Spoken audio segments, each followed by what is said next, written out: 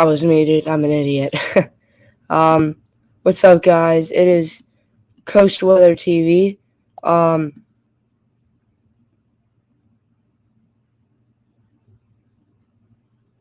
Yeah. Um, Coast Weather TV.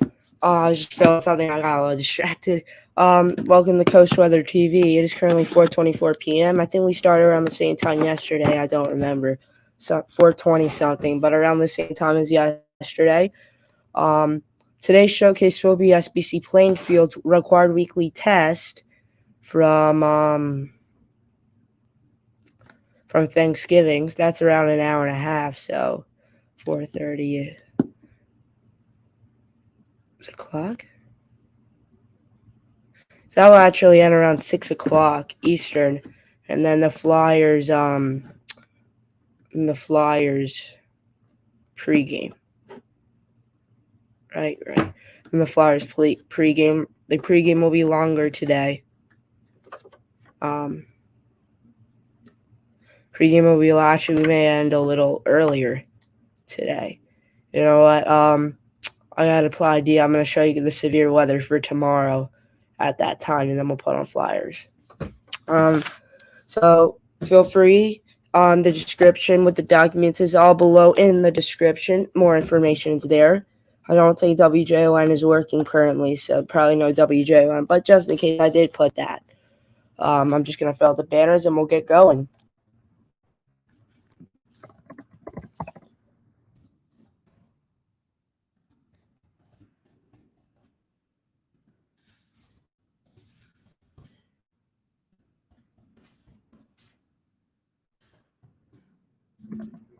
ST.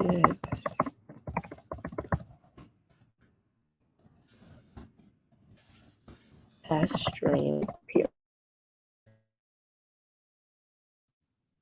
And then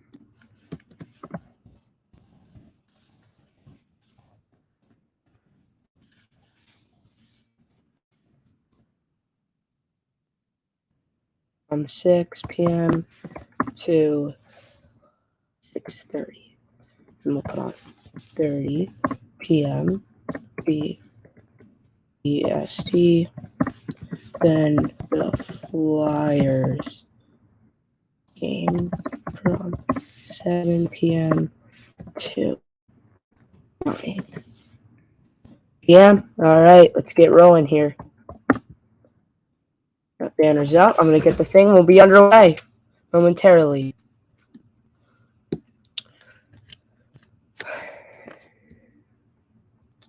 Plainfield.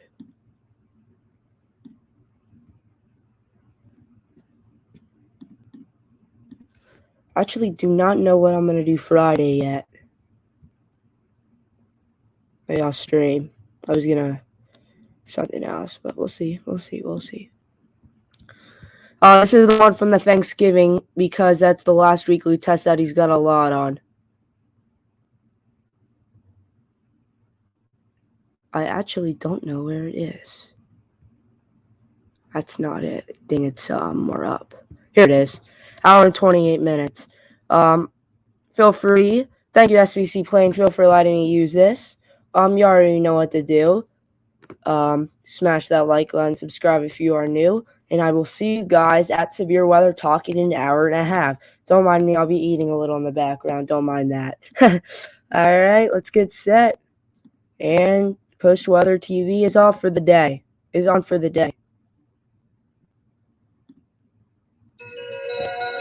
Actually, let me pull up I'm sorry for stopping this. I always forget to do at least something. Actually gonna pull up WJON. And then if there's an alert, let's see. All right, let's go real.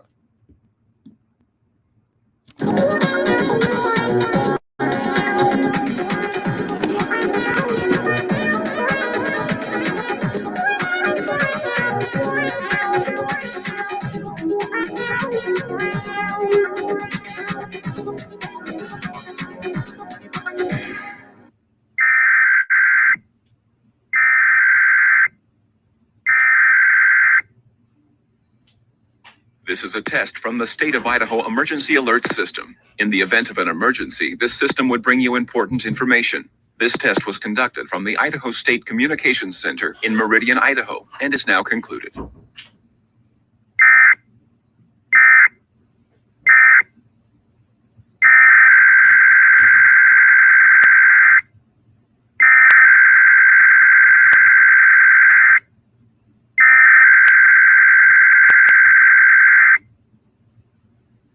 A civil authority has issued a required weekly test for Connecticut, District of Columbia, Delaware, Florida, Georgia, Indiana, Kentucky, MAS, SEC, HUS, ETS, Maryland, Maine, Michigan, North Carolina, New Hampshire, New Jersey, New York, Ohio, Pennsylvania, Rhode Island, South Carolina, Virginia, Vermont, and West Virginia, beginning at 11:01 a.m. November 22, 2021. And ending at 12:01 p.m. November 22, 2021. Test message IPA, WS, Open Cap EAS feed configuration test message.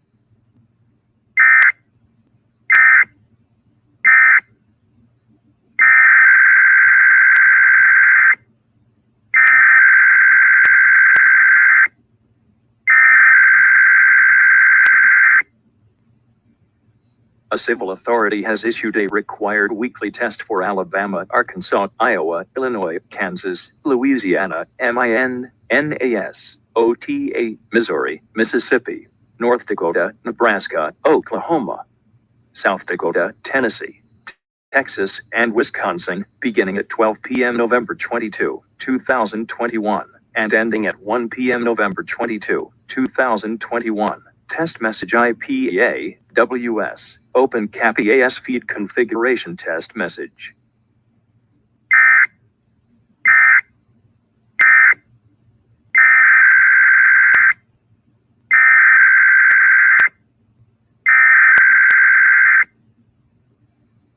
A civil authority has issued a required weekly test for Arizona, Colorado, Idaho, Montana, New Mexico, Utah, and Wyoming, beginning at 1 p.m. November 22, 2021, and ending at 2 p.m. November 22, 2021. Test message IPA, WS, Open Cap EAS feed configuration test message.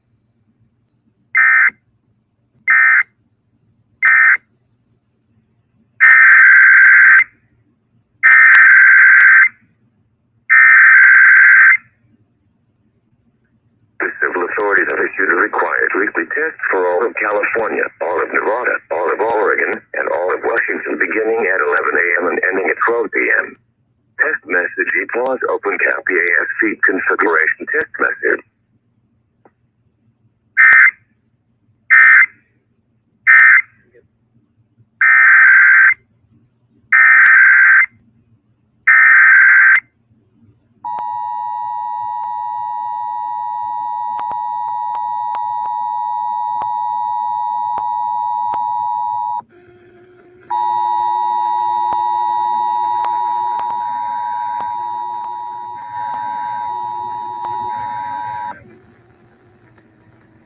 A civil authority has issued a required weekly test for all Alaska, effective until 12 p.m. Test message IPAWS Open Cap EAS feed configuration test message.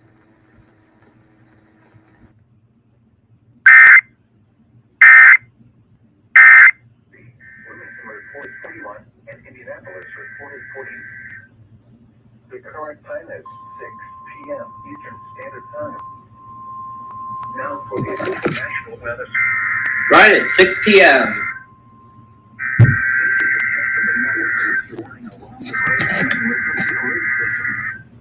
During potentially dangerous weather situations, especially your receivers are automatically activated to warn of the impending severe weather and/or hazards in your central region.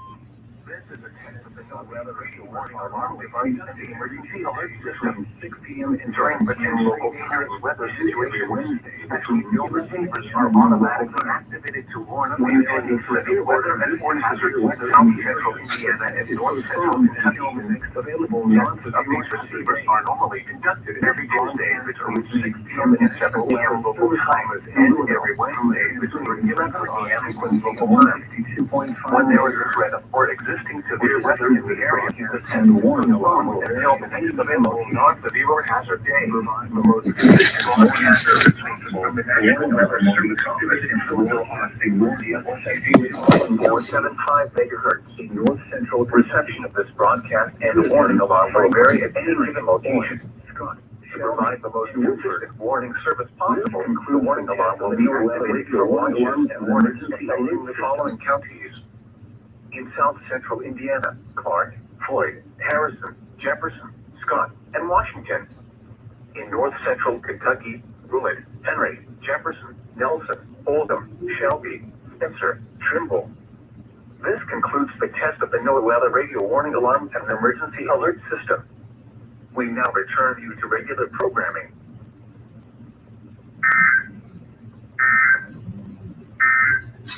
Can you screen share it? Wait, it's what? WJON. Oh, This is only a quiet test. There's Are the you actual kidding phone. me? He's joking around. No, he's not. No way they would do it at 8:05 though. They don't do it at 8:05. 1320 WJAS. This was only a test. At the mouth of the Mobile River on Thursday, high tide at 2:20.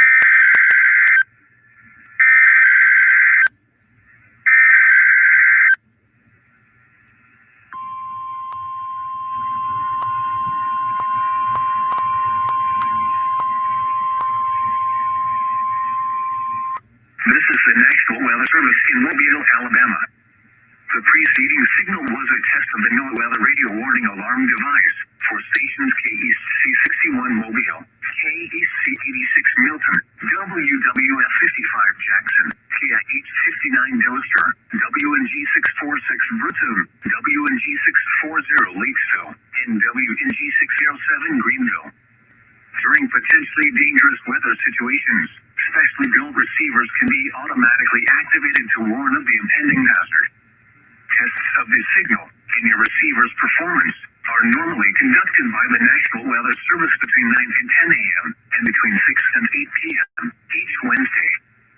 If there is a threat of or existing severe weather within the area Wednesday, the test will be postponed until the next available good weather day. Reception of this broadcast, and especially the warning alarm, will vary at any given location. This variability, which is normally more noticeable at greater distances from the transmitter, can occur even if you are using a good quality receiver, which is in good working order. The warning alarm will be activated for hazardous watches and warnings, which affect the following counties. In Mississippi, George, Greene, Jackson, Harry, Stone, and Wayne. In Alabama, Baldwin, Butler, Choctaw, Clark, Coffee, Conecuh, Covington, Crenshaw, Escambia, Geneva, Lowndes, Mobile, Monroe, Pike, Washington, and Wilcox. And in the Florida Panhandle, Escambia, Okaloosa, Santa Rosa, and Walton. This has been a test of the NOAA weather radio warning alarm device. We now return you to our normal program.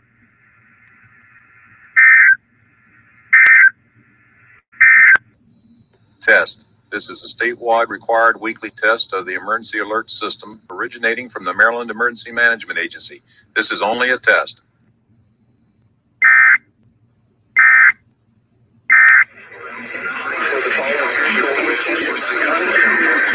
And we're off.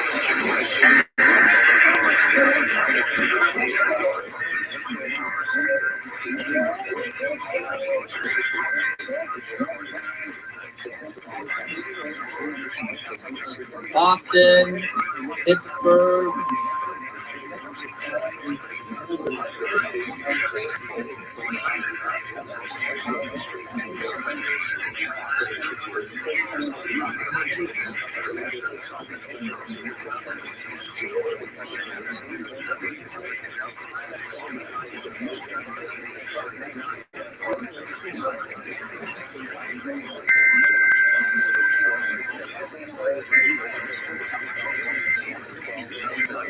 Charleston, West Virginia.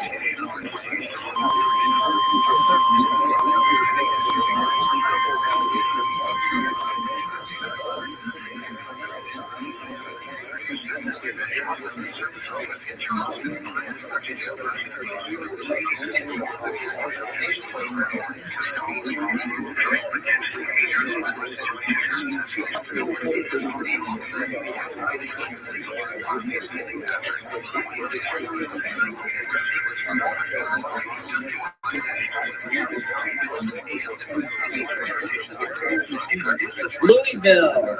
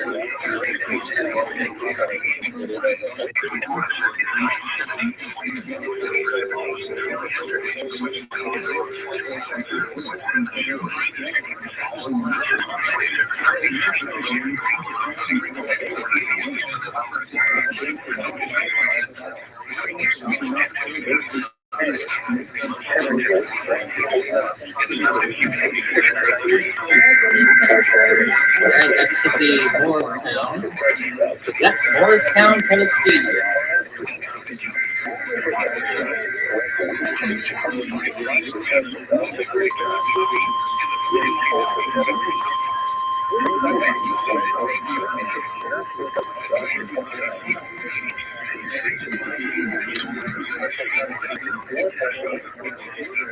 Wilmington, Ohio.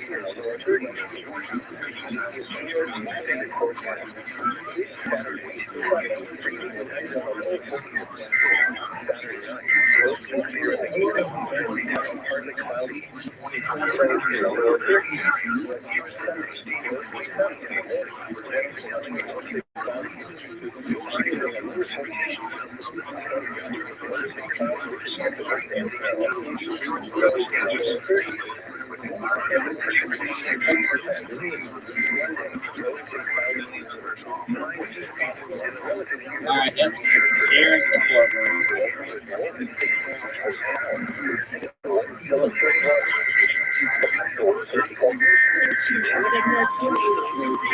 There's Upton finally.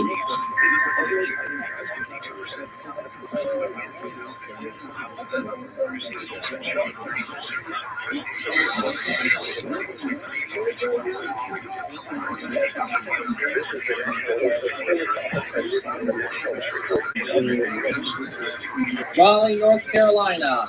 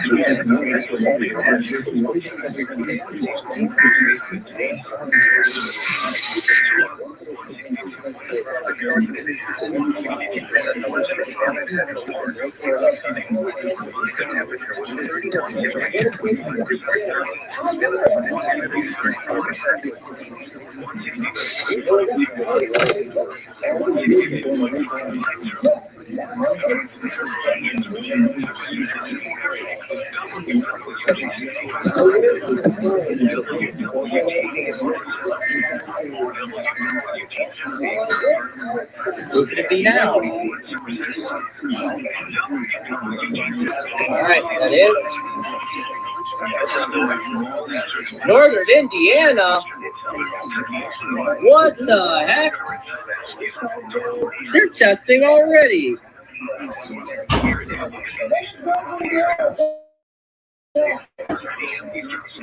WSJ 57.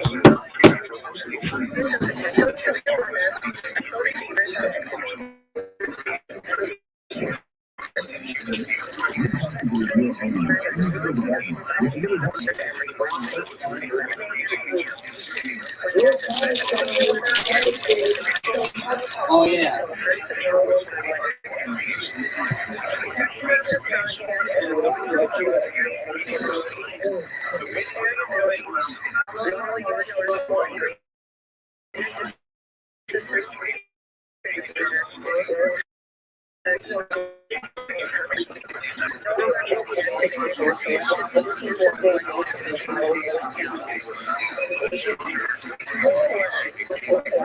Oh, Grand Rapids is doing it already.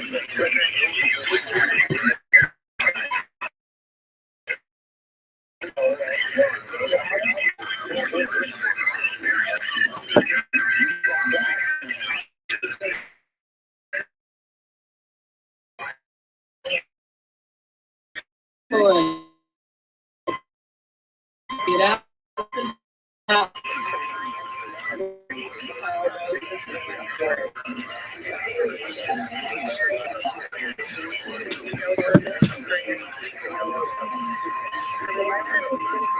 Jackson, Kentucky.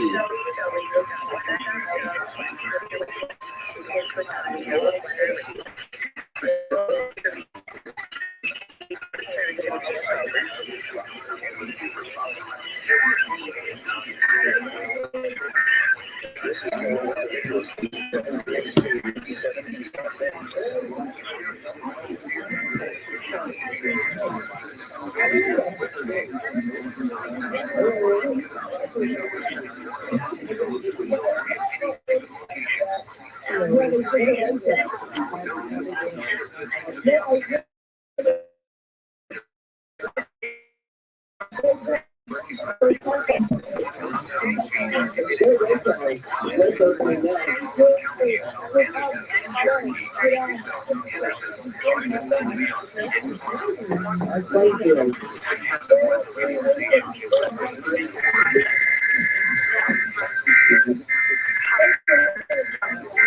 job.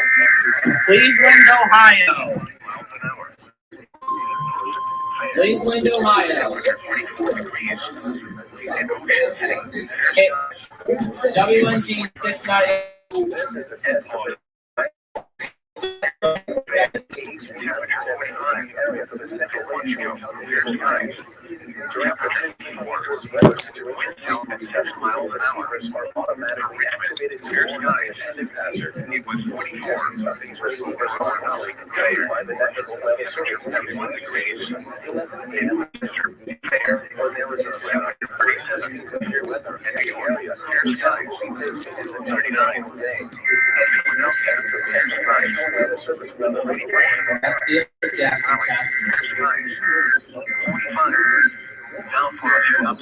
That's the other Jackson, Kentucky. That's KH 44. You're gonna have to find another.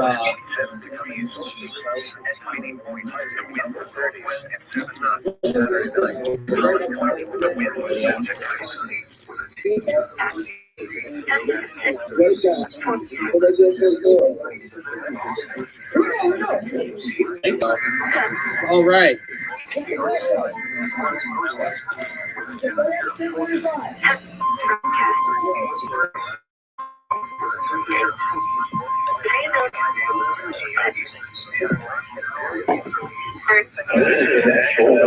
Tampa, Florida.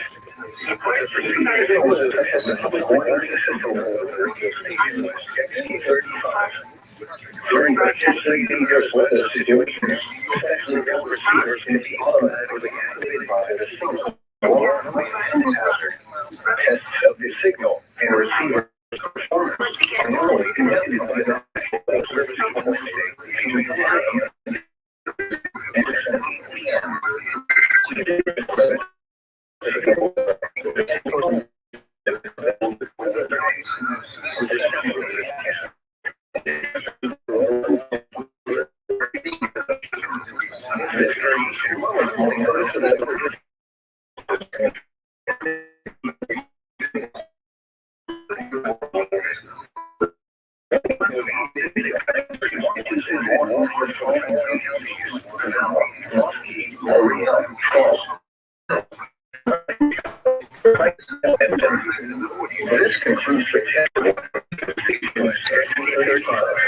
Sterling, Virginia. Sterling, Virginia. WNG 796. WNG 736. 730.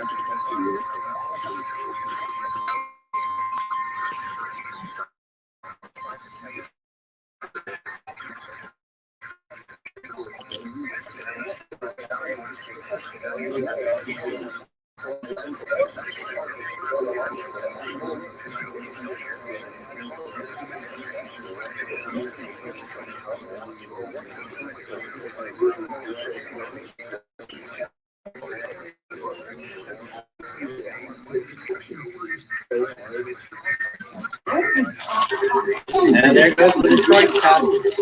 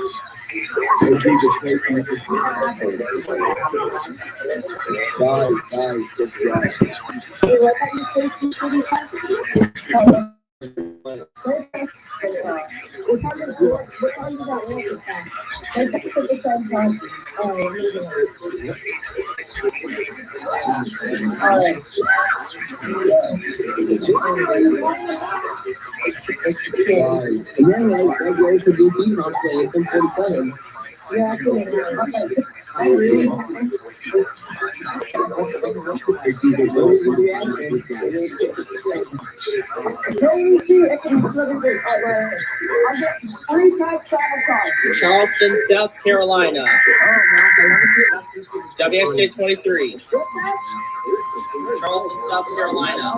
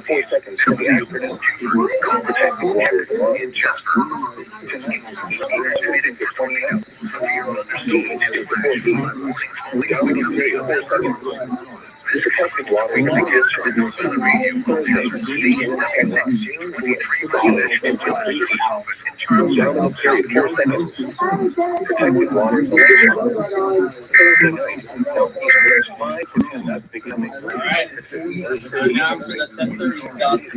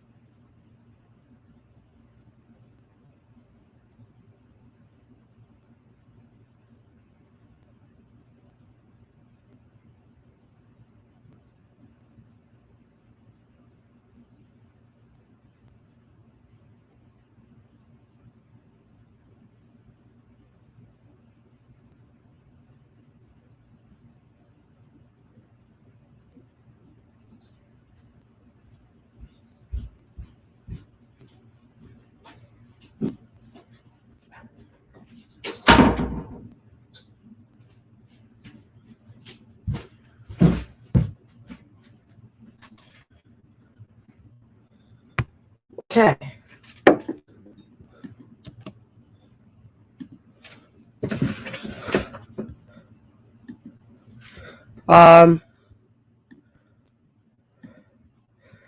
I do not know what just happened.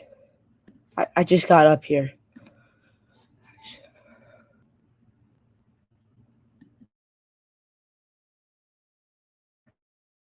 Sorry about the technical difficulties. I don't know what's happening.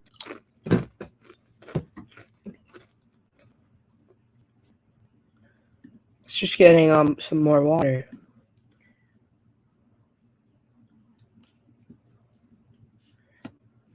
Is it banned?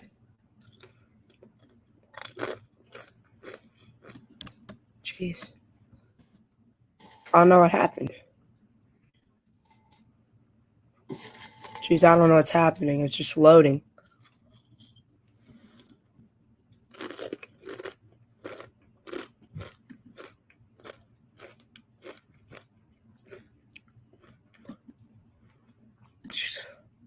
So there was an error.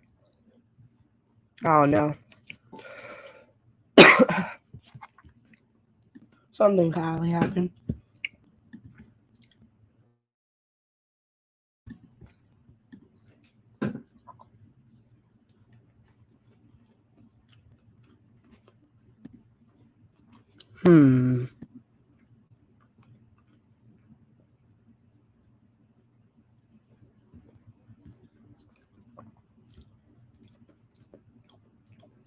I'm gonna see if I can get it on only this Plainfield's video. Let's see if I can get it on another channel that I know. Let's see if they have it. It's WJS.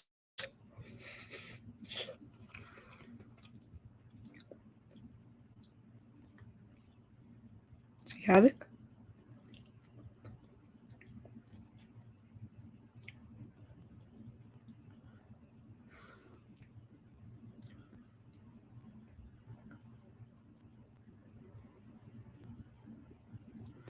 Alright guys, sorry for the technical difficulties. I have no idea what's happening. 25th, this happened on the, yeah. I don't know, maybe he didn't upload it.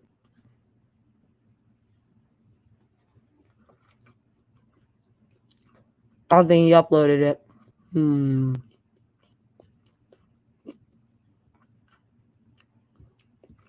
I don't know what happened. Is it just that video?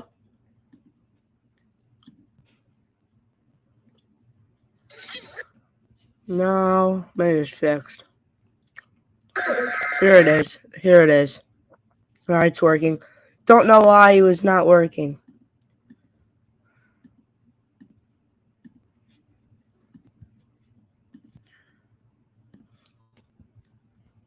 Sorry for the technical difficulties.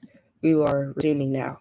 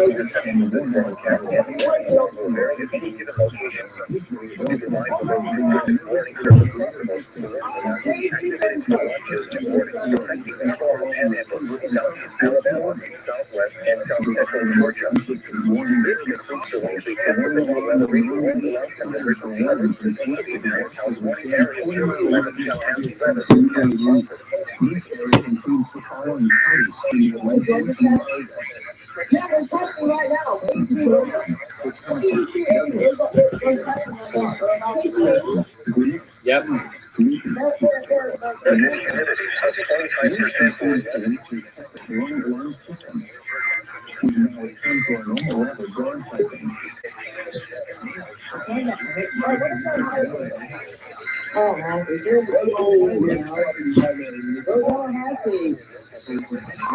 Gaylord, Michigan. WNP 572. Yep.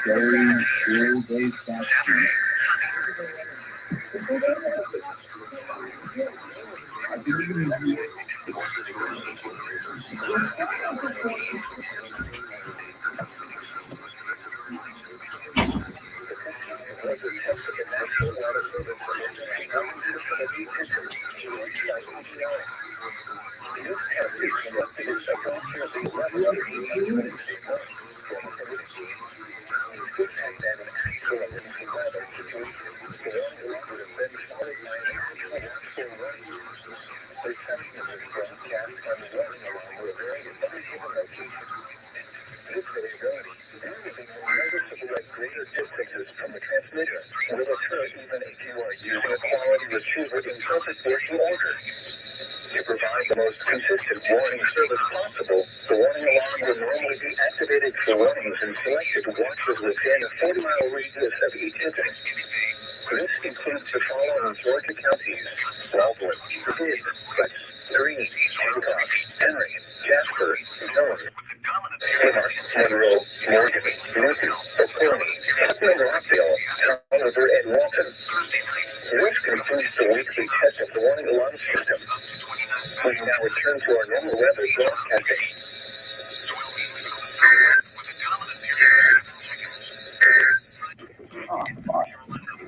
Here's the Mount Holly test. Now Holly's going? Yep. Welcome backstage. High pressure providing into Saturday. Weak low pressure is anticipated to slide from the Ohio River Valley on Saturday night to the waters off the Middle Atlantic coast on Sunday afternoon. The low is expected to strengthen as it moves away toward northeast early in the Middle East, allowing another area of high pressure to return to our region. For station KH, the National Emergency Service announced that voluntary special age restrictions under the Right Whales Closed program is currently in effect southeast of New York City to protect and aggregation of right whales. This right whale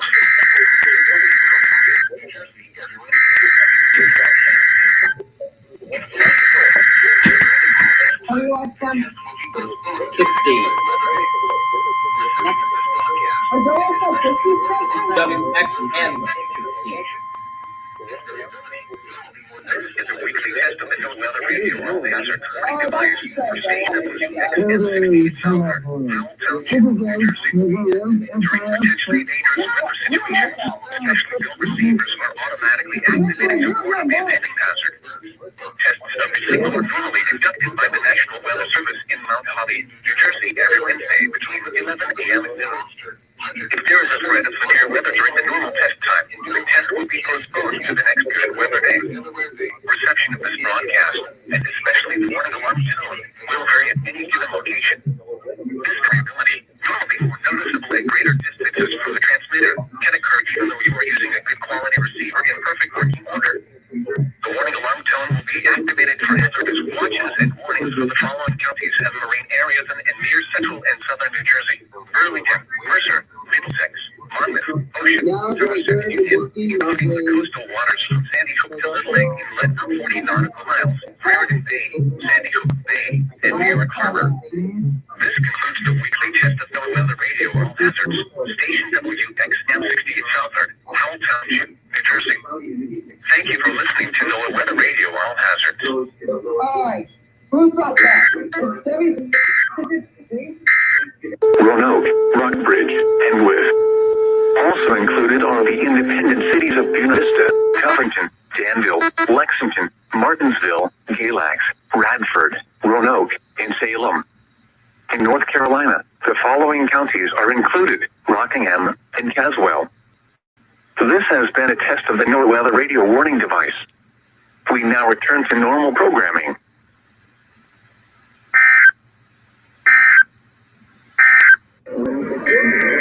Wow, St. Louis is early.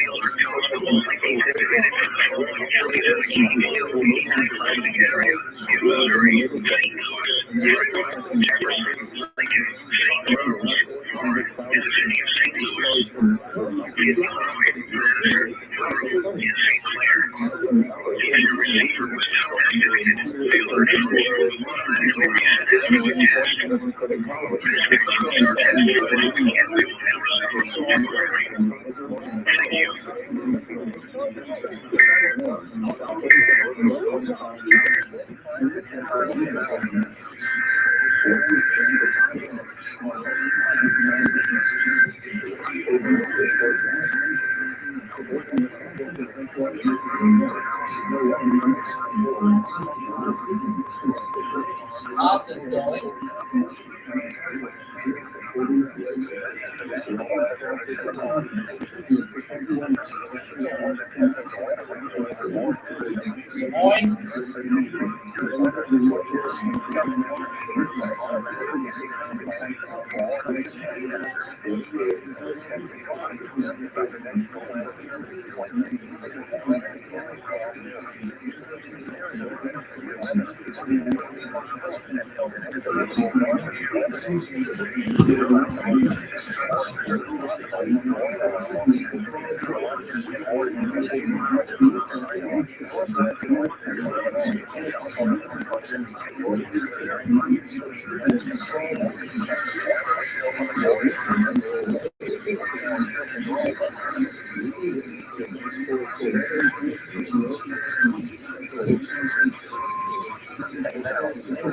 Tulsa.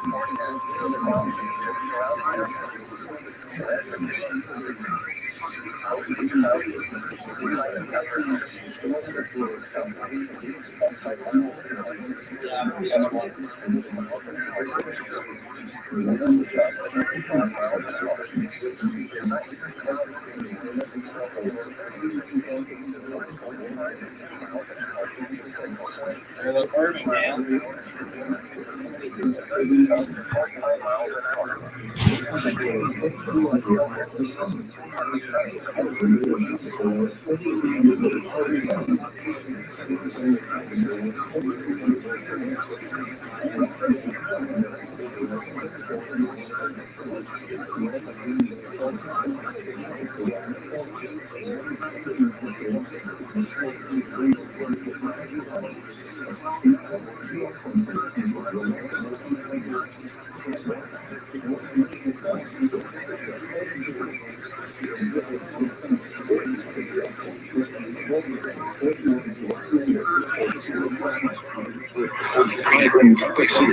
There's Chicago.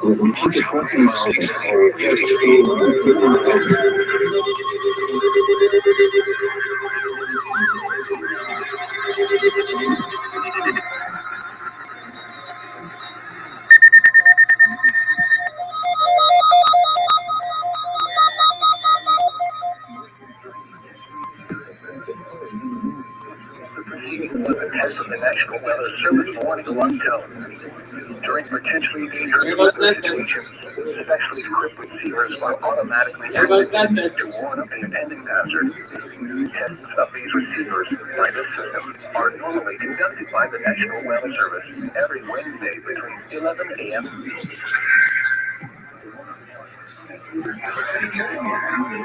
Tests postponed until the next available good weather day.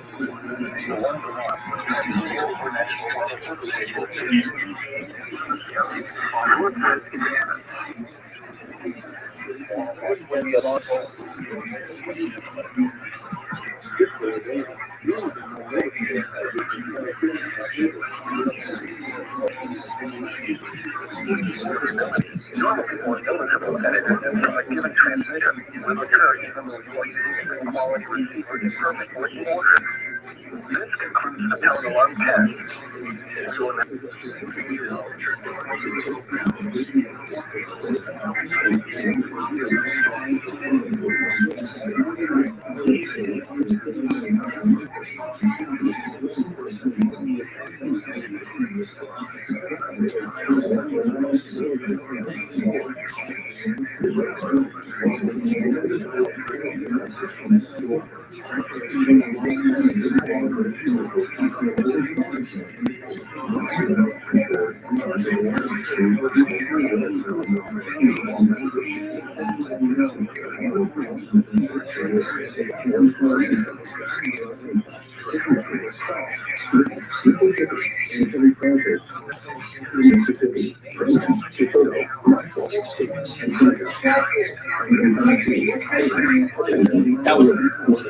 That was kick exciting.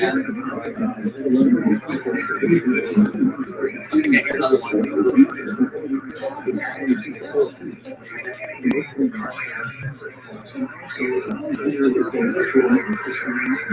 All right, let's see what that is.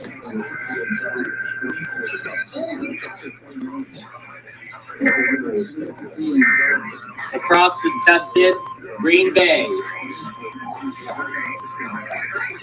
KIG 65. That's me in the background that just said what station.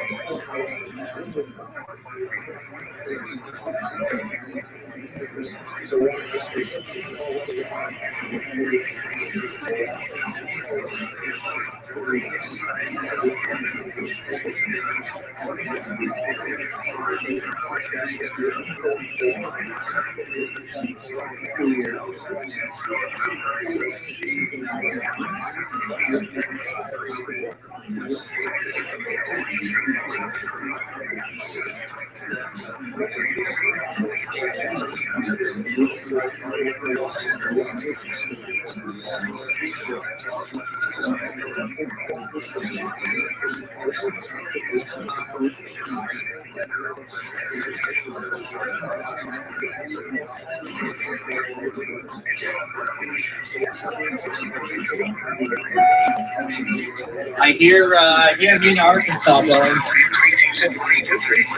Yeah, I hear Mina, Arkansas going.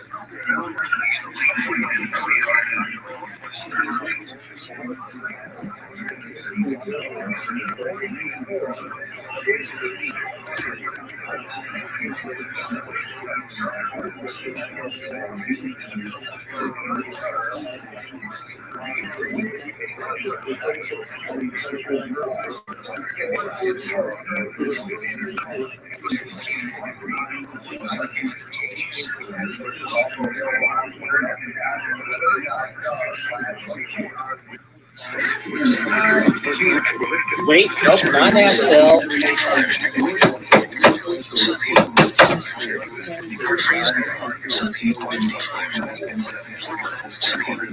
Peoria.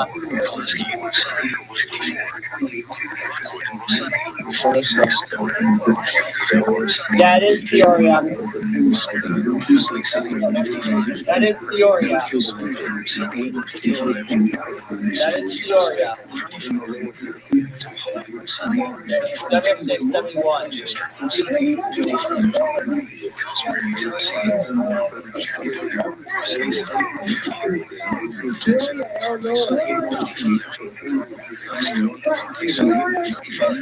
Yeah.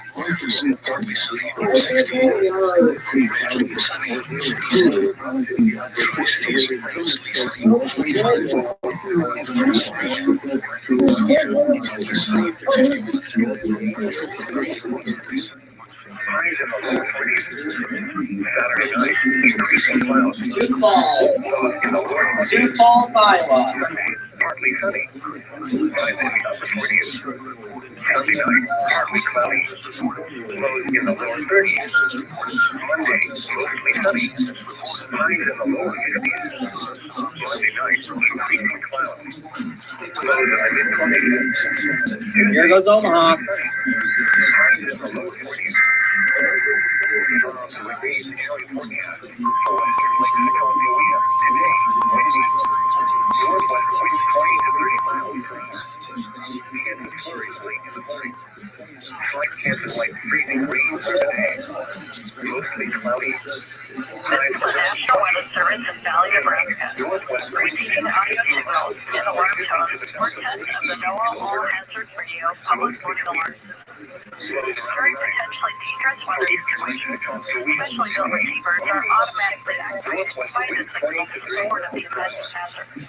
Hints from the warning alarm is issued for business Wednesday at 11:15 a.m. And there's a threat of severe weather. Houston, Texas. Postponed until the next available non-severe day. The alarm tone causes weather radio insurance dealers features to be turned on automatically. This alerts you that an emergency broadcast is about to begin. Weather radios with the alarm tone features are available commercially. The emergency alert system codes and alarm tones are used by weather warnings and emergency messages for 51 counties in Nebraska and Southwest Iowa. Plus, Washington, Marshall, Utah, Brown, and Dawson counties, Northeast and Holt, and Avenue, Northwest Missouri.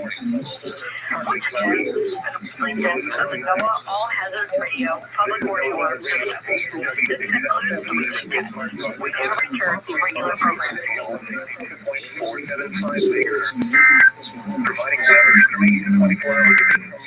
Here we go, Nashville.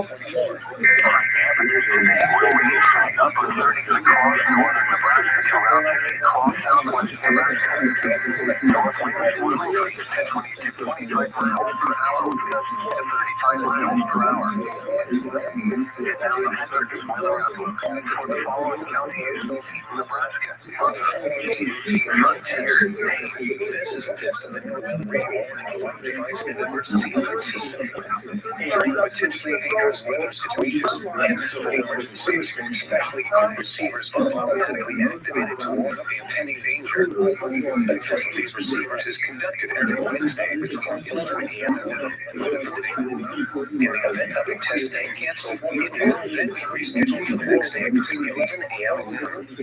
This is for radio station KIG 79, operating 24 hours a day on a frequency of 162. We'll pull up Shelbyville too, because there's an facilities in Davidson County. This broadcast originates from the National Weather Service office located near Nashville. This service is provided in part by the Metropolitan Nashville Office of Emergency Management and the Tennessee Emergency Management Agency. This has been a test of the NOAA weather radio warning alarm device.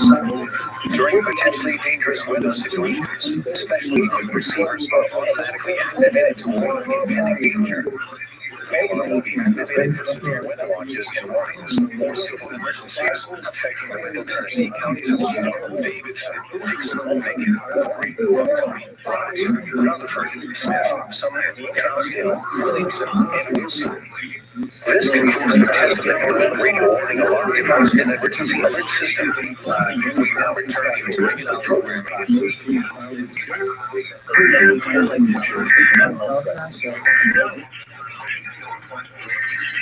All right, there's our clap. Wind was at 20 miles an hour. The pressure was 29.7, light and rising. The shoreline was cloudy. The temperature was 54, and the relative humidity was 54%. Winds were west at 7 miles an hour. The pressure was 29.77 and rising. Activated the warning alarm tone. Details concerning this test will follow in 10 seconds. This is a test of NOAA weather radio station WXL 73, WXN 72, WXN 82, WXL 68, WXL 76, KCS 502, and KHA 55 public warning system. During potentially dangerous weather situations, specifically built transmitters, receivers can be automatically activated by the signal to warn of the impending hazard. Tests of the signals and receivers are normally conducted by the National Weather Service each Wednesday between 11:30 and noon Central Time. Reception of this broadcast, and especially the warning alarm tone, will vary at any given location. This variability, normally more noticeable at greater distances from the transmitter, can occur even though you are using a good quality receiver in good working order. The alarm tone will be activated for the following hazardous watches and weathers in the following counties for Nebraska and the following Colorado being Texas. This concludes the test of WXL 73, WXN 72, WXN 82, WXL 68, WXL 76, KPS 502, and KHA 55. We will now return to regular programming.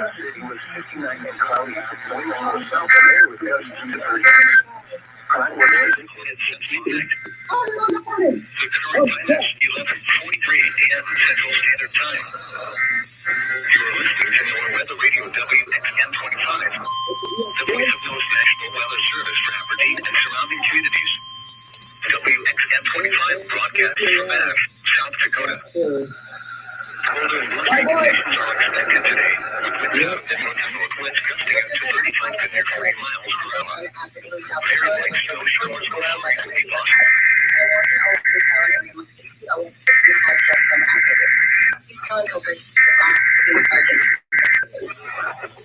test of NOAA Weather Radio's warning alarm system. During severe weather situations, bird smoke, or emergency will automatically activate our watches and warnings affecting your area. This includes the National Weather Service Office in Aberdeen, South Dakota, with your weekly NOAA Weather Radio test. The warning alarm tone and emergency alert system has just been activated. These tones will proceed to broadcast of emergency messages. This is a test of NOAA Weather Radio's warning alarm system. During severe weather situations, receivers built with a tone or emergency alert features will be automatically activated for watches and warnings affecting your area. This includes a live test from the National Weather Service Office in Aberdeen, South Dakota. No, you say. Why is this say? No, it's the different. Yes. Yeah, western Colorado. The temperature will be 4 degrees Celsius, dew point 40. Relative humidity balance is northwest today. Western Colorado. Clearing out of the region. The future is cloudy. In Colorado.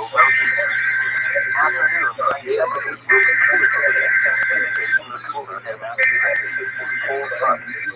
Thursday through the weekend will be dry with a low will be trend this week. High pressure. Now for the National Weather Service forecast for the central Colorado River Basin, including Gateway Springs and Palmdale. Just heard a test line for the National Weather Service regional warning alarm. 35 to 45 minutes of this broadcast. And they're doing live voice. This variability normal morning slow integrator transmitter with a more low quality receiver working order. During severe weather, the warning alarm will be activated for severe thunderstorm and tornado weather. And for severe thunderstorm, tornado and flood warning. The warning alarm will also be used for civil emergency messages. And then the warning alarm feature of National Weather Service Radio is conducted at 12 noon and 7 p.m. on Wednesday, unless there is a significant risk for severe weather in the area.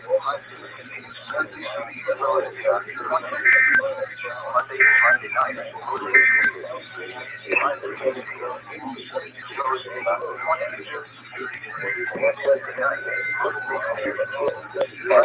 Today, with breezy northwest winds.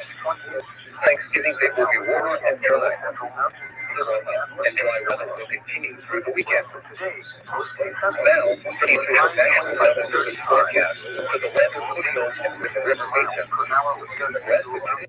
There goes El Paso. No one's warning will be reduced visibility and increased roadways.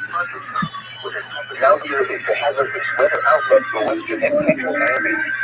Day 1, today and tonight. Grand Junction, Colorado. WWJ 43. Reduce 1/2 to 1 inch of snow in a short period of time. Occasional flurries continue in the northwest mountains through the day. Snow showers persist in the big mornings this afternoon, with snowfall stretching down the portion of the northwest winds. Most of the snow ends by sunset. Day 6 through 7. Thanksgiving Day brings Tuesday the possibility for widespread weather is known. For more information this evening, weather spotters are encouraging for snowfall now. The current weather is not for what nearly central Wyoming occurs in broadcast area on the day of the test.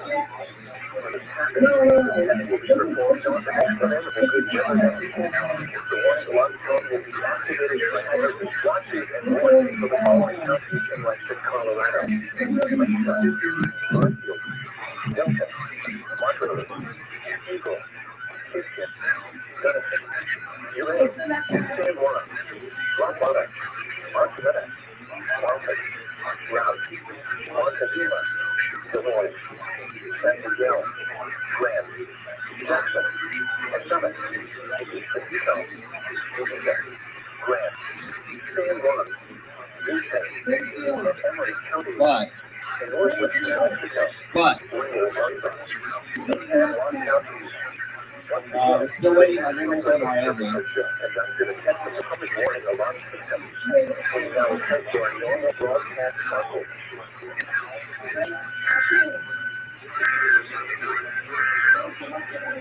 Coming. Now here is the outlook. WXX 61. Day 1. Today and tonight, scattered snow showers will continue. WXM 63 Rapid City, actually. Quick bursts of snow could produce 1/2 to 1 inch Yep, of snow Rapid in a City, short South period of Dakota. time. Occasional flurries continue in the northwest mountains through midday. Snow showers persist in the Bighorn Range this afternoon, with snow bands stretching downwind of the range with gusty northwest winds. Most of the snow ends by sunset. Days 2 through 7. Thanksgiving Day through Tuesday, the probability for widespread hazardous weather is low. Spotter information statement. Weather spotters will encourage some snow from the mountains. The current weather synopsis for western and central Wyoming. Snow showers will continue across the region this morning before gradually heading north for midday hours. Snow will linger longer in Johnson and Petrolia counties. Cooler temperatures are on tap today, breaking northwest winds. Thanksgiving Day will be warmer and dry. The warm-up and dry weather will continue through the weekend.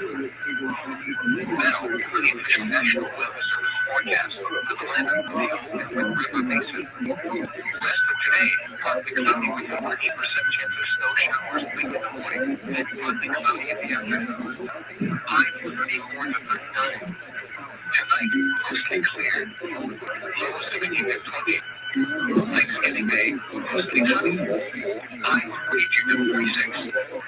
West winds around 15 miles an hour in the afternoon. Thursday night, partly cloudy. Wind may accompany snow showers.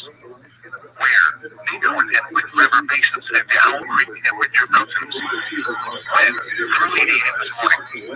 Additional details. Expect the possibility of wintry driving conditions for the morning commute. Snow and blowing snow may reduce visibility and create slick roadways.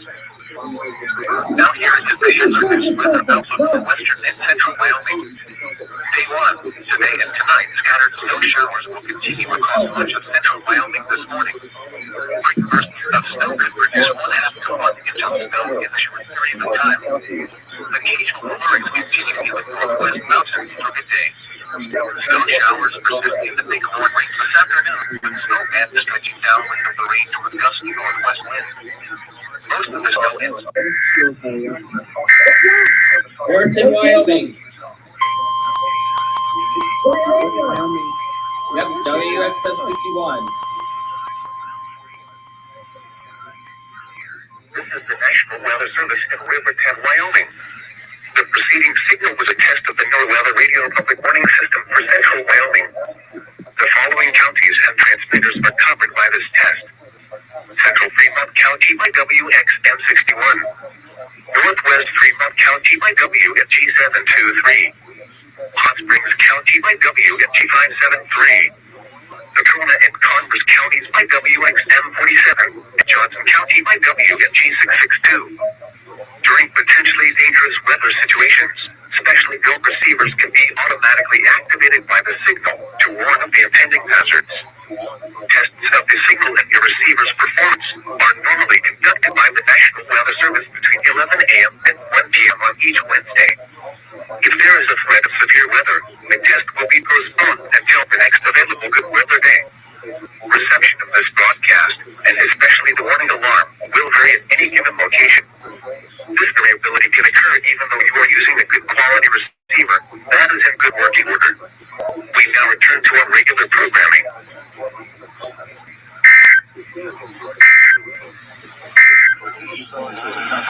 Around 30. Highs in the Midwest 40. Saturday, February 11:36 a.m. Mountain Standard The Time. output test is happening. And now the hazardous weather outlook. WXM 37. Based on the northwest trailing snow showers rising over northern and central.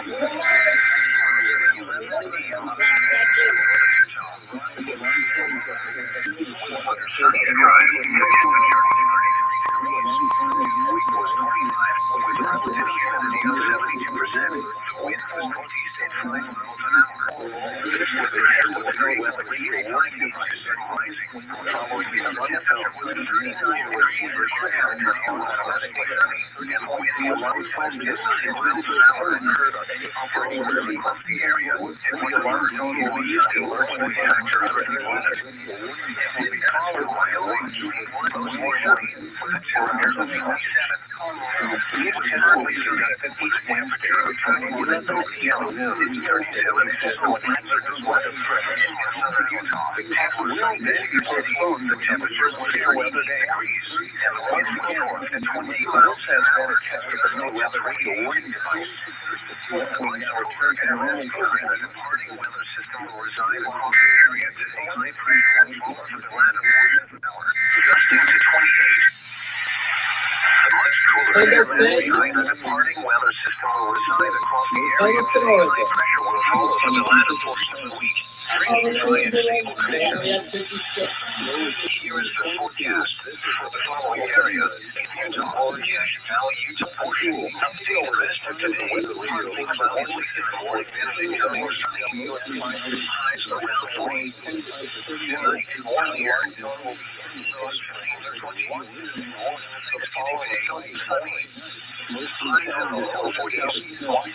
Thursday night, partly cloudy. Franklin, lows near 20. Friday, partly sunny in the morning and becoming partly cloudy. Haze, highs in the low 40s. Friday night, partly cloudy. Lows in the lower 20s. This is a required monthly test of the emergency alert system. Had this been an actual emergency or dangerous situation, official messages and directions would have followed the alert tones. This test is brought to you by the Florida Division of Emergency Management, the Florida Association of Broadcasters, and your local broadcast station or cable provider. This concludes the required monthly test.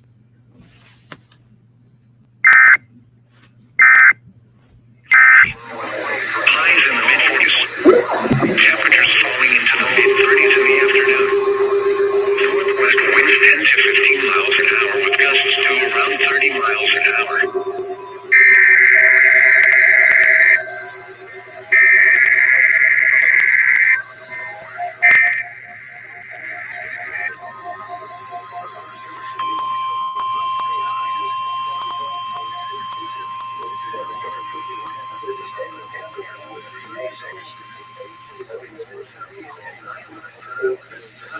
Although this one is The National Weather Service in Unit, Minnesota has just activated the warning alarm on 13 weather radio stations across southern Minnesota and west central Wisconsin. During dangerous weather situations, the especially bell radios are automatically activated to warn for the hazard. The National Weather Service in Channel every Wednesday at 1 p.m. It's severe weather threat this year, and there's a normal test time. The test will be postponed until the next good weather day. The warning alarm will be activated to launch warning and statements affecting central and southern Minnesota and west central Wisconsin. This concludes the test of the warning system. We now return to normal programming.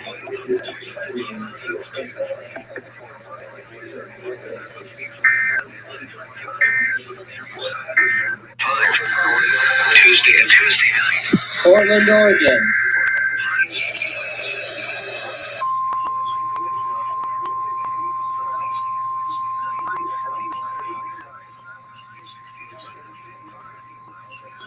This is the National Weather Service Office in Portland, Oregon. The proceeding was a test of the weather radio's warning alarm. Tests of these receivers are normally conducted every Wednesday between 11 a.m. and noon. If there is a threat of severe weather on the day of the test, it will be postponed until the following week. This concludes this test. We now return to our regular programming.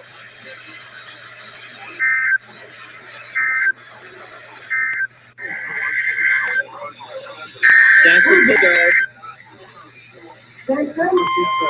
AC 49.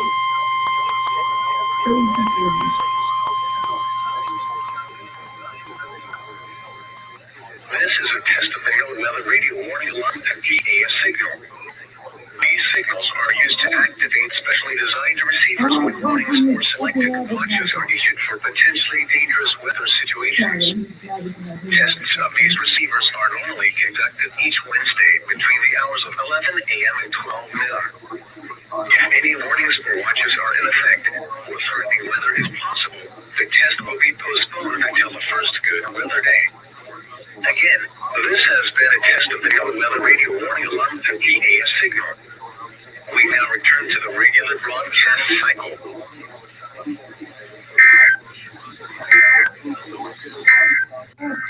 Reno, Nevada, finally. What's the station? WWG20.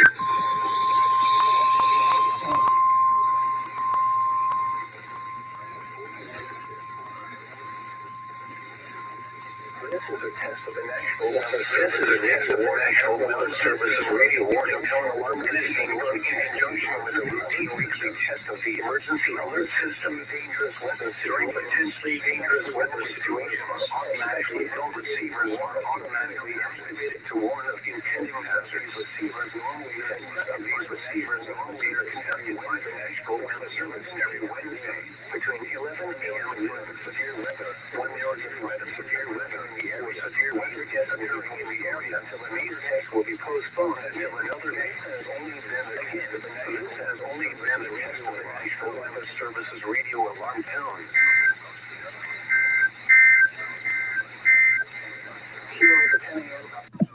There's Los Angeles.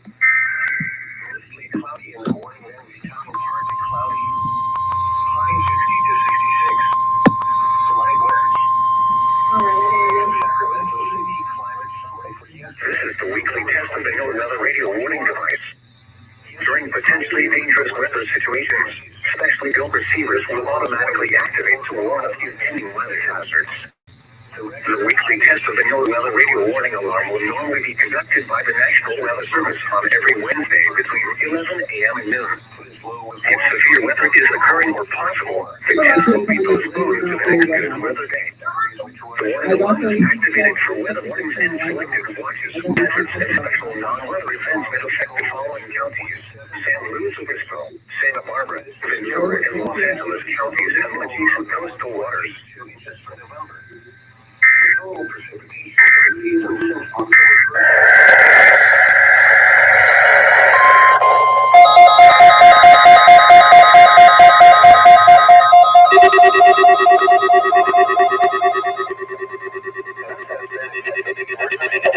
Conducted by the National Weather Service Office in Spokane, Washington.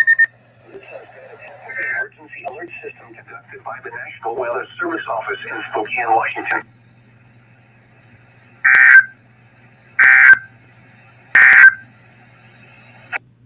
Which occurred.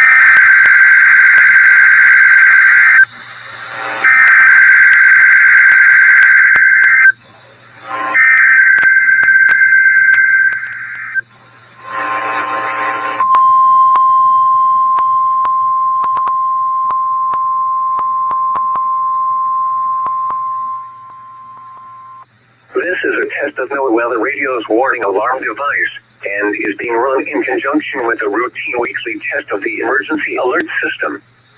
To provide the most consistent warning service possible, these alerts will only be activated for selected warnings affecting the following counties: Alpine, Amador, Butte, Calaveras, Colusa, El Dorado, Glen, Lake, Nevada, Placer, Western Plumas, Sacramento, San Joaquin, Sierra, Solano, Stanislaus, Sutter, Tehama, Tuolumne, Yolo, and Yuba. To repeat, this has been a test of NOAA Weather Radio's warning device. This is only a test. We now return to our normal programming.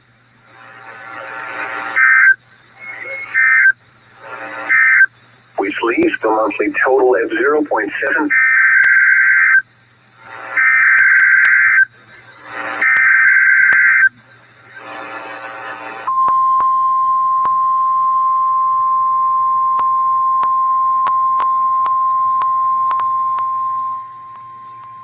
This is a test of NOAA Weather Radio's warning alarm device and is being run in conjunction with a routine weekly test of the emergency alert system. To provide the most consistent warning service possible, these alerts will only be activated for selected warnings affecting the following counties: Alpine, Amador, Butte, Calaveras, Colusa, El Dorado, Glen, Lake, Nevada, Placer, Western Plumas, Sacramento, San Joaquin, Sierra, Solano, Stanislaus, Sutter, Tehama, Tuolumne, Yolo, and Yuba. To repeat, this has been a test of NOAA Weather Radio's warning device. This is only a test. We now return to our normal programming.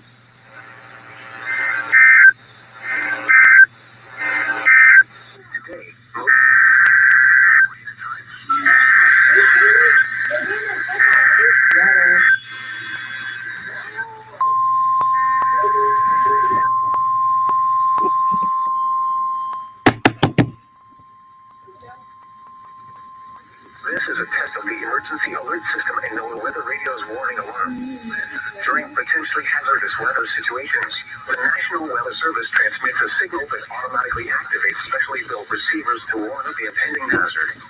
Tests of the receivers are normally conducted by the National Weather Service every Wednesday near 12 noon. When there is a threat of or existing severe weather in the area on Wednesday, the test is postponed until the next day without a severe weather threat. The following tones will conclude this test.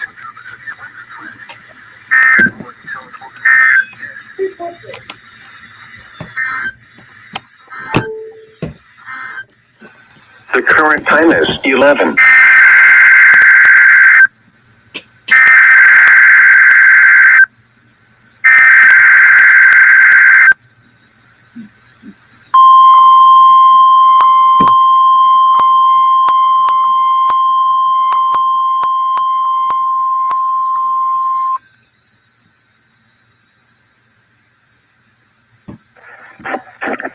This is the National Weather Service office in Honolulu, Hawaii. The preceding signal was a test of the NOAA Weather Radio public warning system.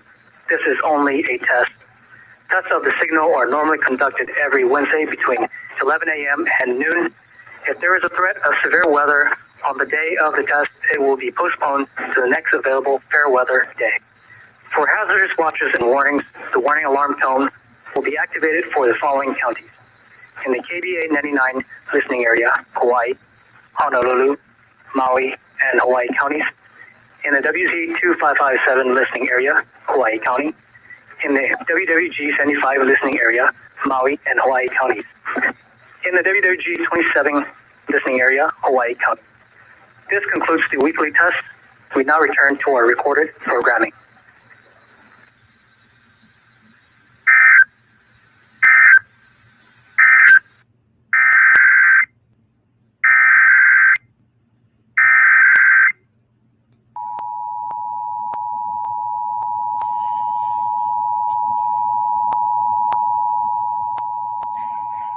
This is the National Weather Service office in Anchorage. The preceding signal was a test of the weather radio station West North G6714 public warning system. During potentially dangerous weather situations, specially built receivers can be automatically activated by the signal to warn of the impending hazard. Tests of the signal and receiver's performance are normally conducted by the National Weather Service between 11 a.m. and 3 p.m. each Wednesday. If there is a threat of severe weather, the test would be postponed until the next available good weather day. Reception of this broadcast, and especially the warning alarm tone, will vary at any given location. This variability, normally more noticeable at greater distances from the transmitter, can occur even though you are using a good quality receiver in good working order. The warning alarm tone will be activated for watches and warnings in the broadcast area. This concludes the weekly test of the weather radio station West North G6714.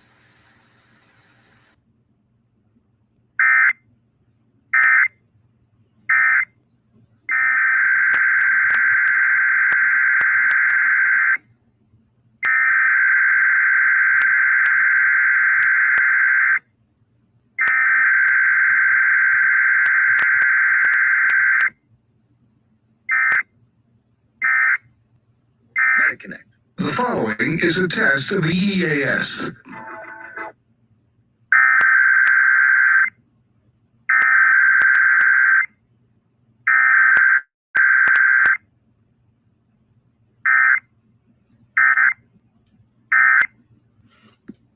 This station is testing its emergency alert equipment. The EAS provides timely emergency warnings. This station serves the extended Pittsburgh operational area. This concludes this EAS test. Your coastal waters forecast.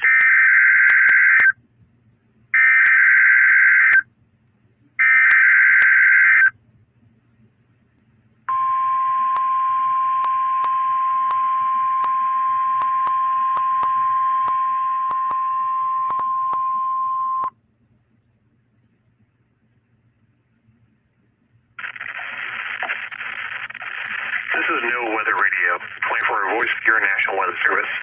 Preceding signal was a test of the public warning and alarm for transfer to the Florida listening area originating from Ruskin, Florida.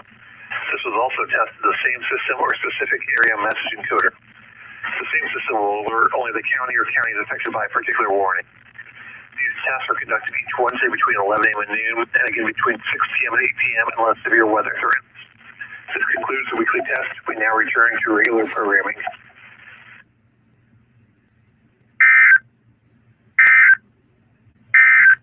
tonight,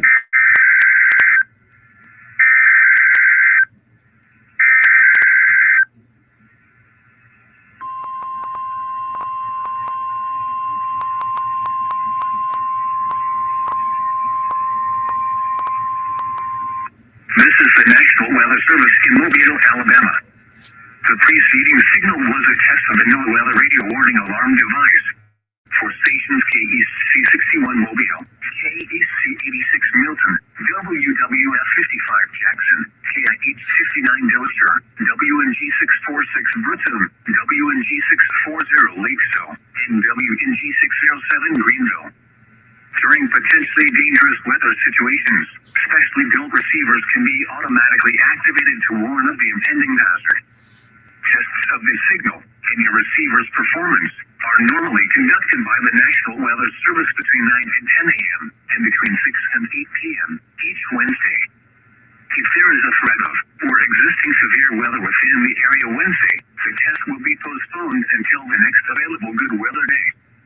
Reception of this broadcast, and especially the warning alarm, will vary at any given location. This variability, which is normally more noticeable at greater distances from the transmitter, can occur even if you are using a good quality receiver, which is in good working order. The warning alarm will be activated for hazardous watches and warnings, which affect the following counties. In Mississippi, George, Greene, Jackson, Perry, Stone, and Wayne. In Alabama, Baldwin, Butler, Choctaw, Clark, Coffee, Seneca, Covington, Crenshaw, Escambia, Geneva, Lowndes, Mobile, Monroe, Pike, Washington, and Wilcox. And in the Florida Panhandle, Escambia, Okaloosa, Santa Rosa, and Walton. This has been a test of the NOAA Weather Radio Warning Alarm device. We now return you to our normal program.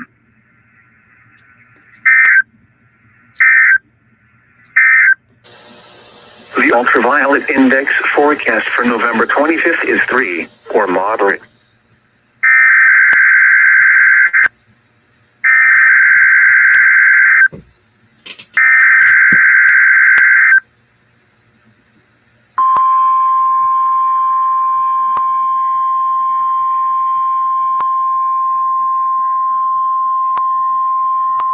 This is the National Weather Service office in Fort Worth. The preceding signal was a test of the public warning system for weather radio station KEC55. During potentially dangerous weather situations, specially built receivers can be automatically activated by the signal to warn of the impending hazard. Tests of the signal and receiver's performance are normally conducted by the National Weather Service each Wednesday between 10 a.m. and noon, and between 6 and 8 p.m. If there is a threat of severe weather, the test will be postponed to the next available good weather day. Reception of this broadcast, and especially the warning alarm tone, will vary at any given location. This variation, normally more noticeable at greater distances from the transmitter, can occur even though you are using a good quality receiver in good working order. The warning alarm tone will be activated for hazardous watches and warnings for the following counties: Bosque, Collin, Dallas, Denton, Ellis, Urath, Hill, Hood, Johnson, Parker, Somerville, Tarrant, and Wise. This concludes the test of weather radio station KEC55.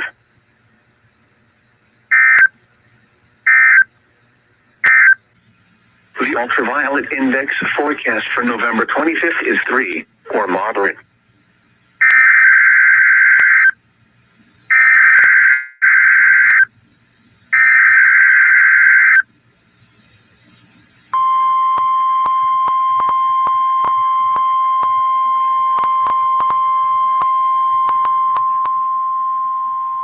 This is the National Weather Service office in Fort Worth.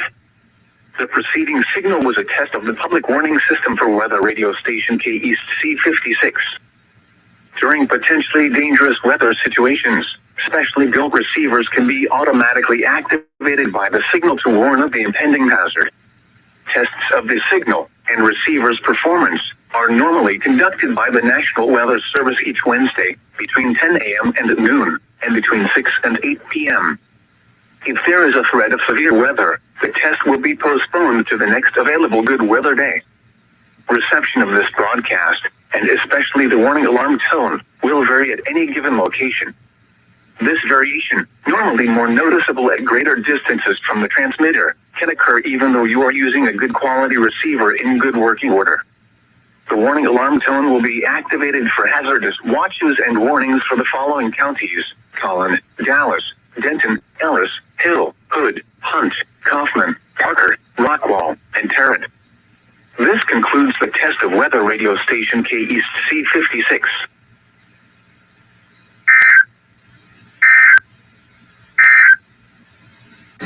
The ultraviolet index forecast for November 25th is 3, or moderate.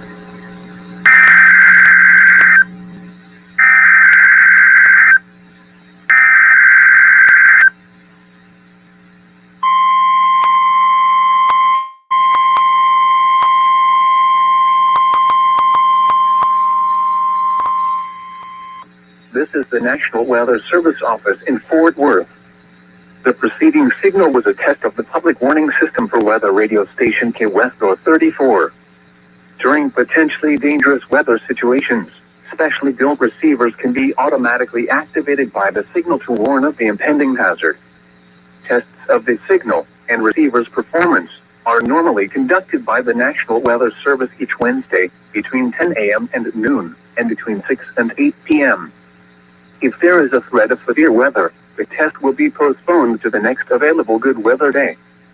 Reception of this broadcast, and especially the warning alarm tone, will vary at any given location. This variation, normally more noticeable at greater distances from the transmitter, can occur even though you are using a good quality receiver in good working order. The warning alarm tone will be activated for hazardous watches and warnings for the following counties: Anderson, Cherokee, Freestone, Henderson, Houston, and Leon, and Navarro. This concludes the test of weather radio station K West North 34.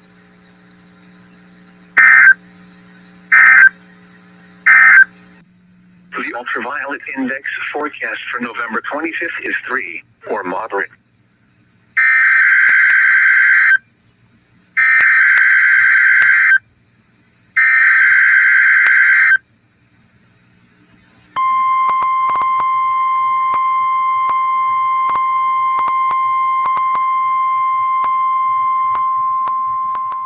This is the National Weather Service office in Fort Worth. The preceding signal was a test of the public warning system for weather radio station West XK35. During potentially dangerous weather situations, specially built receivers can be automatically activated by the signal to warn of the impending hazard. Tests of the signal and receiver's performance are normally conducted by the National Weather Service each Wednesday between 10 a.m. and noon, and between 6 and 8 p.m. If there is a threat of severe weather, the test will be postponed to the next available good weather day. Reception of this broadcast, and especially the warning alarm tone, will vary at any given location. This variation, normally more noticeable at greater distances from the transmitter, can occur even though you are using a good quality receiver in good working order. The warning alarm tone will be activated for hazardous watches and warnings for the following counties: Bell, Bosque, Coryell, Falls, Hill, Limestone, McLennan, Milam, and Robertson. This concludes the test of weather radio station West XK35.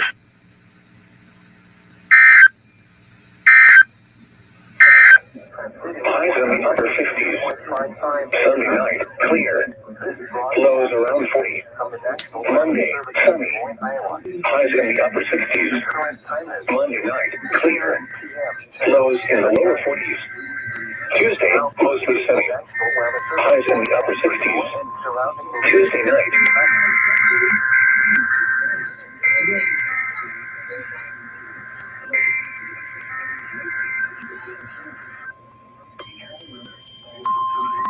Hello.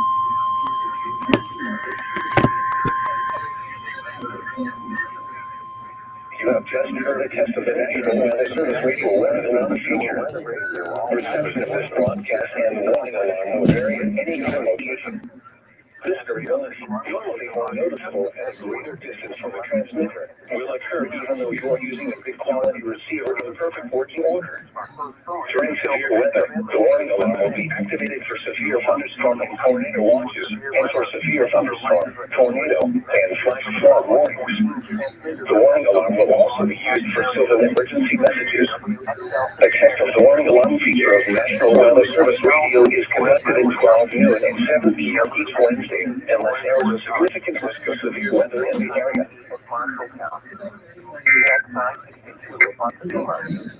WXM91 at Ramsey Lake. WNG 730 at Atumwa. KZZ 61 at Carroll. KZZ 68 at Van Wert. KXI 65 at Leonard. WNG 666 at Iowa Falls. WNG 668 at Denison. WNG 680 at Winston. KJY 63 at Forest City. For a detailed listing of what counties are served by each transmitter, please visit the NOAA Weather Radio section of our website at www.weather.gov/Des Moines. Once again, please visit the NOAA Weather Radio section at our website, www.weather.gov/Des Moines. This concludes our test. We now return to regular programming.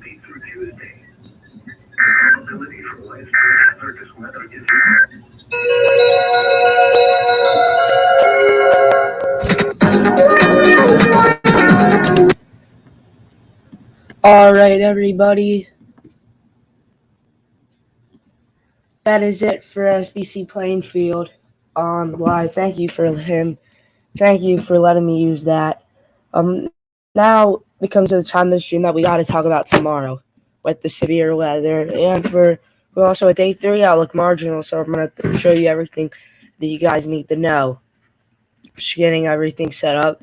This will be for the next 30 minutes. We are right on time, 2 minutes late, but that is okay. Just 2 minutes, nothing major. We did have some technical difficulties in the beginning of the Plainfield's live, but that was fine because it all worked out in the end. Just getting it set up here. Tomorrow is gonna probably be severe weather mode. Actually got a school project I may have to do, so I may do it at school. I may do it here. I don't know what I'm doing yet. Thank you, Plainfield. That was not mine. That's all Plainfield right there. His live. It's not me. If you saw, wow, no, that's not me. That's Plainfield. I'm not that good. That's all Plainfield right there. Again, and then the Flyers game is in an hour, and we'll post that. I don't know if we're going to do the whole game or maybe till the end of the second period, depending on time. But let's get started with severe weather for tomorrow. All right. Here we go. Here we go. We'll go NAM 3. All right, so I'll show you guys in the temperatures and everything. Remind you, let's say this around this area, this was all in a blizzard warning last week. So you already know that that was in a blizzard warning last week. If we move the clock, we could say 6 p.m. That's tonight. Just some showers developing. This is actually the warm front, but it's going to be a weak warm front. This is actually the warm front. And you can see some snow is actually starting to develop. And then here's our first line around 3 p.m. tomorrow, Central Time. This is running on Central. You can see this is starting to develop. There's an L, and that's the snow. You can see, and then everything's developing tomorrow. Then 5 p.m., 6 p.m., and then it really gets going, and then it weakens around midnight. Two things. One, this is some very heavy snow right here. This is some very heavy snow. I'm not surprised if there's going to be a blizzard warning for that area. But here we go. Here's 4 p.m. tomorrow, Central Time. 5 p.m., 6 p.m., tomorrow. It's getting in, and then it really should cost the big areas, Des Moines, Sioux City. Sioux City is around the earlier side. That's around 6. Tomorrow, the stream will be starting at 5 because I got my basketball. And then you can see that and then it fizzles out once it gets into cooler air. But let's go. Let's see some. I'm going to do. Will the HRRR run it? No, it won't. I'm not going to show anything else because a lot of the other models are not trustworthy. Here's the temperature. I don't know. It's Tuesday. Let's go to tomorrow. All right, this is around 2 p.m. tomorrow. You can see it's in the upper 70s. Even places hitting 70, upper 60s. See Chicago's ramping up. And then here's the front right here. You can see it. Once it gets stronger, you can see it right here. And then that's the front, and then it moves off. Also, some very strong winds behind this. Very strong winds behind this. Am I not doing the wrong one? I don't know. Here's 850. This is around 90, 80. This is around like 90 miles per hour, big wind in the upper atmosphere. So that is that. I'll show you guys the totals. Then I screwed up.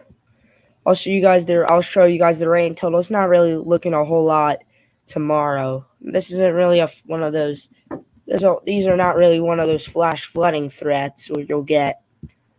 Not really one of their flash flooding threats. You can see really between like a half an inch and an inch. It's probably where the most rainfall is going to land. You can see isolated spots around an inch and a half, but really this shouldn't be a whole rainmaker. This is more of a severe weather threat. We will go to now the severe weather that thing. Let's see, South Florida. That's in a T-storm. That's fine, but here's the slight day 2, and you can see there is a tornado risk for this area tomorrow. It's not the most biggest area, but it is an area, and we have to be concerned about this for maybe some isolated tornadoes.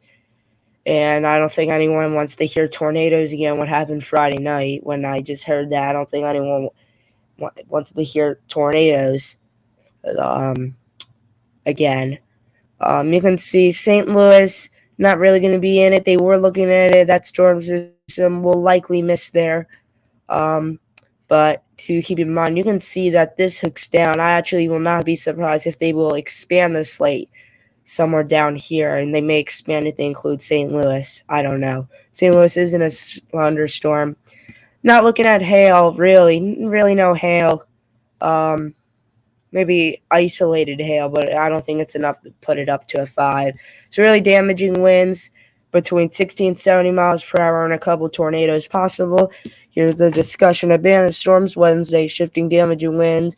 A couple tornadoes will be possible. Here's this. Into the evening. So they may not extend the severe potential. So the severe potential actually here is diminishing. So they may not expand it. They're saying they may expand it. They may not expand it. They're going to have to see about that. But you can see Sioux Falls is in this. Oklahoma, Nebraska, I feel it. But this will most likely be expanded for some areas. Chicago is not in this. Chicago may get into a thunderstorm. They are looking some isolated thunderstorms. I don't think severe.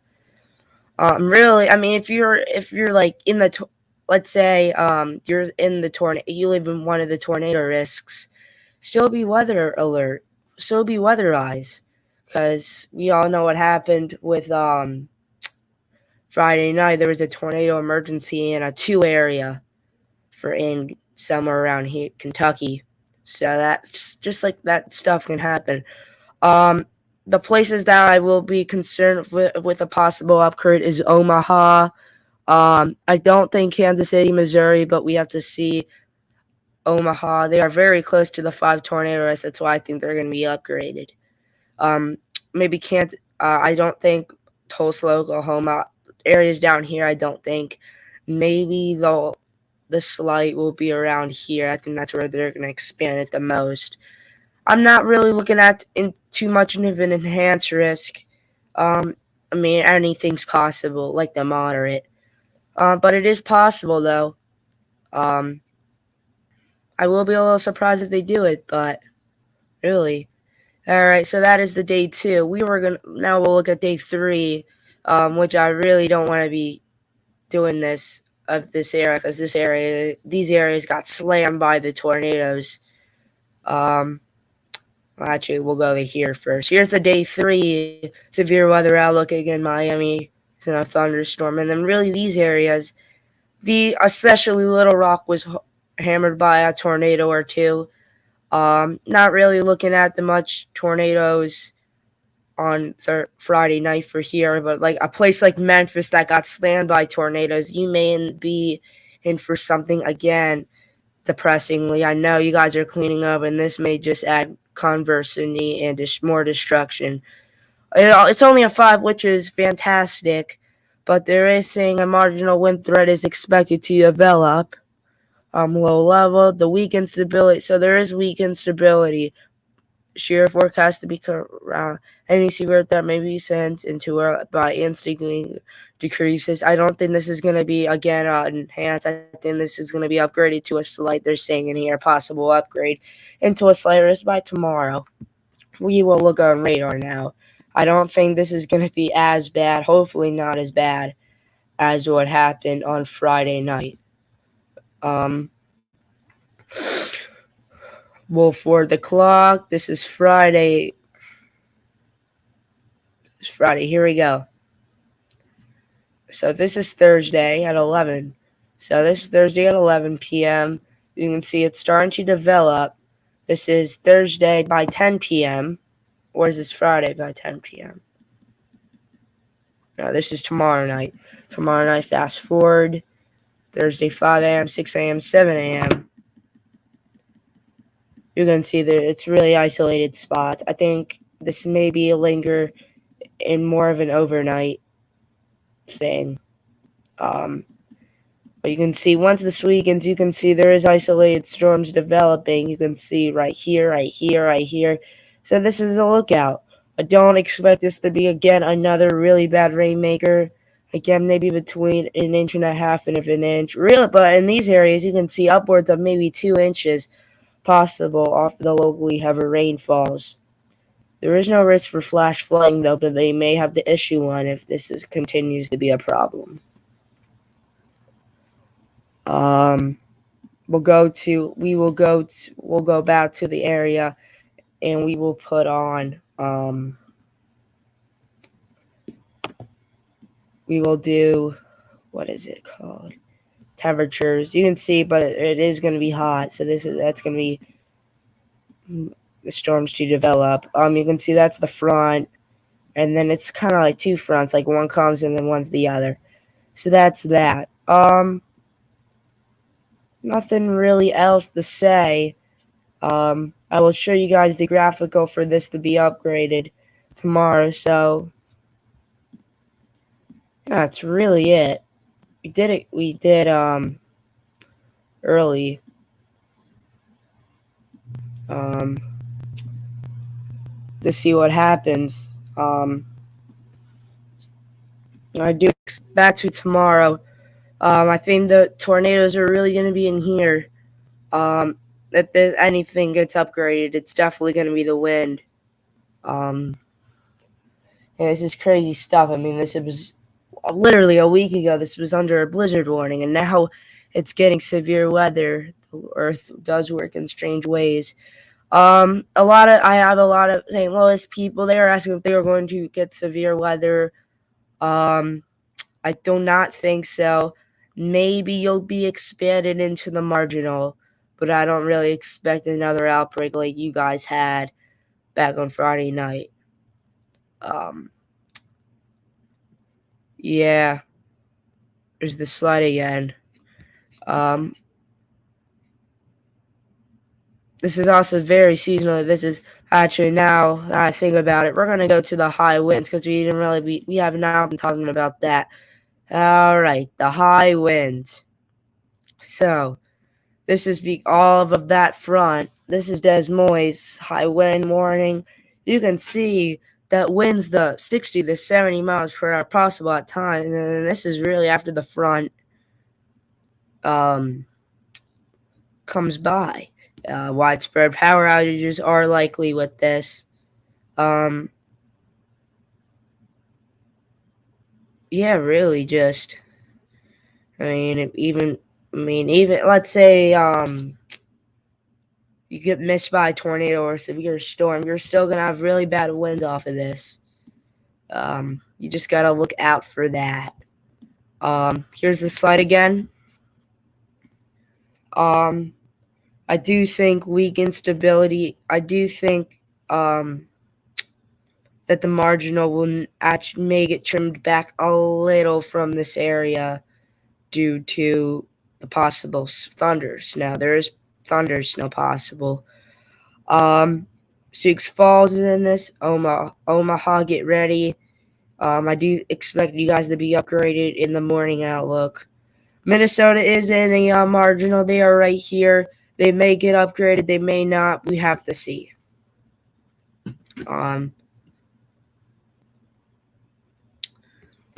But that's really it for you guys. I don't have a lot more to say. All right, so since that's done, we're actually going to be talking about programming, what is severe weather mode, and what happens, what's happening, what alerts, what channels. So, severe weather mode. Severe weather mode is a lot of flash flood warnings, severe thunderstorm warnings, or tornado warnings. If there's like one tornado warning or one SVR, it's not going to happen. Or if there's any kind of severe weather for me, severe weather mode for any kind of severe weather, flash flooding, even if it's one or two severe weather mode will be happening for me. So this is what's going to happen. Tomorrow, the stream will start at 5, between 5:15, 5:30, just an hour difference. I do not expect I do expect some kind of SVA or a tornado watch. Honestly, around that time, that's probably going to be the time that's everything going to be issued. So tomorrow may not be streaming. Tomorrow may just be severe weather mode for the whole time. Thursday, the stream will start at around 6 later, though. Thursday, the stream's going to start later. Friday, I don't know if any kind of severe weather it may happen or may not happen. We'll see in the outlooks, in the possible later outlooks. This is what's going to happen. So, I will send out a StreamYard from my other computer from Coast of the Weather, and really we'll get right to it. We'll track the storms on here. We'll get the weather alerts on the stations. I'll record it, send it to Weather Pro. I will have to stop sharing my stream, though, when I send it to him, because I don't guys want you hacking my computer up. So you'll get in. We'll get in. We'll talk about what's happening. We'll share the screen, and we'll really just kick off with this system. The time frame. Actually, I'm going to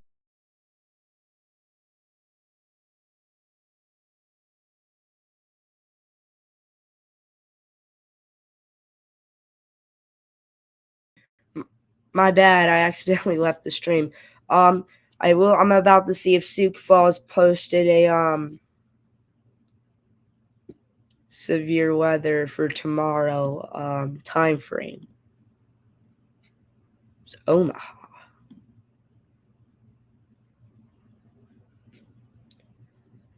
Wind timing, severe storms possible Wednesday.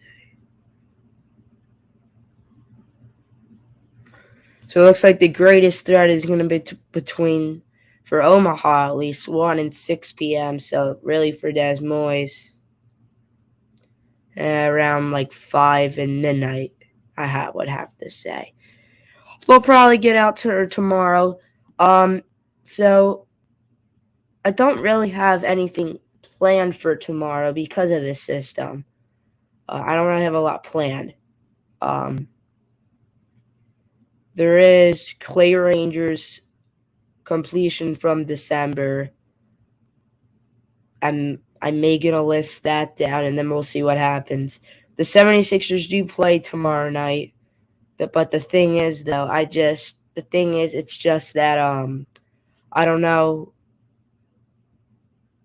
I just don't know what's happening tomorrow. Looks like I'll go to Tropical Tibbets right now. I won't share my screen because there's no need. But I'll show you what the time frame is. I'll see what the time frame is, at least on Tropical Tibbets tomorrow, alert-wise. I don't know, maybe between 5 and midnight, because this will weekend around midnight. So I think 5 p.m. and midnight will be the time frame. Maybe the watch. You may have to miss. Also today, ooh. Shoot. Monday, 87 at Key West. I just thought, so we just missed a required weekly test from Frankfurt. I just checked on my phone. It's fine. We'll get it next week. It's just a test. We'll get one next week. I will not be streaming the test. I'm thinking about maybe streaming Coast Weather TV all day. I don't know yet. I just don't know yet. I mean, I don't really want it, because if something happens, I'm not there. So we may have to stream when I get home. We'll see what time that is. Right around 5:15, 5:30. Probably between 5:15 and 5:30, I'll get home. So I'll set up the stream for that time. The stream will be a little shorter by an hour. Due to, and then Thursday it's going to be even shorter. But Thursday may be another, again, severe weather, so we have to stay tuned for that in the later upgrades, possibly. I'll go over the sports schedule for the next 12th Saturday. Okay. Tonight the Flyers and Devils play. We'll be streaming that. Wednesday the Sixers and Heat play. I don't know if I'm most likely not. Really, I'm going to be probably not because of severe weather. But if for whatever reason it never happens, I don't know. Stuff can change. I'll stream that. Thursday, we have a little bit of a weird one. We have the Sixers playing at 7:30 on NBA TV, and then we got the Flyers playing. And then we got the Chiefs in Los Angeles game. I probably will not stream that. So I got to decide. But again, I'll be named not stream any because of severe weather. All right, so Friday is the day that we have nothing going on. No sports from anything. So SBC Plainfield on Friday, I don't know if there's going to be severe weather or not. We'll stay tuned for that. But Friday, SBC Plainfield streaming tests and storms from the 5th through the 9th, part 1. So that's at 4 p.m. on Friday. Friday? 15th. What's tomorrow? The 15th, 16th? No, Saturday. I don't know what we'll do Friday. Maybe I'll stream one of Clay Rangers' videos from it. Hopefully WJON gets back on. We're probably missing alerts from that channel, but I don't feel like going on that for an hour. So yeah. Friday we have no sports, nothing about the Sixers, really nothing. Saturday, we have the Flyers playing at 7. Again, I don't know. Severe weather, probably not. I don't know. Saturday, the Flyers play at 7. So we got Birmingham Test and WDFA. The stream will be starting at 12 p.m. Eastern. Sunday's going to be a little weird. So I'm actually going to the Eagles game. Yes, you heard it in. I will be going so the stream's going to have to start around 10, 11, and I'll stream Fox, the game. I just don't know. Something bad could happen. I don't know. and then followed by a doubleheader. So I don't know. And then the Sixers play at 8 that night. We'll see if I'm I probably won't stream that due to KDKA. Monday night. So Monday's going to be interesting. So I'm actually I got to wake up that morning, I don't know, around 4:30, 5 o'clock. So I got to go to bed around 9 so I don't get tired because I get really grumpy when I'm tired. So Monday as well, I don't have school Monday. So I do not have school that Monday. Winter break starts. Gee, I don't know if you guys knew that, but winter break starts the first day of winter break. Well, weekday. I'm hoping severe weather happens. I don't know, though. Like I said, I don't know. I'm hoping severe weather happens on that Monday. Since I'm going to be here all day, I can get the alerts. And then, so, that Tuesday. So, Tuesday through next Tuesday. I will be in San Francisco. So, I will be in San Francisco.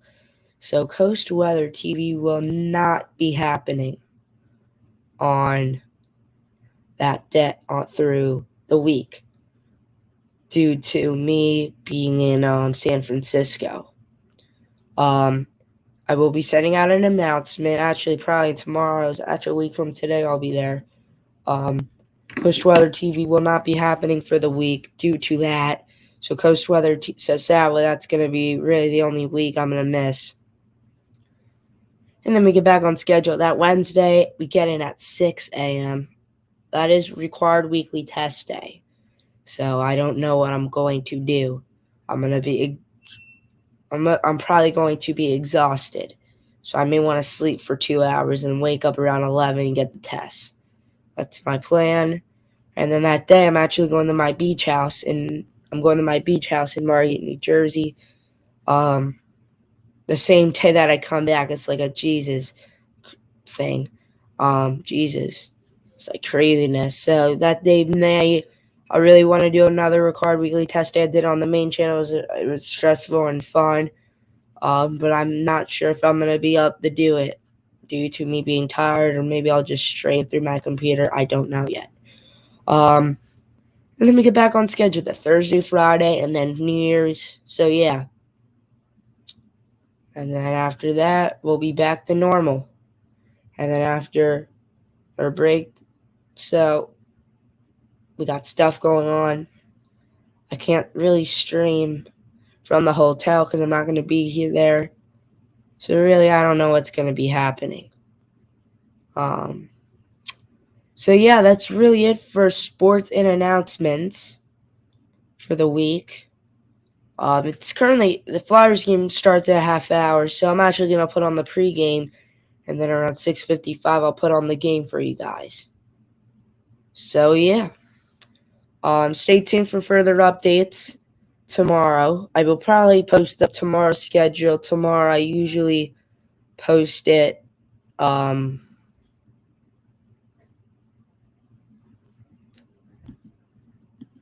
the day of. I don't know, but alright, fly. So here we go. Hope you guys like the Sixers. We got destroyed last night, but stream-wise, it was pretty nice. Really no technical difficulties, except in the beginning that was not loading. Okay, Flyers put pregame. So put that off. Got a half hour till the game starts. So yeah.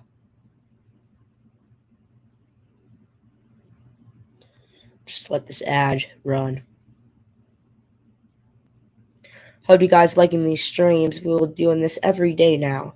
So, yeah.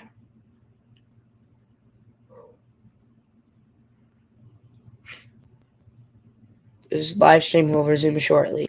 Last night, if it's any quiet during it, it's most likely that. Put this down. I'm actually gonna set up I don't know what to go. Should I go to CBS? I did go to CBS last night because the NBA, it's just too hard. Not hard, but you get what I mean? Ooh, is hockey not on here? Fantasy. Sport. Oh, it has to be on here. Are you serious? There we go, NHL. There we go. There we go. There we go. Probably be a similar tab what happened last night. Except this with the thing with football is the thing with football is actually it's a little different. I like the football one with the football one. Really, that's gonna be it. So with the NFL, I'm using CBS Sports with the Flyers and the 76ers because I just like it better on CBS Sports. And then for NFL, I will use the NFL app because I like that more. And it tells you everything. Streams. I'm driven by AAA. Darren Hatcher, Al Morganti with. Here we go. Flyers pregame, pregame live.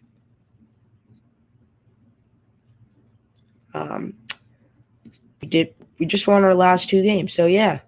All right. I will be back 5 minutes before the game starts. So enjoy Flyers. Pre-game live. I mean, just a great game. And I think, I always thought he'd be in the conversation if there's going to be an Olympics. I'm starting to doubt there even is going to be. That's a whole nother show. But I mean, if there were, I would think he'd be right there because he's been so good on it. And this is the key. The key is the team struggled mightily to score goals, and he keeps you in with his goaltending. And both goaltenders have been good. He's been brilliant. And when you're talking about a game where you let in 3 goals, and you can argue that he's the best player on the ice by far on either side. That's how good he's been. And it's mentally tough. He's been right there, nothing getting to him. We didn't remember the game in Boston a year ago, whatever, with the complete, none of that. So that's really good that he's mentally really in tune with everything this year. Seems very even Carter we were used to seeing before.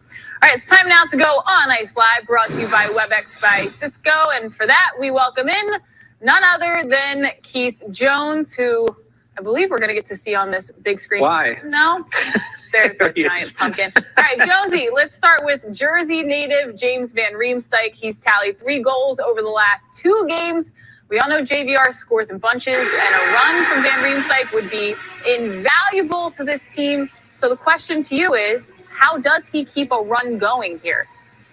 Just play the way he has over the last 2 games. I mean, he's played confidently, which is obviously something that comes with scoring the power play goal against Vegas. But he's been moving his feet. He's been getting to the high traffic areas. He's done a really good job in defending through the neutral zone as well. I think that might be one of the system changes that Mike Yo was.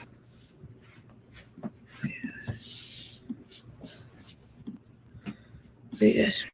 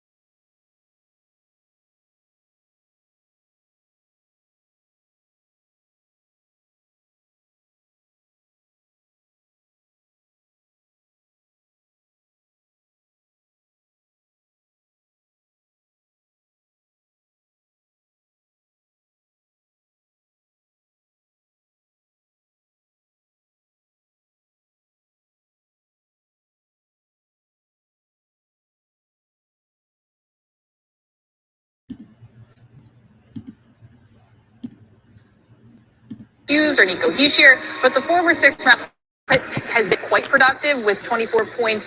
He leads the Devils right now. How do you think Bratt has been able to find success in his young career? He's done a great job utilizing his best asset, which is his speed. And now he's developed a real offensive game around that. He's found a great way to produce offensively by getting to those high traffic areas because of his quickness. And as he continues to gain confidence, he becomes that much more dangerous on a nightly basis. He's been making great plays against the Flyers. I think he has 5 points in the 2 games, and it hasn't all been breakaway speed like he demonstrates right there. It's been some great passes in traffic, and it's been some drives to the net for goals as well. So he's really opened up his game in a lot of different ways and become an extremely productive and fun player to watch play. If you're the Flyers, you want to try to knock him down. His size is not something that he can utilize because he's a little guy. So try to put him down and see if you can keep him down throughout the night. I'm sure he enjoys being called little guy in our pregame show.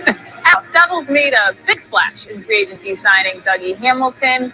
The return on investment has really been there for Hamilton as well. He was everywhere the first time these teams met this season. How much do you think he figures into this team's rebuilding process? Well, it's huge. When you get some of the kids that they have, and, Subban hasn't been what they expected from Subban, so he just comes in at $9 million a year. Look, he's a pedigree athlete, both parents Olympians, so, he knows about pressure. It's funny with him. 3 years in Boston, 3 years in Calgary, 3 years in Carolina. Now I'm expecting 3 years in Jersey to come in and maybe get that power play that they struggle going. But I think he's going to be key on a team that's got some kids coming up and they want a veteran presence. Frankly, I think they've sunk too much money into their defense, like $27 million around there on their defensemen, and they haven't defended very well. So I think a lot is on his shoulders, but I think for the future and for keeping this team together, having a nucleus and some leaders, it's important to have. A few ricochet shots there from Almaginsky. Jonesy, Mackenzie Blackwood, the last line of defense for the Devils, recorded a shutout win against the Flyers last week. How do the Flyers solve Blackwood this evening?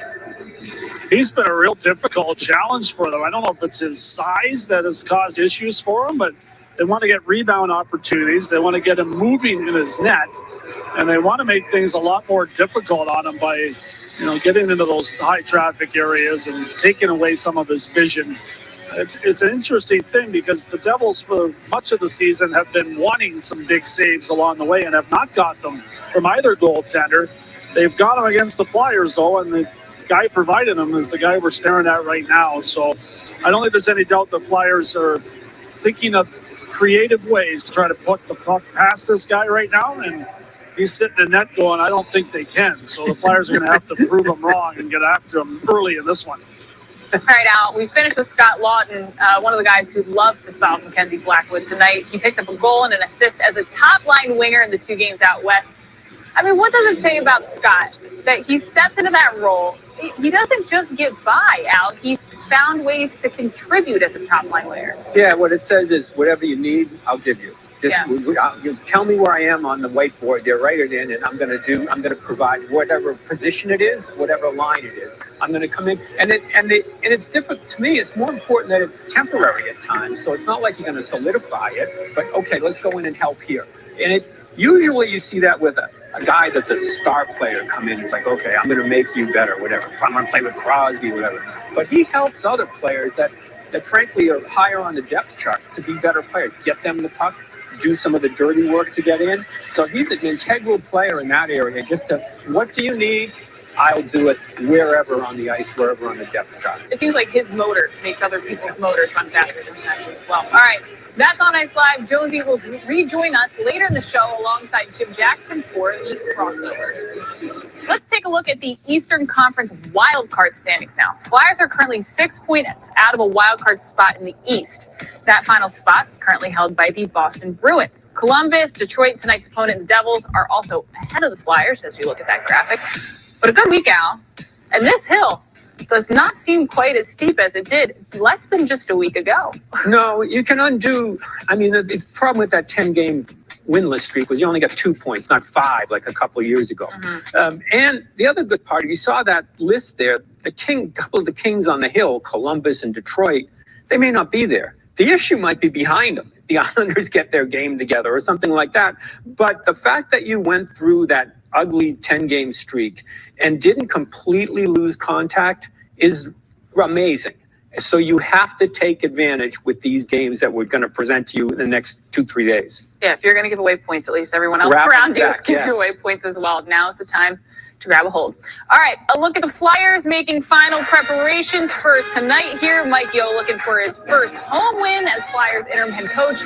My one-on-one conversation with Yeo is up next here on Flyers Pregame Live, driven by AAA.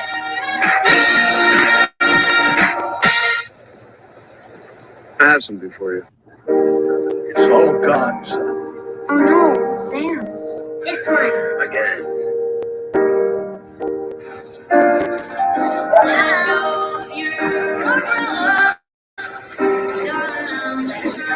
What's all this? You can't have a bookstore without books.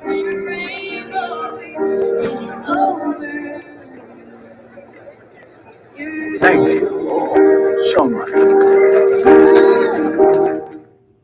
Chevy is taking people lots of places this holiday. We're going swimming. We're going to find the perfect tree. We're going to Nana. Let your Chevy dealer take you there with Chevy Red Tags, where the price you see is the price you pay.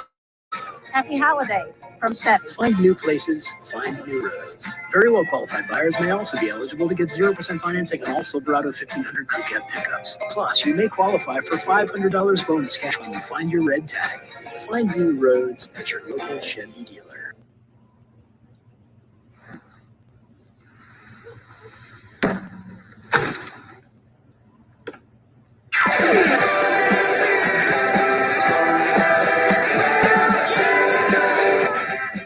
Want to be an authentic fan? Download the My Teams app from NBC Sports and watch your favorite local teams play on all of your devices. Get expert analysis, highlights, access to exclusive content, and more. Download the My Teams app now. For me, luxury is convenience, comfort, with my drink at the ready, a fun night out with my friends by my side, in my city, at my place, where they know how Philly likes to play. To me. Just give me my jeans and a machine that sings to me. That's music to my ears. At the Devils, tonight marks New Jersey's only visit to the Wells Fargo Center this season. Remarkably, this is the last time the Flyers and Devils will meet this season, barring a playoff matchup. Sure seems like they've seen a lot of each other already. All right, it's time now for Storylines, powered by PointsBet, where new customers get their first bets risk-free, up to $2,000, plus an extra $100 for every friend that you refer. Download the PointsBet app today, enter code Philly, and you can get in on all of that sweet action. All right, we're talking about the first period for our opening storyline. The Flyers have lost 5 in a row at home by a combined score of 29-14. So you know, Mike Yeo's team will want to carry those good vibrations from the end of that Western road trip into tonight's contest. The Flyers are plus 160 to win the first period on the three-way money line. Al, considering all of the things I just went through, spoke to you about. I heard them. Do you think the coaches and the leaders on this team are going to put a little extra emphasis on that first 20 here tonight? I do. And I think a lot of it is being home and this crowd here. You know, last time they were here hasn't been a good scene, what's gone on. I think they want to make sure that this place is rocking after the first period and rocking with cheers rather than some of the other stuff they've heard in the recent past here. Rocking with that new goal song. All right, our second storyline takes us back to the power play. But we have some positives to talk about now, Al. It's so exciting. Using their name of that feature, PointsBet created a custom wager on the Flyers to score a power play goal tonight. The odds are plus 125. As mentioned, Flyers have netted 3 power play goals in their previous 2 contests. Do you expect that fact to take some of the pressure, not only off the power play, but the offense as a whole? Mike Yeo's talked a lot about stop thinking about playing hockey, just read, react, and play hockey here. Oh, absolutely. Absolutely. Because you see, you can move the puck better, you move it across, everybody moves. And when you do that on a power play, it does bleed over into the other part of your game where I mentioned a couple of games ago, they didn't look like a 5-man unit moving with each other to go across the ice wherever they're going to be. I think a power play leads to that happening for your 5-man unit play, which was missing, frankly, until the last game. Well, let's hope that it continues into this game. All right, one more look at that Name a Bet PointsBet created a custom wager on the Flyers to score a power play goal in this game here tonight. The odds are plus 125, so a $10 bet wins you $12.50. And we will recap all of those storylines tonight on Flyers post-game line. It's time now to go stargazing, presented by GMC. And tonight we are focusing on James Van Riemsdyk. Al, JVR, could be headed for a hot streak after scoring 3 goals in 2 games. But how much of his success do you believe is dependent on those around him doing the right things, doing well as well? Oh, absolutely. A guy like Watton, to get in front of the net, he's going to be there. So the fact that you are there, well, you can't do anything if the puck's not getting to you, if there's nothing to tip. But what he hadn't been happening before was movement in front of the net, getting there. You saw that with Konechny. So that's what you have. You have guys that are more confident to get him the puck in the zones where he can tip it, get rebounds, cause chaos right around the blue paint. And when he does get hot like that, in addition to him feeling better, he makes his other players on the ice feel better about getting the puck to the area where he is. Pick up points that way. Nice to get an apple when he's got the goal, right? Oh, 100%, especially when you have Travis Konechny who puts just a beautiful shot right onto your stick for you. It's wonderful. Gets the power play going, gets everybody going. All right, this week has been a crazy one for the Flyers. Gone is former head coach Alain Vigneault, replaced on an interim basis by one of his assistants, Mike Yeo. And in the first few games, Mike Yeo has already started to put his stamp on this team in a number of ways. Yesterday, I sat down with Yeo for a candid conversation about one of the busiest weeks he has ever experienced. Head's still spinning, I'd say. Obviously when it first happened, a lot of emotion, excited about the opportunity, no question, but also a lot of emotion as far as with Mike and AV. I think initially it was just, 1 minute you're feeling great, the next minute you feel lousy. As far as where I'm at right now, I'm just really excited. I think that I'm probably extremely exhausted, but really excited. I know it's going to take time, but I really believe in the group, and I really believe in what we can get them capable of doing out there. So seeing some signs, and good to get a couple wins, and it's been a lot of fun. Can you share with me what that 24-hour window looked like from the Tampa game to you getting whatever calls you got to stepping behind the bench against the Avalanche? Yeah, well, I'm still trying to reply to text, so if there's anybody out there that I haven't replied to, I'm sorry, I will get to you. It was very busy. Obviously, get in the morning, meet with the media, met with the team, and then immediately start trying to prepare for the game that night. So didn't get a good afternoon nap in that day, that's for sure. I had all my stuff with me at the rink, and then very quick turnaround from there. So it's right now we are short staffed. Nick Schultz has been doing a great job. With Lappy helped us in the initial game, but as far as planning the meetings, doing the video, doing all the prep work, that's still mainly left up to just Daryl and I. So you basically go from preparing for a game to instantly evaluating your game and trying to find the tools that you can use to reinforce the things that you want to show. I know you've been through taking over before, but on a day 2 of a back-to-back, what does that even look like, trying to figure out what meetings you're going to have, what you're going to say? I would imagine there's an additional conversation of, hey guys, I'm leaving you now. Yeah. What is that like for you? Yeah, the initial meeting in the morning was basically that one. Telling the guys that I believe in them, and sort of what we want to accomplish, and really let's just focus on tonight. And then you get to the rink that night in a back-to-back, in a typical night, obviously. I think that we would have probably spent more time, as far as focusing on Colorado and showing the video, and at that particular time wanted to show a few clips of us. That's what we have to make sure we're focused on ourselves and the game that we want to create. It was busy. we tried to give them everything we could to prepare for that game, but I really do believe, and really trying to stress that we're going to build a game here, that it doesn't matter whether you're playing Colorado, New Jersey. It shouldn't really matter that much. The clips that we show, we should know what to do in every situation. So a week after being announced as interim head coach, you get your first real practice in here. What is at the top of the agenda for interim head coach Mike Yeo? Obviously, there's some structure stuff. There's some play without the puck, whether it's positionally or just even principles that we're working on. We want to be a real sound defensive team. We want to be strong defensively. A lot of our focus has been on with the puck. I'm a firm believer that you want to be good defensively. You can't just defend all the time, and that's what we feel like we've been sort of caught doing for a lot of this year, really.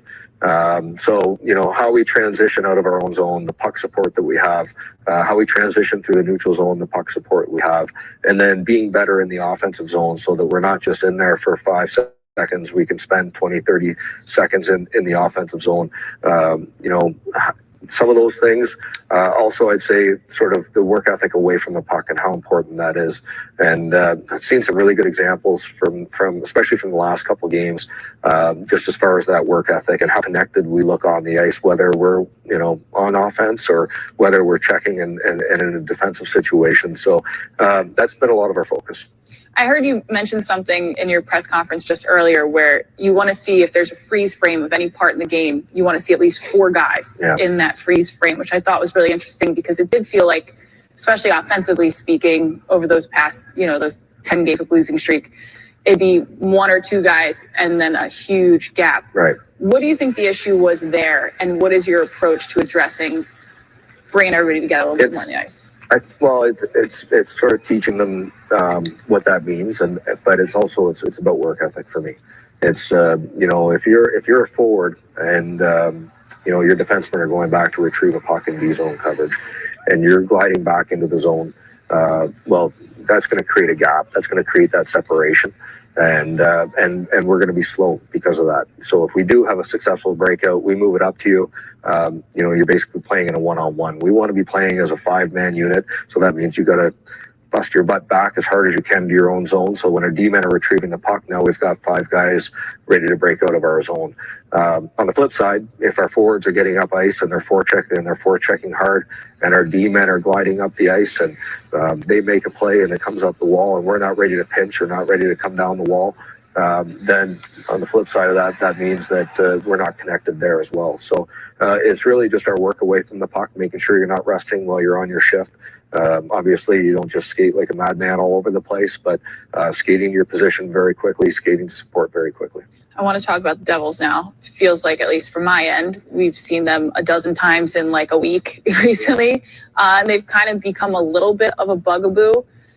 How do you keep the good vibes of what you've got going over the past 2 games going here, especially against a team that felt like last week you could have turned things around against them? That was certainly the narrative, and then just were unable to do so. Yeah.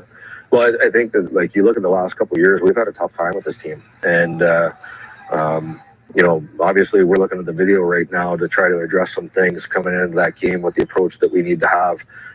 They're a very fast team. That's one thing. They transition extremely well. I think that a number of the times that we've played against them, we sort of just go back and forth. We get a chance, we let them get a chance. We get a chance, we let them get a chance. I think that we have to make sure we do a better job as far as getting to the offensive zone and not being one and done there. We've got to hang on to the puck, and now we have to let their fast players try to transition while they're tired, or their defensemen have spent a 20-30 second shift in their own zone. It's a little bit more difficult for Dougie Hamilton to get up the ice to be part of the attack if he's tired from defending. So that has to be a little bit more of our mindset, be a little bit more territorial, hang on to the puck longer, and again, they've got a lot of skilled players, they got a lot of speed, so it's not going to be an easy task, but one we have to be ready for. All right, our thanks to Mike Yeo for sitting down with us. It's time now for the crossover, which means we welcome back in Keith Jones alongside Jim Jackson. Guys, start with this one since we left off with talking about the Devils with Mike Yeo. In the last month, the Devils have 3 total wins. 2 are against the Flyers. The other one comes against Tampa, so decent company there. But this team has truly become a thorn in the Flyers' side, and it goes beyond just this season if we really zoom out here. What is your explanation for that? Well, Mike talked about it. There doesn't seem to be a whole lot of snarl to these Devils. So you don't see that emotion naturally in the game. And the Flyers are going to have to create create that themselves. And Jonesy, they shouldn't have trouble here. This is a very important hockey game.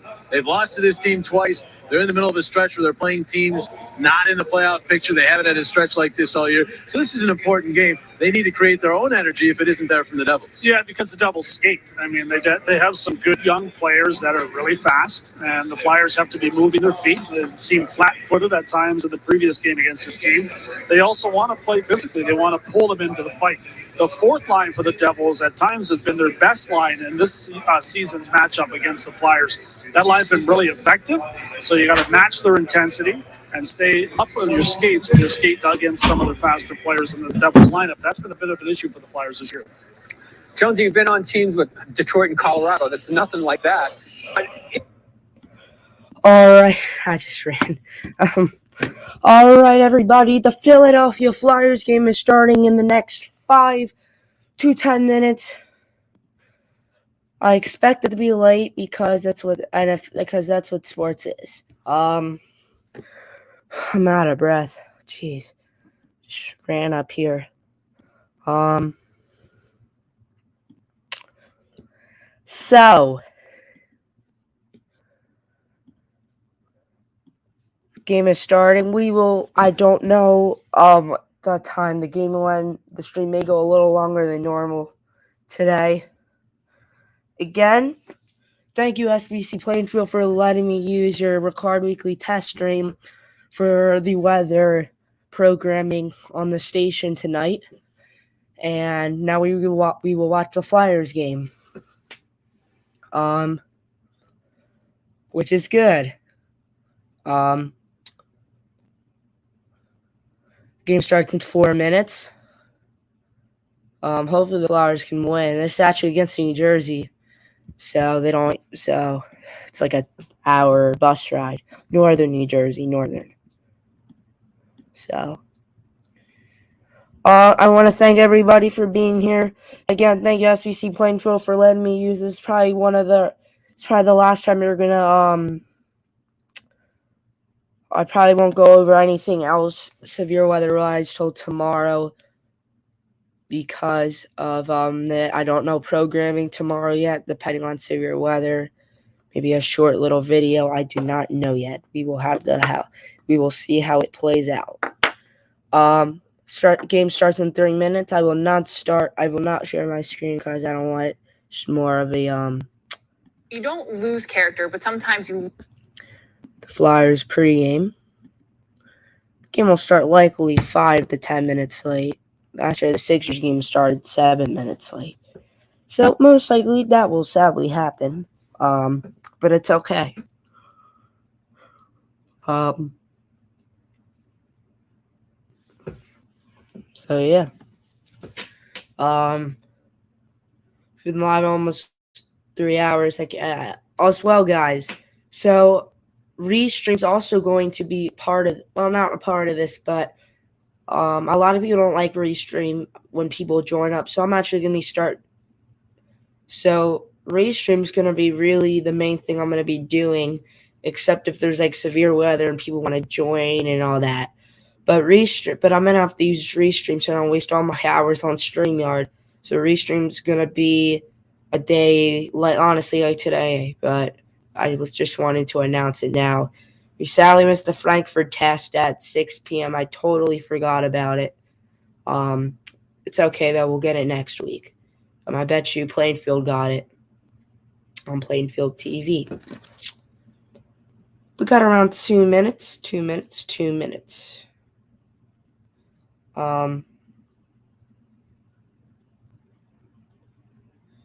So it looks like AccuWeather just posted that Thursday's gonna be a severe weather, and it's sadly gonna be for Memphis. It looks like Memphis is right in the middle of this.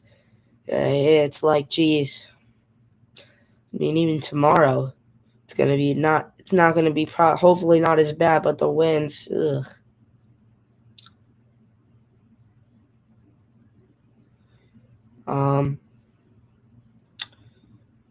A minute till the game starts, but it's not going to be a minute. It's probably going to be another 5 to 7 minutes.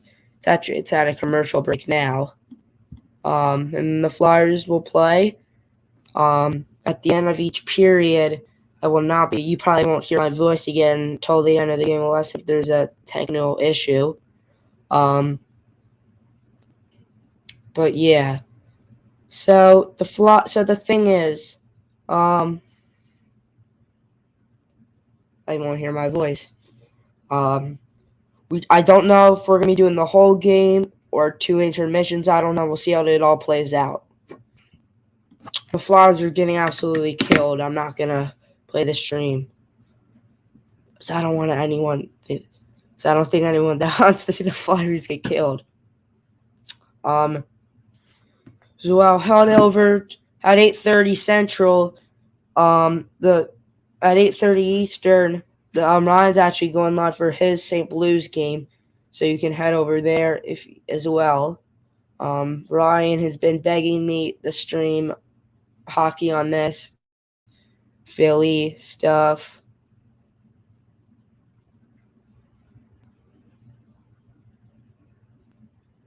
So yeah.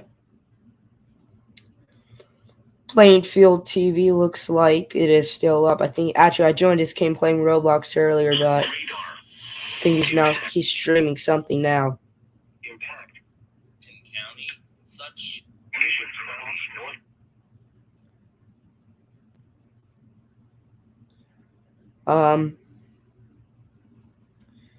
If you guys want me to, I could.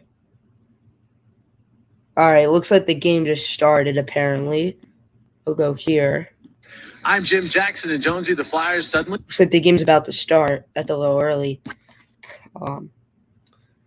Last night, NFL, I did not stream the game because of the 76ers.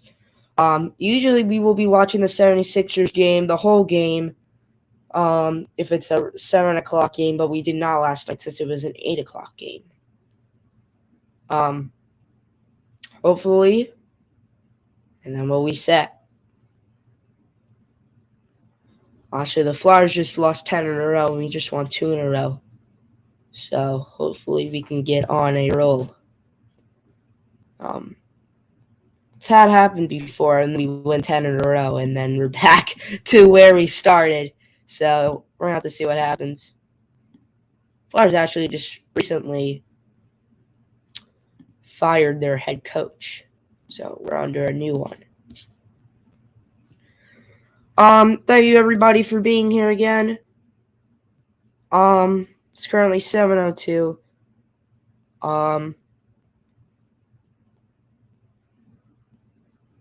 Yeah.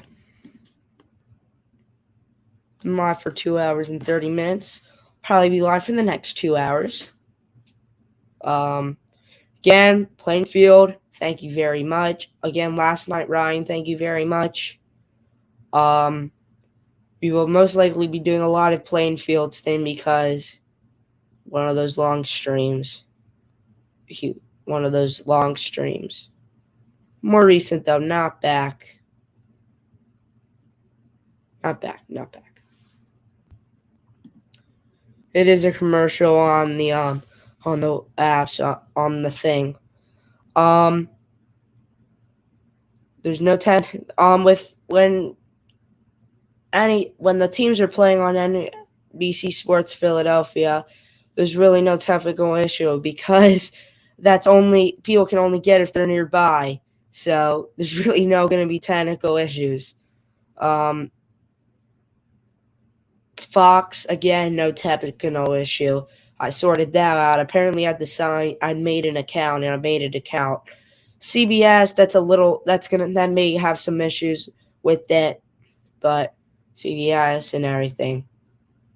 Also a fan of Ohio State, but we lost against Michigan. Game should be starting momentarily in the next 5 minutes. So yeah, really next to 5 minutes. Hopefully the Flyers can win. The game will probably be ending around 9:10, 9:20, not between 9:10 and 9:30. Usually games Flyers. We'll see if we stay the whole period or not. I don't want to end the stream too early or too late, so we may end it a little earlier or a little later. We will see. Tomorrow, again, streaming will start later, an hour later, and then Thursday the stream will start 2 hours later. So not like Plainfield that he streams for like 8 hours, but you know you can do what you can do. And it looks like the game is starting. Welcome back, Jonesy. Tell us the key to success brought to you.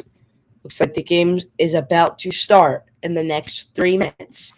All right, guys, we are coming to that point of the stream that the Flyers are about to take on the New Jersey Devils. So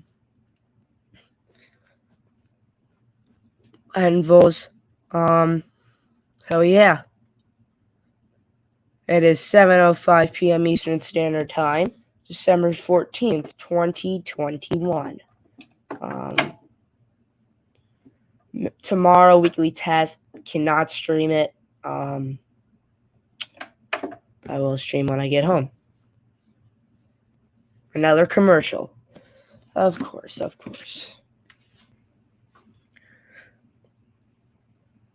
Weekends are going to be one of those longer stream days.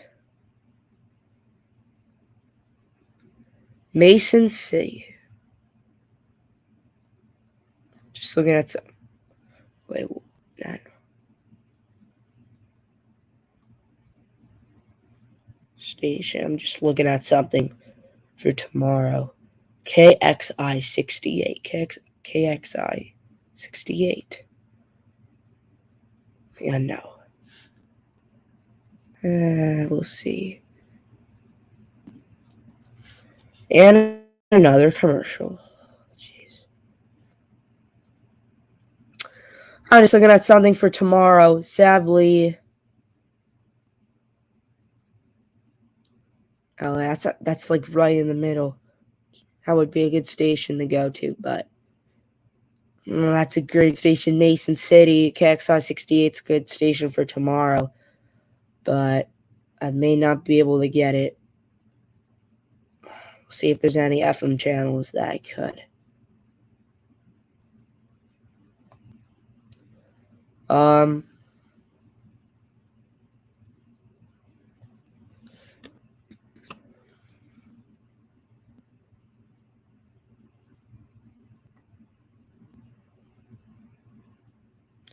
Jeez.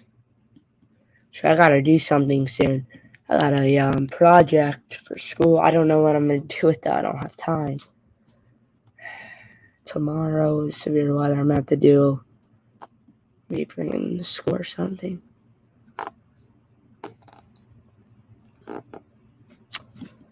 It's gonna be a little bit of pain right there.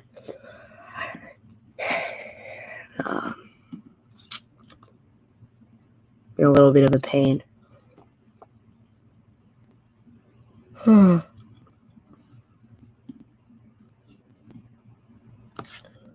I mean,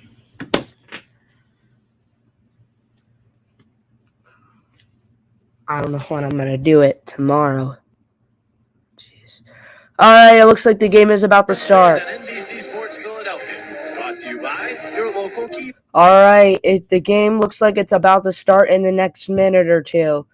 Thank you everyone for tonight. I will see you guys at the end of the stream. I will share my screen once everything loads up, and then I will see you guys at the end. Here we go. Hopefully there's not another commercial break.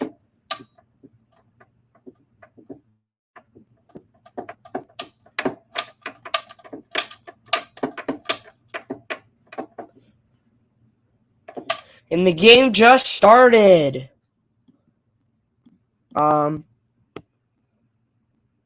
The Flyers are favored to win.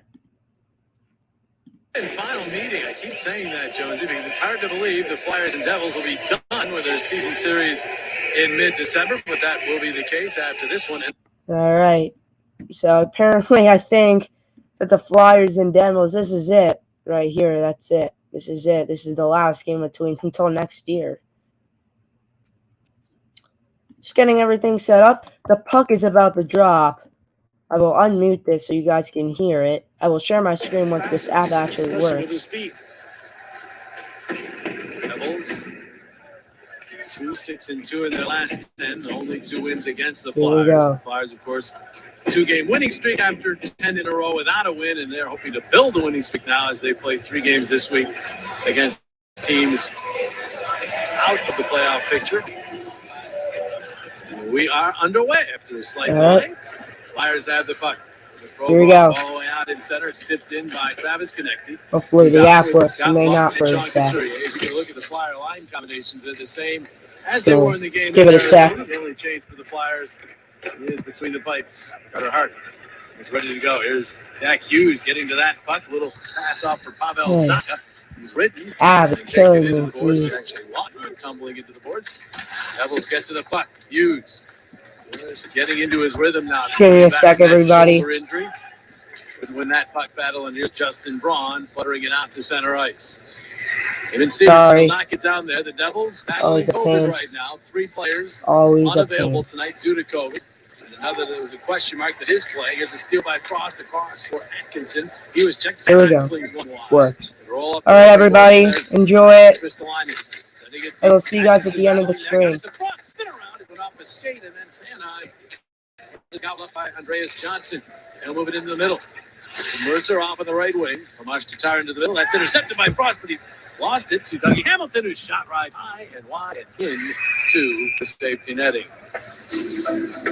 Dougie Hamilton, another chance. There's Mike Yeo behind the bench, well aware of the things that Dougie Hamilton has brought to the table in the first 2 meetings of the season between these 2 teams. And Mike Yeo looking for his team to play aggressively against Lindy Ruff's team here tonight.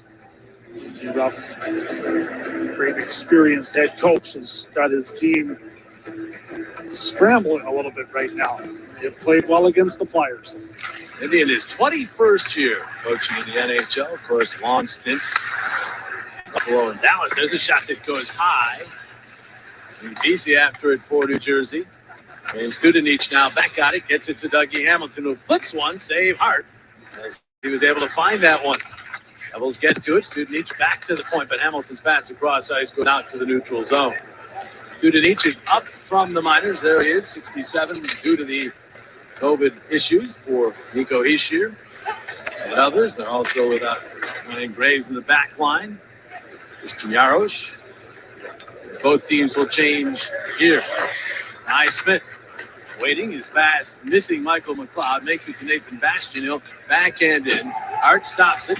Plays it right back up the right wing wall. Kevin Ball just up from the minors as well. We'll dump it back deep into the Philadelphia zone. He's Gandil.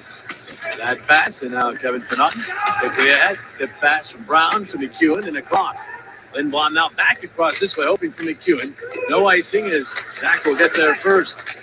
Get it back to the point to Yandel across Connaughton. He's got a good shot. He'll take it here. It's blocked off as he hesitated, and now the Devils will move back. Michael McLeod with the puck. McLeod in across the Philadelphia line. His pass behind Yegor Sharangovich.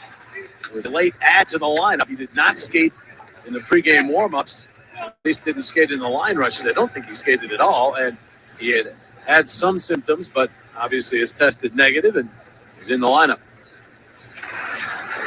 Pass to Ivan Provorov, who will move ahead.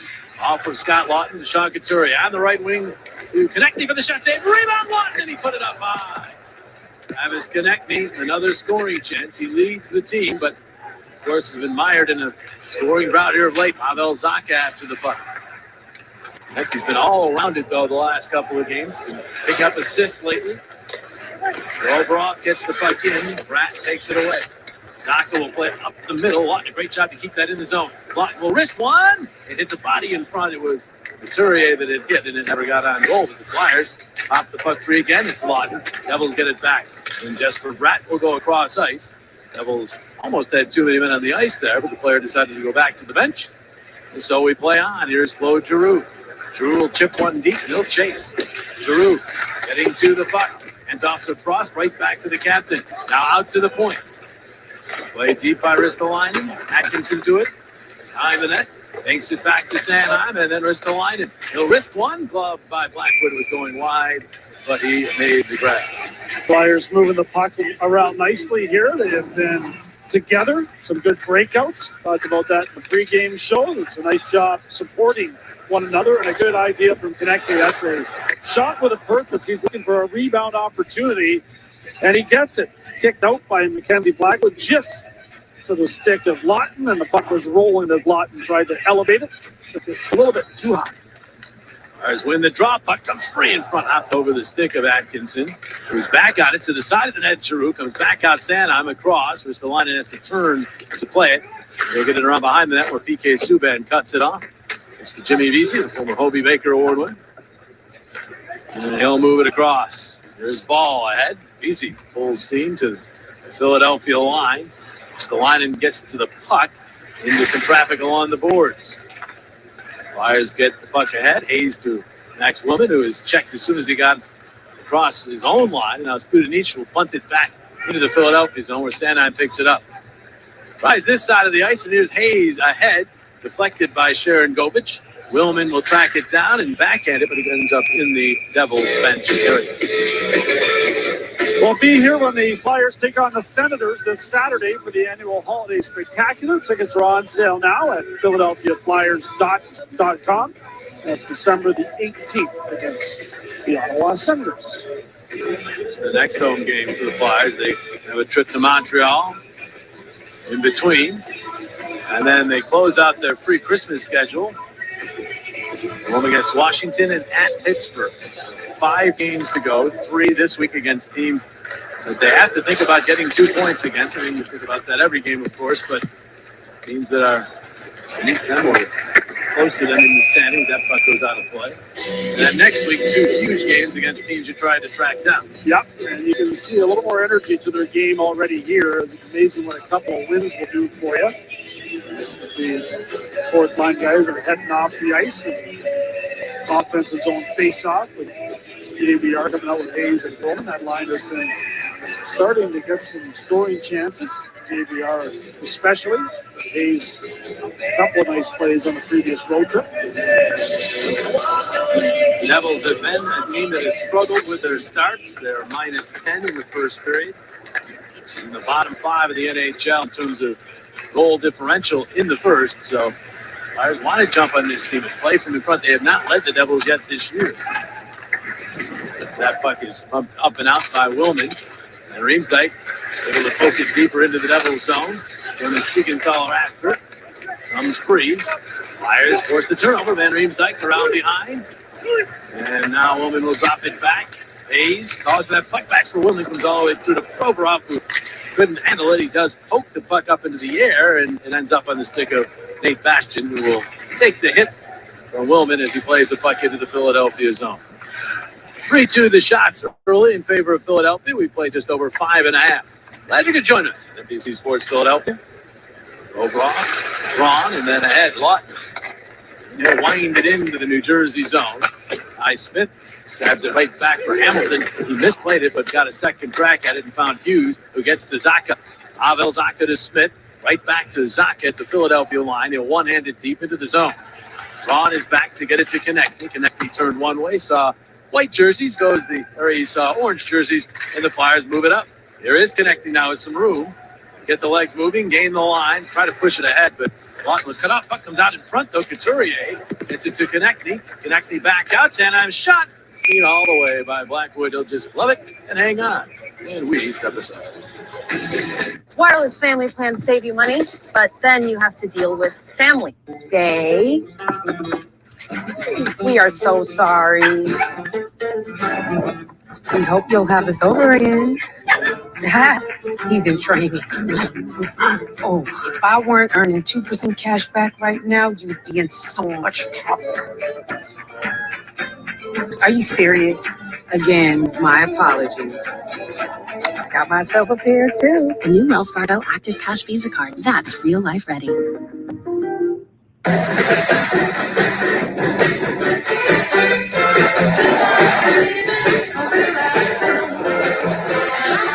This year, let Ford help make your holidays even brighter. Get holiday ready with Ford. Get holiday ready with Ford Escape, Edge, and Explorer. All IIHS top safety picks. All with 0% APR financing for 60 months, plus $1,000 cash back.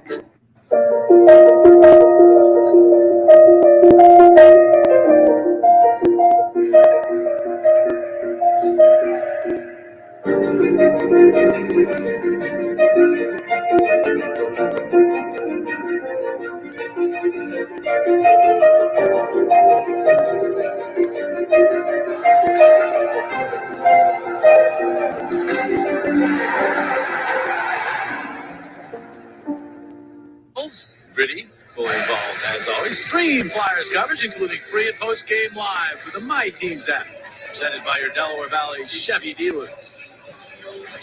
Well, Scott Lawton's getting an opportunity to play on the top line, and I thought he's showing some good jump in the early going here. Just turning over a couple of pucks from Devils players, keeping the puck in the offensive zone and getting the scoring opportunity of his own, playing with Konechny and Couturier. And there you can see Scotty's bio at 6'1", 185 pounds from Oakville, Ontario. Now officially 400 games under his belt. This is number 401 in his NHL career, and has those 6 goals, 2 of them shorthanded, which is tied for the NHL lead. And as we say often about him, plug him into any place really in the lineup, and he'll get it done. There's Sanheim playing this puck off the side of the Devils net. Giroux after it, couldn't come up with it. Hayes, Giroux, and Atkinson out. No Morgan Frost, and we're told he is not on the Flyer bench as of right now. Ball's pass ahead, tipped away by Atkinson. Gets it to Giroux. Giroux checked from behind and also in front and gave up the puck. McLeod was all over him. And he got the puck out to center. So we'll have to keep our eye on that situation. Morgan Frost has left the premises for now. Puck ahead here. Tomas Tatar to the Philadelphia line. Trying to make a move there. Puck bounces to Johnson. Back out. The shot from Severson blocked by Atkinson. Another shot from the angle. That's blocked off. And the Flyers get the puck ahead. There's Atkinson. Hayes tumbles to the ice as Atkinson throws the puck through. Devils are on it. Move it right back into the Philadelphia zone. Dawson Mercer, their impressive rookie. But his pass knocked down, and Konechny will give to Couturier. Couturier slowly in across the line, off to Lawton. Lawton is checked. It's Vesey with a nice play into the middle. And they'll move up with it. Jesper Boquist across the shot. Studenic goes wide and all the way out to center. Severson will play it across ice to Siegenthaler. Back in, Yandel. Quickly ahead for Couturier, who will slide it out to center ice. Studenic drops it back. Now Vesey, Siegenthaler, the former Capital. It was Jonas Siegenthaler with the Capitals. It's Jonas Siegenthaler with the Devils. Boquist ahead. Really? Yeah. One of the Jonas brothers. That's what he said. Say it like that. That's what he told their broadcasters. Excellent. So we will follow suit. That puck was not deflected by Lindblom. Would have been icing, but McEwen hustles to cancel another icing. How many times does he do that? Oh, get the puck. And it goes back out in front for Provorov. Oh, the save by Blackwood. I believe the initial chance was Brown at the side of the net. And then Provorov got that one through, but Blackwood with an answer. Now McLeod charging to the Philadelphia line. McLeod to the back end, all the way around behind. Comes back out. Skates it toward the line and goes across to Ty Smith. His shot into traffic, deflected and went just wide. The outside of that, Lindblom bodied, but Brown is there. Brown will get the red line and send it in and try to get through the obstruction, they used to call that. Smith will drop it off. Igor Sharangovich looks to get those legs moving. Cross ice, Bratt reaching back and twisted into the Philadelphia zone. The line is there as we approach the 9-minute mark of this first period. Fires about shot. New Jersey 5-2. No score where it matters. Subban the other way. And Reeves like in after it, got his stick on it. Now the quick shot goes wide from Kristalainen. Now it's Sanheim. Sanheim curl, drag shot, he scores! Travis Sanheim! Finally on the board this season. His first of the year gives the Flyers the 1-0 lead. Well, Flyers defense have been very aggressive here in period number 1. You talked about support. It's Rasmus Ristolainen that's going to step in, keep the puck in the zone, direct it towards the net. He misses with his shot, but it's Travis Sanheim that's there. And love the way he changes the angle there to get that puck past PK Subban. Blackwood can't pick it up, and it's going to slide right underneath the arm and off the pants and in. And finally find a way to solve Blackwood early. Anaheim has been up on the play a lot in the last 2 or 3 games.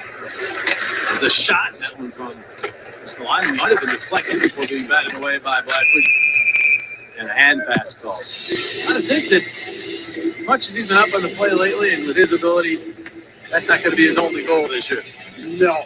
And when your forwards are aggressively going after the puck in the offensive zone, it's going to open things up for the Blue Liners. And McEwen's a great example. Again, the hustle against Smith, who forces the turnover to Patrick with a chance, and Provorov with a really good shot. Gets it around Sharon Govich, and then shortly after that, it was Sanheim that aggressively kept the puck in and eventually got it to the net for the opening goal of the game. Bristol on it, and Van Riemsdyk the assist. 9-14 on the first of the year for Sanheim. This is Mason against the Flyers. They'll bring the puck back into Philadelphia ice for this next draw. Powerful connection presented by Xfinity. Xfinity X5 delivers a powerful and secure Wi-Fi connection you can count on. Xfinity X5, can your internet do that? Hayes and Mercer on this draw. Hayes won it. He struggled in the face-off. Dotson's coming back. And although he won the draw, the Devils get the puck back. Tar gets it out. Hamilton shot. It bounced off a player at the side and then came out in front. Hayes there with a pass to Lindblom, who did well to avoid Hamilton and got it out of the zone. Now Atkinson for Hayes, backhanding it to the slot. Mike Yeo forced to juggle here with Morgan Frost apparently not available. Studenich to the Philadelphia line. Just gets those legs moving. Burrows in the left wing. All the way around behind. Yandel greets him as he gets to the other side of the net. The Flyers having trouble getting that puck away from him. And it bounces to Vesey. Jimmy Vesey all the way out now toward the line with it. Gives to Hamilton. Cross ice. Severson is checked. The strip there by Couturier, but Severson reacts and gets back and recovers. 9:25 remaining in this first period. This pass out in center off McEwen's stick. Yandel will be forced to play. 949 in a row now for Keith Yandel. And that is getting close. Mr. Jones, 15 away from tying the all-time record. And most importantly, he's playing some really good hockey right now. Has helped the Flyers power play recently and has been the guy quarterbacking the number one unit. And that unit seems to be getting on track. He has 5 assists in his last 5 games. Here's Patrick Brown. This is the fourth line for the Flyers, but it's James Van Riemsdyk with Brown and McEwen. As I said, Mike Yeo is mixing things up quite a bit here with forward back in the locker room. Morgan Frost. PK Subban to the puck. Looks to Siegenthaler. He will move it ahead, and he's got McLeod, who has lots of room to work with. To the Philadelphia line, goes wide, and has taken into the boards. Coming back well there was Max Willman. Some of that support you were talking about. Now Ball gets to the puck.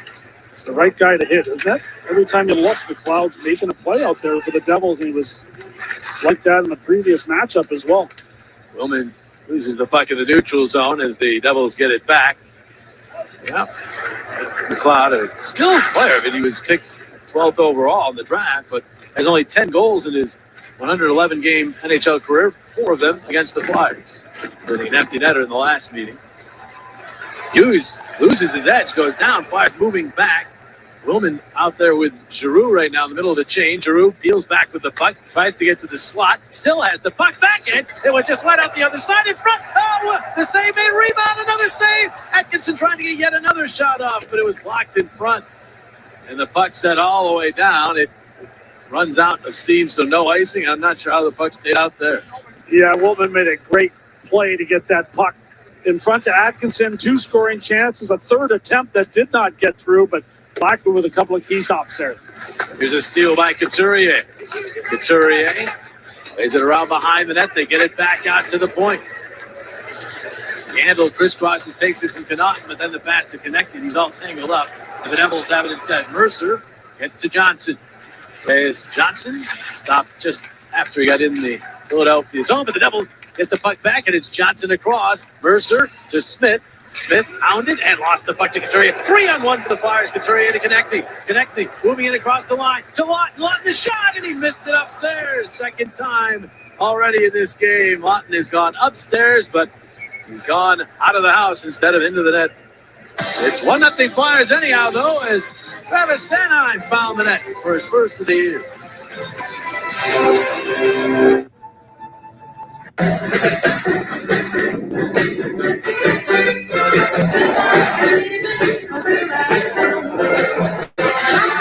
This year, let Ford help make your holidays even brighter. Get holiday ready with Ford.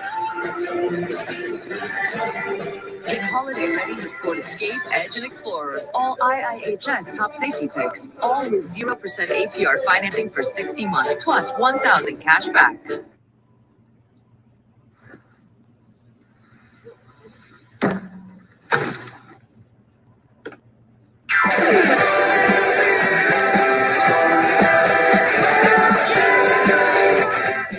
Want to be an authentic fan? Download the My Teams app from NBC Sports and watch your favorite local teams play on all of your devices. Get expert analysis, highlights, access to exclusive content, and more. Download the My Teams app now.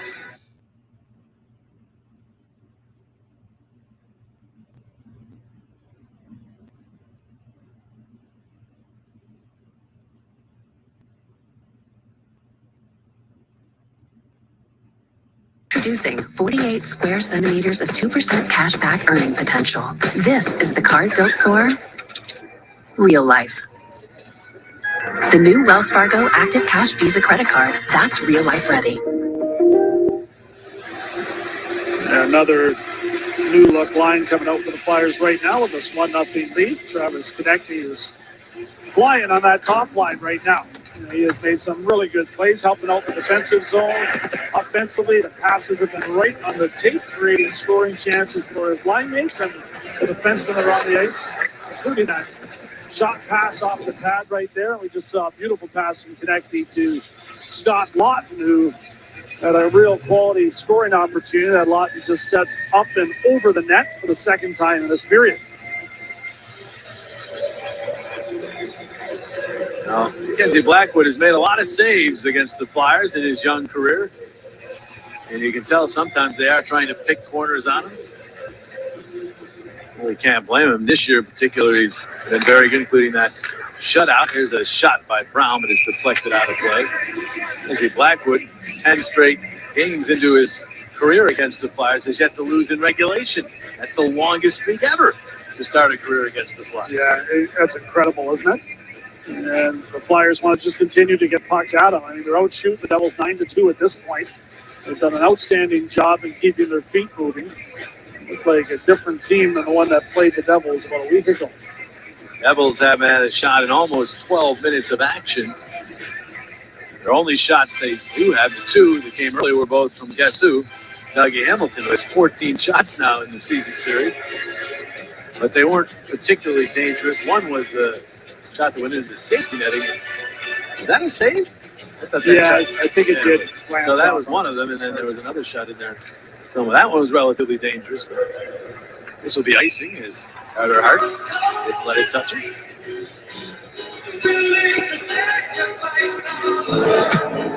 Who's got the best fans? That's a very good question.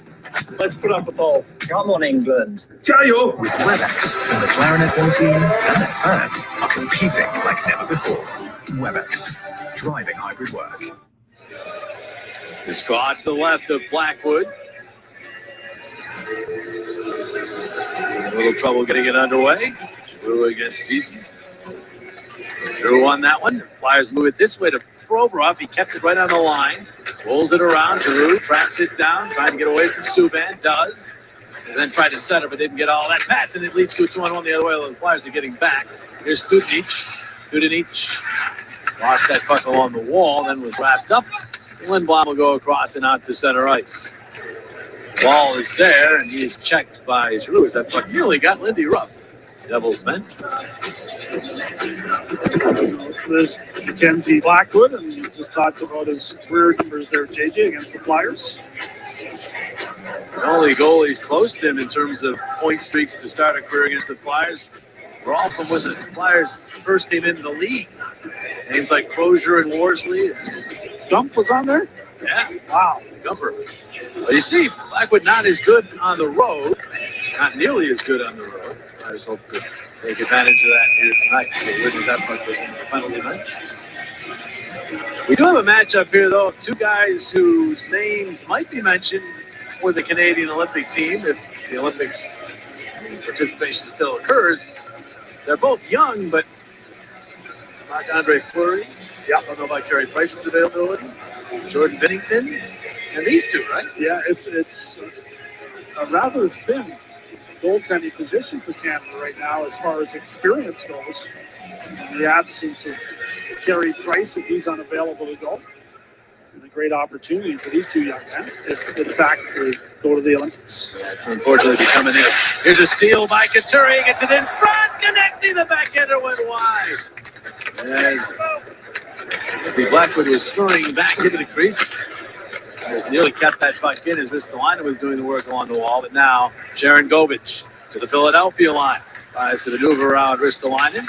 Couldn't. Ristolainen then got a piece of another Devil and Jack Hughes. And a big hit by Bastion in the corner as the puck goes out of play. And we get some pushing and shoving, Sanheim and Bastion. I just have a sneaking suspicion Bastion and Zach McEwen might be coming into contact at some point later on tonight. We'll see. This holiday season, my good friend gave to me. Selling Paramount tickets, 6 match 6 chances. 4 cash for lives, 3 pick 3s to make a million. Happy holidays, Rita. Thanks, Joe. What a great gift. Pennsylvania lottery tickets make great gifts, like $1 million, Merry and Bright.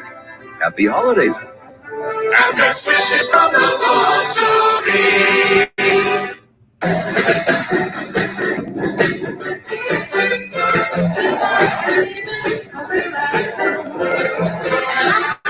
This year, let Ford help make your holidays even brighter. Get holiday ready with Ford. Get holiday ready with Ford Escape, Edge, and Explorer. All IIHS top safety picks. All with 0% APR financing for 60 months, plus $1,000 cash back. A bar down wrister, a between the legs jaw dropper, a top shelf one timer. No matter how they light the lamp, you win. Because you can bet $1 on any NHL game to win $100 if either team scores a goal. Regulation, overtime, or shootout. If it sounds like a great offer, it's because it is.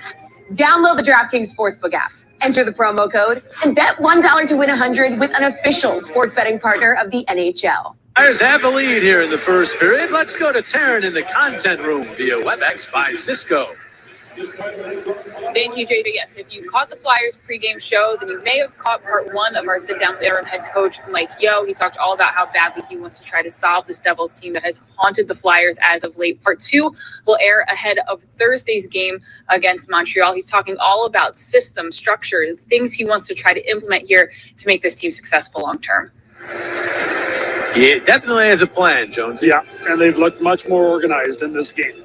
This is as well as they have played to start a game since Mike Yeo has arrived. And territorially, they've done a really good job here against the Devils so far. Very insightful interview that Taryn did with the coach. So, they're in the pregame show. Never had a little trouble with that flutter puck that came his way, and then it came back out in front, but the Flyers get to it. Here's Couturier on the tape. Ristolainen will charge up with the puck. He's met as he gets to the New Jersey line. Severson looks to outlet and has Tatar, the veteran winger, winding it in. Ristolainen's back, guides it back around behind the net. Bodies collide there. It was Ristolainen and Sanheim who basically came together. The Flyers have the puck though, and Konechny will bounce one toward Blackwood. Wouldn't have been funny if that went in the net to get Travis Konechny his 100th NHL goal. He's been sitting in 99 as TK for 11 straight games. I think he feels it's time. I think we all do. Yeah. And the way he's skating in this first period, it's a good likelihood that he finds a way to put one in here tonight. There you go. You heard it here, second or third. Third. Studenic cross shot. Saka save hard. First shot on goal for the Devils of any consequence in a long time. And Carter Hart able to reject it. Smith across. Dougie Hamilton.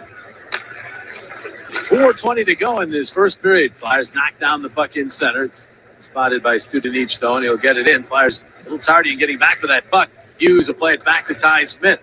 Smith lost it. Hayes. And to finesse it through, but it's Jack Hughes instead trying to center, blocked by Yandel. Jack Hughes, very crafty, gets the puck back to Jesper Bratt, who ducks underneath the check attempt by Lindblom. Got it all the way across. It was deflected on its way, though. Hamilton then flings one in, the save made by Hart. Flyers will take the whistle there. The Devils were looking as dangerous as they have in this whole game right there. Our Taco Bell take. It's easy to look at Claude Giroux and find some panel he's climbing, and this is a big one. All-time points leaders for the Flyers. Hall of Famer Bill Barber just 2 ahead of Claude for second all-time. And Giroux, there's Bill Barber in the house. Always great to see Bill. Yes, it is. I never know. Bill was a very competitive guy. Yeah, I don't know whether to joke with him about the fact that Claude's going to catch him or not. I saw him today, and I didn't joke. No, leave Billy alone. I just said, hi, Bill. How you doing? Here's Kevin Hayes lobbing that one out. Ball gloves it down. Giroux gets it back. I'd ask you if you had any records that people were catching up to, but I know better. Yeah, it's too hard. Maybe at Western. Did you have some records that were eventually broken? I don't like to brag, baby. Were they broken? Maybe Wade Allison broke some of your records. You had an unbelievable personality, I will tell you that. As a hockey player, you had an unbelievable personality. Here come the Devils in. Jesper Boquist knocked down gloves that puck to Brad. There's the whistle. Two Jespers not able to collaborate there. Back to reality. The Flyers and Wells Fargo are teaming up to relaunch the Flyers Hometown Assist program that will award $500,000 in free advertising assets to local small businesses. Learn more at PhiladelphiaFlyers.com. Speaking of Wade Allison, played over the weekend. A couple of games for the Phantoms, looked great. Had a chance to see some of his game on Sunday, and he was his usual self, flying all over the ice. Several Allison downs, but he was involved and trying to come back from that ankle injury. Can't imagine it'll be all that long before he's available. Whether the Flyers recall him is another story, but he certainly, I think, will be close to available in a short time.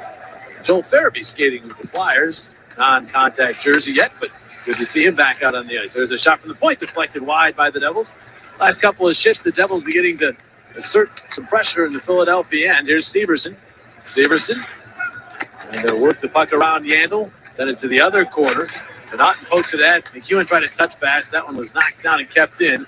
That's a bad turnover. Here's Severson from the angle in front. Save hard with Sharon Govich getting his stick in there. Now Lawton ahead. Flyers relieve the pressure, and Brown will wind it deep into New Jersey ice. Behind the net to Todd. Siegenthaler. He'll get it to Dawson Mercer. He was allowed to exit rather easily. Cuts to the middle and took a bump from Couturier as the puck was into the corner. Provorov and Tatar all tangled up. And Couturier sends James Van Riemsdyk to center. He'll pump it into the Devils zone. Smith and Konechny. Smith got there first and got it back to Mercer. Puck nearly bounced free into the slot area. Now it is Van Riemsdyk poking it free. JVR on behind the net, centered it in front. Konechny was bumped from behind by Tatar as he went to make a move toward the puck. But there is a penalty. Penalty called, and one tell you about it in a second. High-performance hockey deserves cold brewing to match. Where there's hockey, there's Dunkin'. So I thought Jake Frank, the referee, was doing the tango out there, but actually he was pointing. New Jersey number 90 and Philly number 11, both 2 minutes for slashing. The penalties on both sides. Yeah, a couple little minor hacks right around the Devils' blue line. There's Tatar with a little shove on Konechny, and there's Konechny with a whack of the stick. And love this. Connaughton going right after Bastian. It was Bastian that threw a big hit and kind of stared down Travis Sanheim, and Connaughton having none of that, giving him a couple extra shots. Bastian happy. Our buddy Nate Thompson's not around for this one. Yeah, they got involved back when Bastian was in his brief tour of duty with the Seattle Kraken. First penalties of the game, but some nastiness, which I think bothers Mike Yeo. He kind of wanted to see some sandpaper in this game. And Atkinson for Sanheim. Sanheim goes to the back end and now gets the puck to Ristolainen. Down low, Atkinson, he scores! And that came off, but it won't matter. 4-on-4, tic-tac-toe, and it's in the net. The Flyers lead it 2-0. Blackwood just staring at the net. He slid across with his right pad, and Atkinson manages to slide it in the side after a really nice play by Ristolainen receiving the puck from Sanheim, and then Atkinson quickly getting it through the net before Blackwood can get across. Right there, it's in before the net comes off its moorings, and the Flyers have a 2-0 lead, and Ristolainen and Sanheim have a couple of points each. And Atkinson joins Claude Giroux in double figures with his 10th goal of the year. I'm never really worried about Cam too much, even during the scoring drought, because he's been getting chances all year and connecting. His have been going in.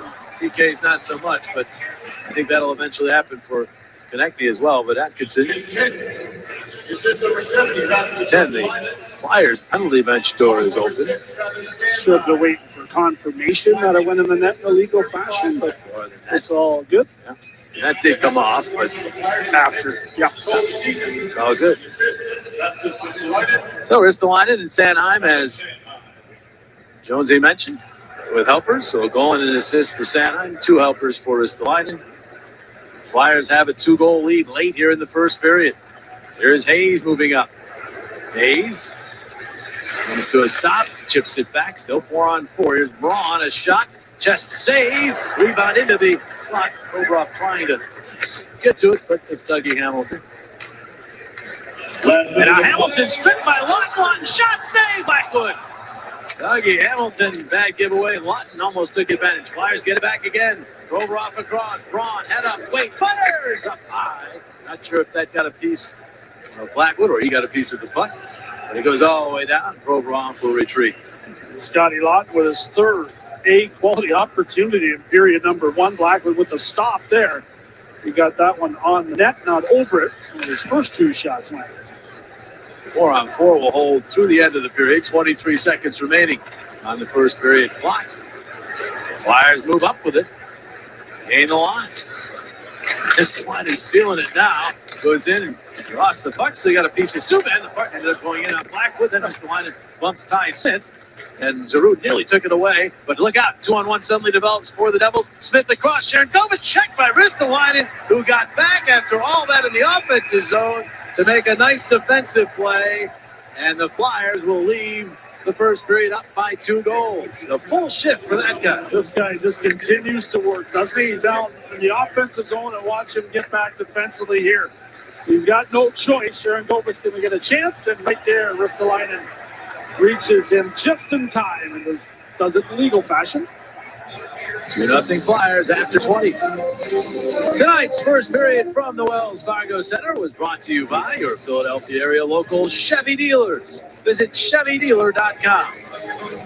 And by Caesars Sportsbook and Casino. Must be 21 or older, void where prohibited. If you or someone you know has a gambling problem, please call 1-800-GAMBLER. Taryn Hatcher, Al Morgani are next. We'll also hear from Cam Atkinson, one of the 2 Flyer goal scorers in the first period that has them up by a deuce.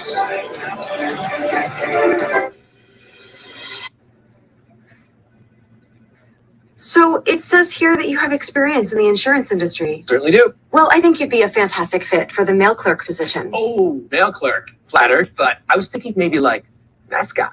We don't really do that here. But all the other guys have one. Check this out. Some insurance companies are known for their mascots. At NJM, we're known for a straightforward claims experience our customers love. Woohoo! No jingles or mascots, just great insurance. NJM. Get a quote today. Chevy is taking people lots of places this holiday. We're going sledding! We're going to find the perfect tree. We're going to Nana. Let your Chevy dealer take you there with Chevy Red Tags, where the price you see is the price you pay. Happy holiday. upset. Find new places, find new roads. Very well qualified buyers may also be eligible to get 0% financing on all Silverado 1500 crew cab pickups. Plus, you may qualify for $500 bonus cash when you find your red tag. Find new roads at your local Chevy dealer. Experience the ultimate sports hub, where you can find games, news, and highlights all in one place, right on your TV. The Xfinity Sports Zone. Use your voice to search every stat, standing, and score. Follow the teams you love, and even get notifications with breaking news alerts and more, so you'll never miss an update. With the Xfinity Sports Zone, everybody wins. Click, call, or visit a store for details. There is no label for a place like this. You could call it a hospital, except it's so much more than that. This is where we will discover life-saving solutions no one else has, so that more people can live to watch their children grow and defeat diseases they've never been able to. Penn Medicine's new pavilion, on course to change the world.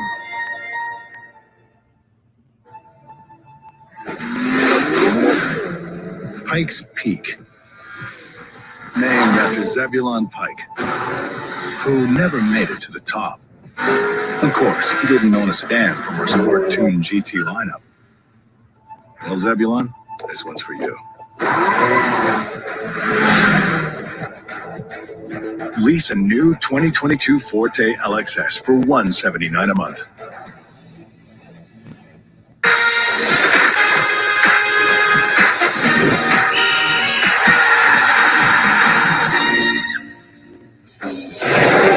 Well, would you look at that? The beautiful skyline of Philadelphia and a beautiful score underneath it. Al, the Flyers lead 2-0 after one period of hockey here at the Wells Fargo Center. Welcome into Intermission Live. I am Taryn Hatcher. He is Al Morganti. We have some positives to talk about from this first period, Al. Lots of control for the Flyers, and it leads to some goals as well. The first one coming from Travis Sanheim, his first of the year. And Al, when I tell you, I know this one was one that Sanheim wanted so badly, and it comes on a nice pinch from the Flyers, the way this one unfolds. Break it all down. What do you love about this? You see the pinch there from Ristolainen coming in behind. Now, Sanheim comes up on the play. The Flyers have rotated. He's got options. He can go behind the net. There's nobody on the right. I wonder if he's not thinking about maybe I'll move it across, but there's nobody there. It's not exactly a snipe. In fact, it's a terrible goal if you're the goaltender. It goes under the stick and under the pad, not the push pad, under the pad that's down. Now, he's a guy you said looking for goals, so he'll think, you know what, I'll take this prayer of a shot, and it went in. Well, and you know what's interesting about this, Al, is I've been at practices. He is one of the last guys off the ice. Every practice recently, just shooting puck after puck after puck, including yesterday. We had to leave to go do the interview with Mike Yeo. He was still out there practicing, and he was firing rockets, and they were all going high and wide. And then you see one weekend like that, and it's all it takes in this game. That's it. You just take that shot. Maybe you're thinking rebound or whatever. It's not, you're not going to. That's not a very high leverage shot. It's probably not. But the goaltender makes a mistake, and it was critical against this goaltender to get that lead. And it's a goal for the Flyers. It's a breakthrough for Sanheim, an assist from Risto, his first 2-point night as a Philadelphia Flyer. We're going to break down his other assist, the Flyers' other goal coming courtesy of Cam Atkinson on the other side of this break.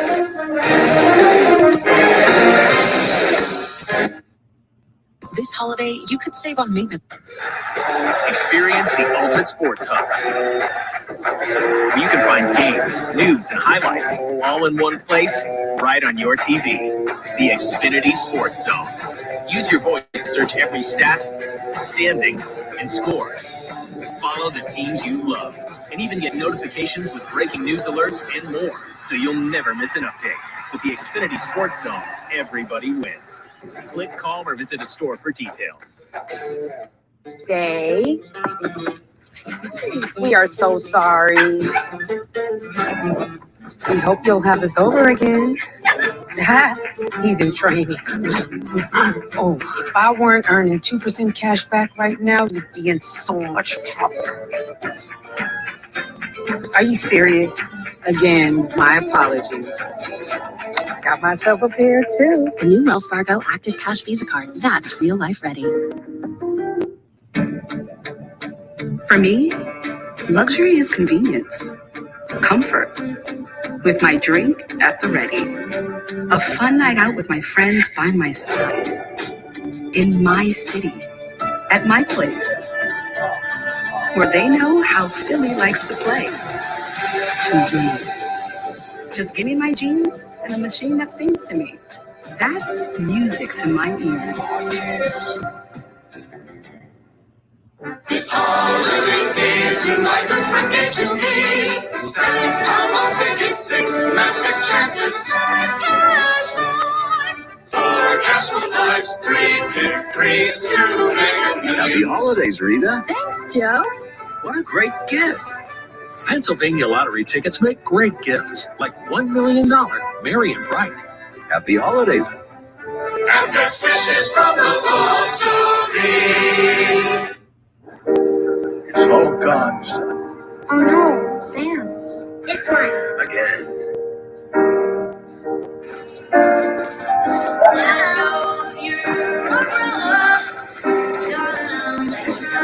What's all that? You can't have a bookstore without books.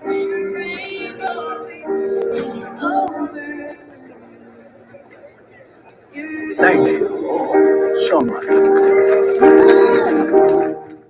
So back, it's 2-0 Flyers after 1 period of play as we take a look at the live lines powered by PointsBet, where the in-play betting options update live throughout every single game. The Flyers are minus 680 on the money line, which implies a 84% win probability percentage. PointsBet offers more live betting, more bet types, more cash outs, and more ways to live your bet life. Download the PointsBet app now. Use code Philly to get your first bets risk-free up to $2,000 and get in on the action for the rest of this game. Well, Al, we mentioned before the break, Flyers controlling play throughout that first period led to quite a few chances for quite a few different players. Cam Atkinson, one of them, seemed like he was going to bat one in earlier in the period, would not go.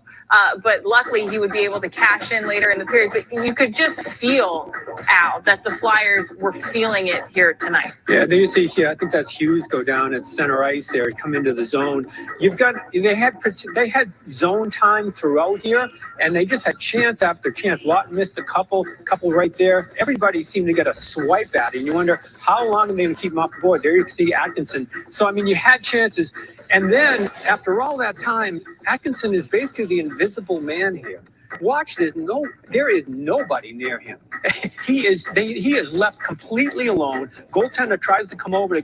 Nice pass again. Ristolainen had a heck of a period. But after all that, to leave Atkinson, I mean, out there on Lake Geneva by himself to take it in and bang it in. And this is what pays off again, Sanheim, and then a beautiful pass across, and goaltender can't get over. Goaltender's having after what we've seen from him, it's nice to see some pucks get through. It is so interesting because it seems like the Sanheim-Risto pair are like black licorice for some people. Once they found their chemistry, you'd think you'd like them thus far. Still, some people aren't buying it. You buying it now? I like this whole thing. I like this whole night. You like it tonight for sure, but no chance. Like the Devils had no chances in this period, even just a couple of shots, but no real scoring chances. Well, let's see if the Flyers can't do more of the same in the second frame of this game. Now, I will be back with you after the second period goes final to break down all of that action. We leave you with JJ and Josie on the other side of this break.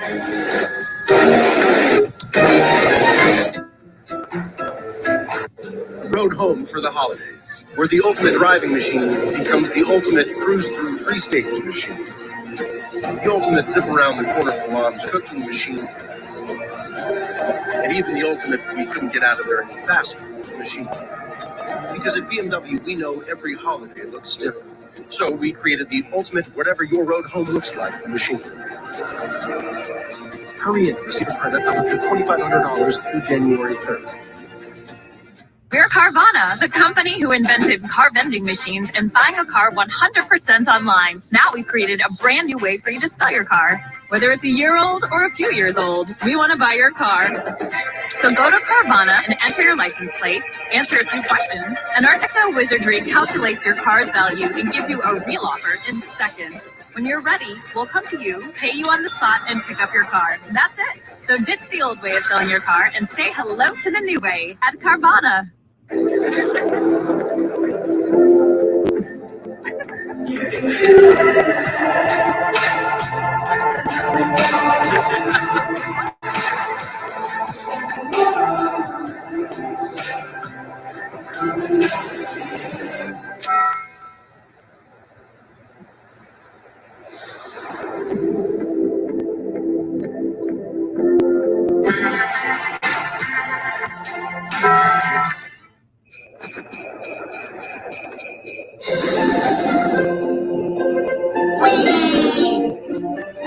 the day.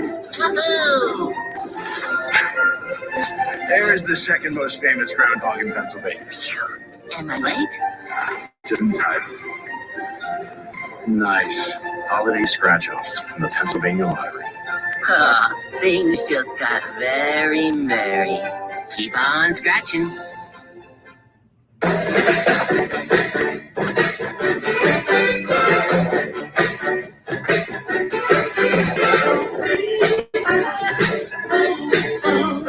With a Ford F-150 and an available Pro Power onboard generator, you're not just ready, you're holiday ready. Now get a Ford F-150 with 0% APR financing for 60 months, plus $500 cash back, only from your local Ford store. That's the Wells Fargo Center. Flyers with a 2-0 lead after period number 1. Joining us now is Cam Atkinson. Cam, you pick up a goal in that period in 4-on-4 situation. You guys have a lot of different line combinations after Morgan Frost left the first period early. What's the adjustment been like for you guys? You know, I think it's just that next man up mentality. Everyone's capable of stepping up and making plays. And, you know, obviously 4-on-4, there's a lot more open ice. And Risto made a great play to me backdoor. Defense looked very active in period 1. That kind of helps you guys at the forward position, doesn't it? Yeah, I mean, it works both ways. We're trying to track back and reload hard so our D can, you know, pinch and try to keep plays alive. And, you know, I think we've been doing a really good job with that, and that's where we get a lot of our opportunities and chances on those turnovers. Yeah, very good start, buddy. Keep it up. Yeah, thanks, guys. Let's take a look at our BMW Ultimate Play of the game, and it's the goal by Cam Atkinson. Sanheim with a really nice play. His partner was Ristolainen's pass right to the tape for Atkinson. He settles it momentarily and then buries it right after that. The Flyers with a 2-0 lead. Flyers right back out on the road Thursday night up north of the border in Montreal as they take on the Canadiens. Our coverage begins pregame live at 6:30. We'll drop the puck in Montreal just after 7. DC Sports Philadelphia plus second period action tonight in just a moment. All right, so this Chevy is taking people lots of places this holiday. We're going swimming. We're going to find the perfect tree. We're going to Nana. Let your Chevy dealer take you there with Chevy Red Tags, where the price you see is the price you pay. Happy holiday from Chevy. Find new places, find new roads. Very well qualified buyers may also be eligible to get 0% financing on all Silverado 1500 crew cab pickups. Plus, you may qualify for $500 bonus cash when you find your red tag. Find new roads at your local Chevy dealer. It's all gone, son. Oh no, Sam's. This one. Again.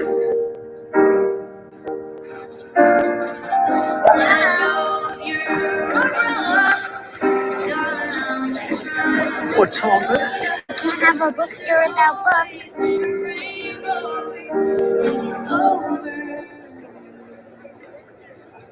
Thank you so much.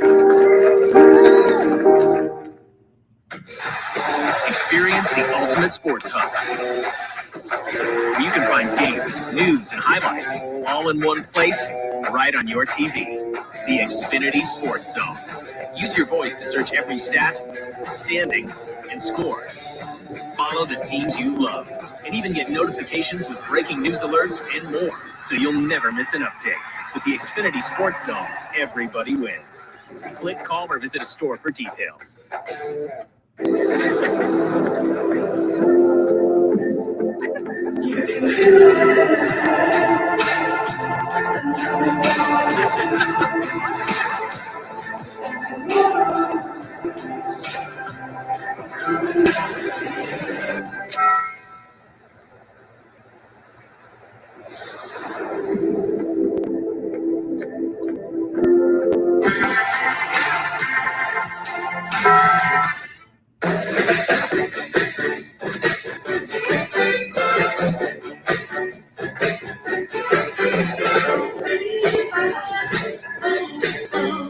With a Ford F-150 and an available Pro Power onboard generator, you're not just ready, you're holiday ready.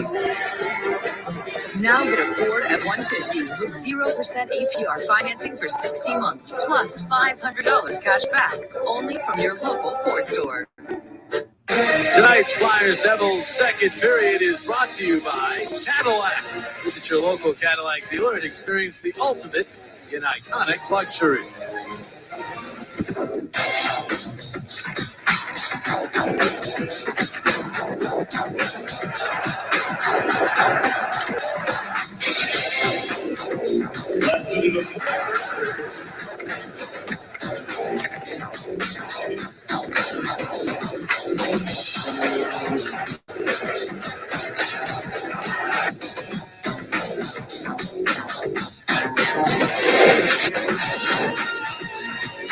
Carter Hart getting himself ready for this second period. Flyers, a good first period, out shooting the Devils 13-6, outscoring them 2-0 on NJM. Insurance, safe drive of the game, Josie. Lots of juice. Yeah, and it's Travis Sanheim's goal. That's going to be our safe drive of the game. It safely lands in the back of the net there. Sanheim on the board. The Flyers defense very active and very productive.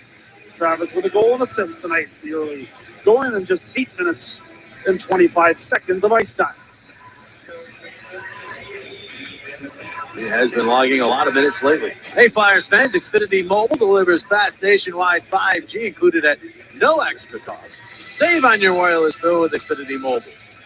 About the only negative of that first period for the Flyers was that Morgan Frost left relatively early on. No report on the reason for his absence. We can only say we saw nothing injury related. I did not see him get hit out there. I saw him make one play, keeping the puck in the offensive zone when he knocked it out of the air and created a scoring chance for the Flyers, but he was gone really quickly into this one. A little ice issue here before we get this second period started. There you see the repairs that were done. We'll get this underway. Busy night in the NHL. We're scheduled to be, I believe, 14 games, down to 12. Yeah, 2 games postponed due to COVID issues. Calgary game against Nashville. And Carolina game. Carolina and Calgary both hit with COVID. And allegedly, Nashville having some issues along those lines, too. So it continues along. Here's Couturier trying to fire that one. Goes to the other corner. Lot back to Konechny. Spins it all the way to the corner. Couturier dropping it off there for Lot. It's poked away from him, and Sharon Govich gathers. Quick little pass from McLeod. He's interrupted, and it's Lawton again. Lawton already 3 great scoring chances in this game. Tried to backhand that one in front. It was knocked down. Kept in, though, and a nice play by Justin Braun. Got it to Konechny. Konechny bodied. He was bodied by McLeod. He winced a bit there, and he might tweak something, but he's staying right on the ice and has the puck again. Konechny across. Got Lindwampen back in front. It was behind Couturier. And the Devils get the puck back. Yeah, the play was there, wasn't it? A real good pass again from Travis Konechny right on the tape of Oscar Lindblom. He was looking for Couturier, but put it behind him. Dangerous looking play was developing there, but went away. Dangerous here is Zach as he busts on in. He's taken down. Goes crashing into the corner boards as a stick went flying. Tripping is the call. It will not be a penalty shot, but a power play for the Devils. The first power play for either team in this game. Yeah, Atkinson, I believe, was parallel to him when he took him down. Close enough to it anyway. Zaka goes Philadelphia down there. penalty, number 89, 2 minutes for tripping. Minor penalty. Zaka's not a guy you want taking a penalty shot. He's a gifted player. He's had some good performances against the Flyers. So the Devils with the power play. It's been an issue for them for quite some time, and it has continued this year. Although they have scored against the Flyers. They're 1 for 6 against the Flyers this year in the power play. Giroux tumbles to the ice right off the draw. Hamilton gets to Hughes, side of the net, back out in front. Hart slides across and makes the save. He robs Pratt, who didn't get it, I don't think, exactly where he wanted to and get much on it, but Hart still had to slide across to make the save. It looked like Pratt was handcuffed as he almost kicked it as he slid it back to them. Let's see if he used his skate or not. This might have been going sideways. Let's see this. Yeah, he kicked it. And Hart does well to make the save anyway. Smothers it. Pratt doing whatever he could to try to get that back on goal. I think he was trying to actually pass it. Yeah. And I agree. Hart ended up intercepting and covering up. And off the draw, the Devils will go right back to her. Hughes gets to Hamilton. Bratt right back to Hamilton. And now Hughes. Hughes, Hamilton, Bratt. And that shot goes wide, but Hughes is waiting for the carom. Jack Hughes back across, tipped by Couturier, but he could not get to it.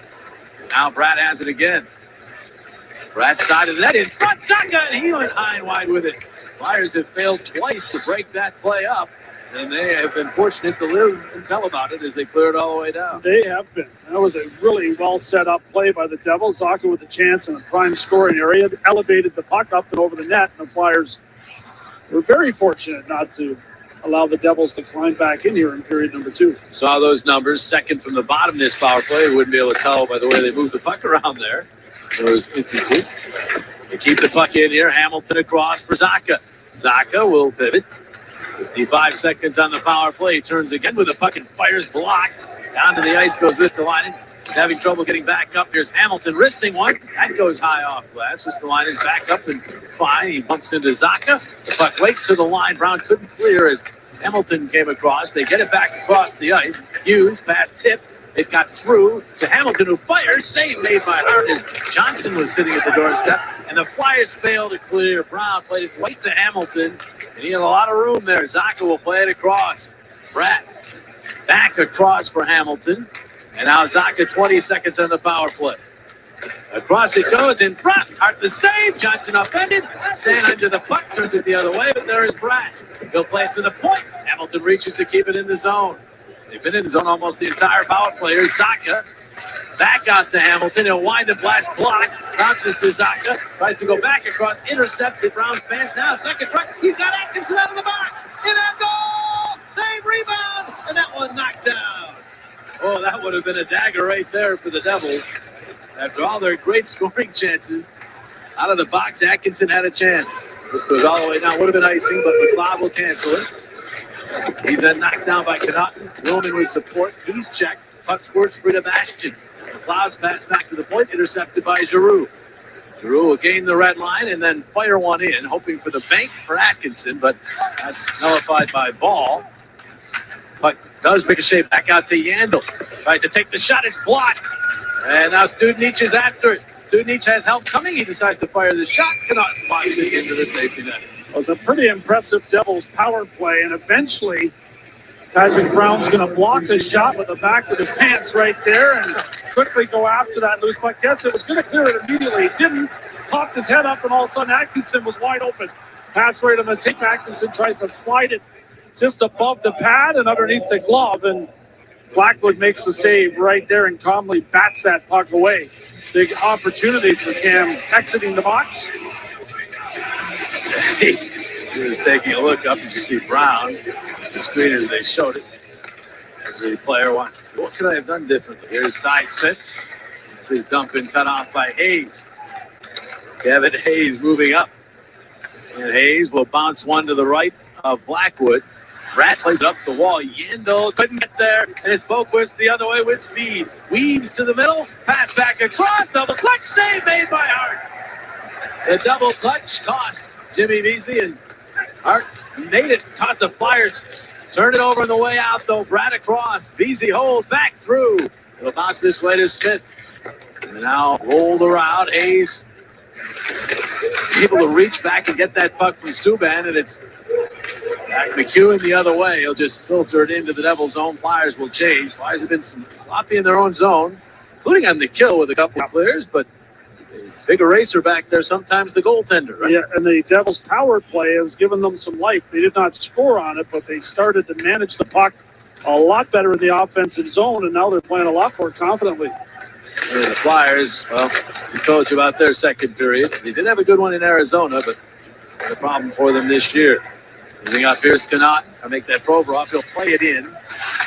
Lawton on the forecheck, but the Devils handle it. And it's intercepted. Couturier with a steal. Couturier across. And it drifted through Konechny. He'll just shuffle it down low. It makes its way to Couturier. Back in front, blocked aside by the Devils. To the point, Braun. Across ice he goes with it. Provorov shot deflected, and it goes out of play. Take a look at this chance. Holtquist is going to exit the zone as Yandel tries to poke check the puck there. Holtquist gets to it first and then makes a really smart play, crosses over with easy, and then Carter Hart is in perfect position. Quickly got across to anticipate that. Well, the first 10,000 fans get an Ivan Provorov nesting doll giveaway when the Flyers face off against the Capitals next Tuesday. Get your tickets before they're gone, only at PhiladelphiaFlyers.com. I had a few of those in Sochi. Ah, the nesting down? Yeah, pretty cool. Yeah, they open up. Yeah. Another one. Flyers win the draw. Here is Provorov to Giroux. Now they're hoping for Lindblom. Lindblom checked by Hamilton and then Zaka. Didn't to scramble for it, but it does. It played out to center. On to Provorov and in. As we approach the 6-minute mark of this second period, Giroux steals. Got it into the corner. Lindblom out to Braun. Braun back down low. Ty Smith trying to handle that. Lindblom and Giroux work on him. Giroux got the puck free. Provorov quickly fires. Save Blackwood puck into the air to the circle. Jab back toward the point. Braun a shot. Score!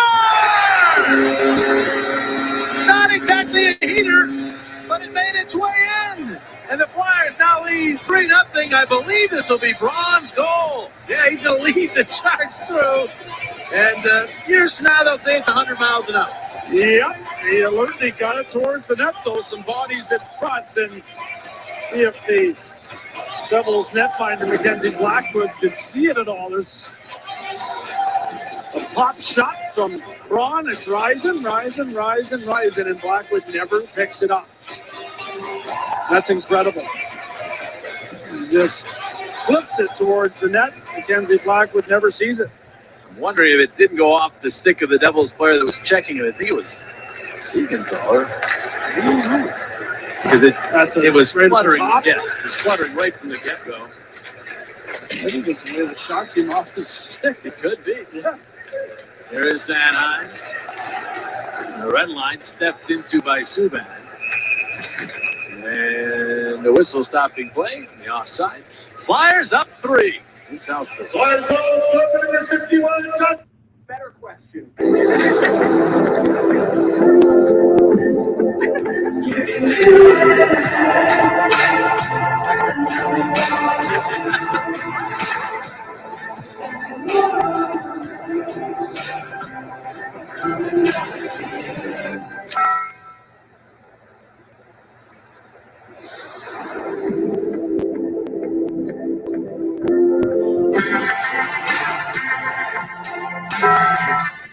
I'm originally from Hawaii, but I moved to Wisconsin just last year. I decided to get a bike because the car was too expensive. We both work at Chick-fil-A. She would bike to work every day. And then winter hit, and that was pretty rough. So there was a holiday raffle, and they were giving away a car there. Her name got called, and I was like, she decided to give the car to me. Chick-fil-A feels like one big family. Helping you or just like any of my coworkers always brings joy. It's crazy to say like I gave my best friend a car.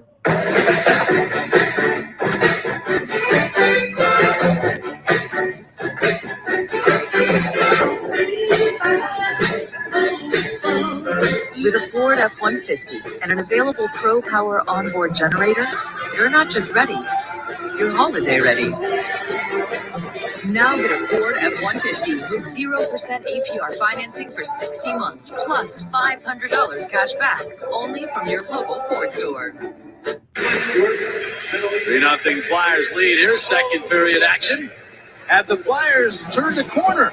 On the latest Flyers Talk, presented by Great Railing, Jordan and Taryn talk about the Flyers' recent wins out in West and how they can build on them moving forward. Check it out at NBCSportsPhiladelphia.com or wherever you listen to your podcast. Well, let's take a look at the Wells Fargo great check of the game. Max Bowman's going to deliver it against the guy that's been a thorn in the side of the Flyers so far in the season series.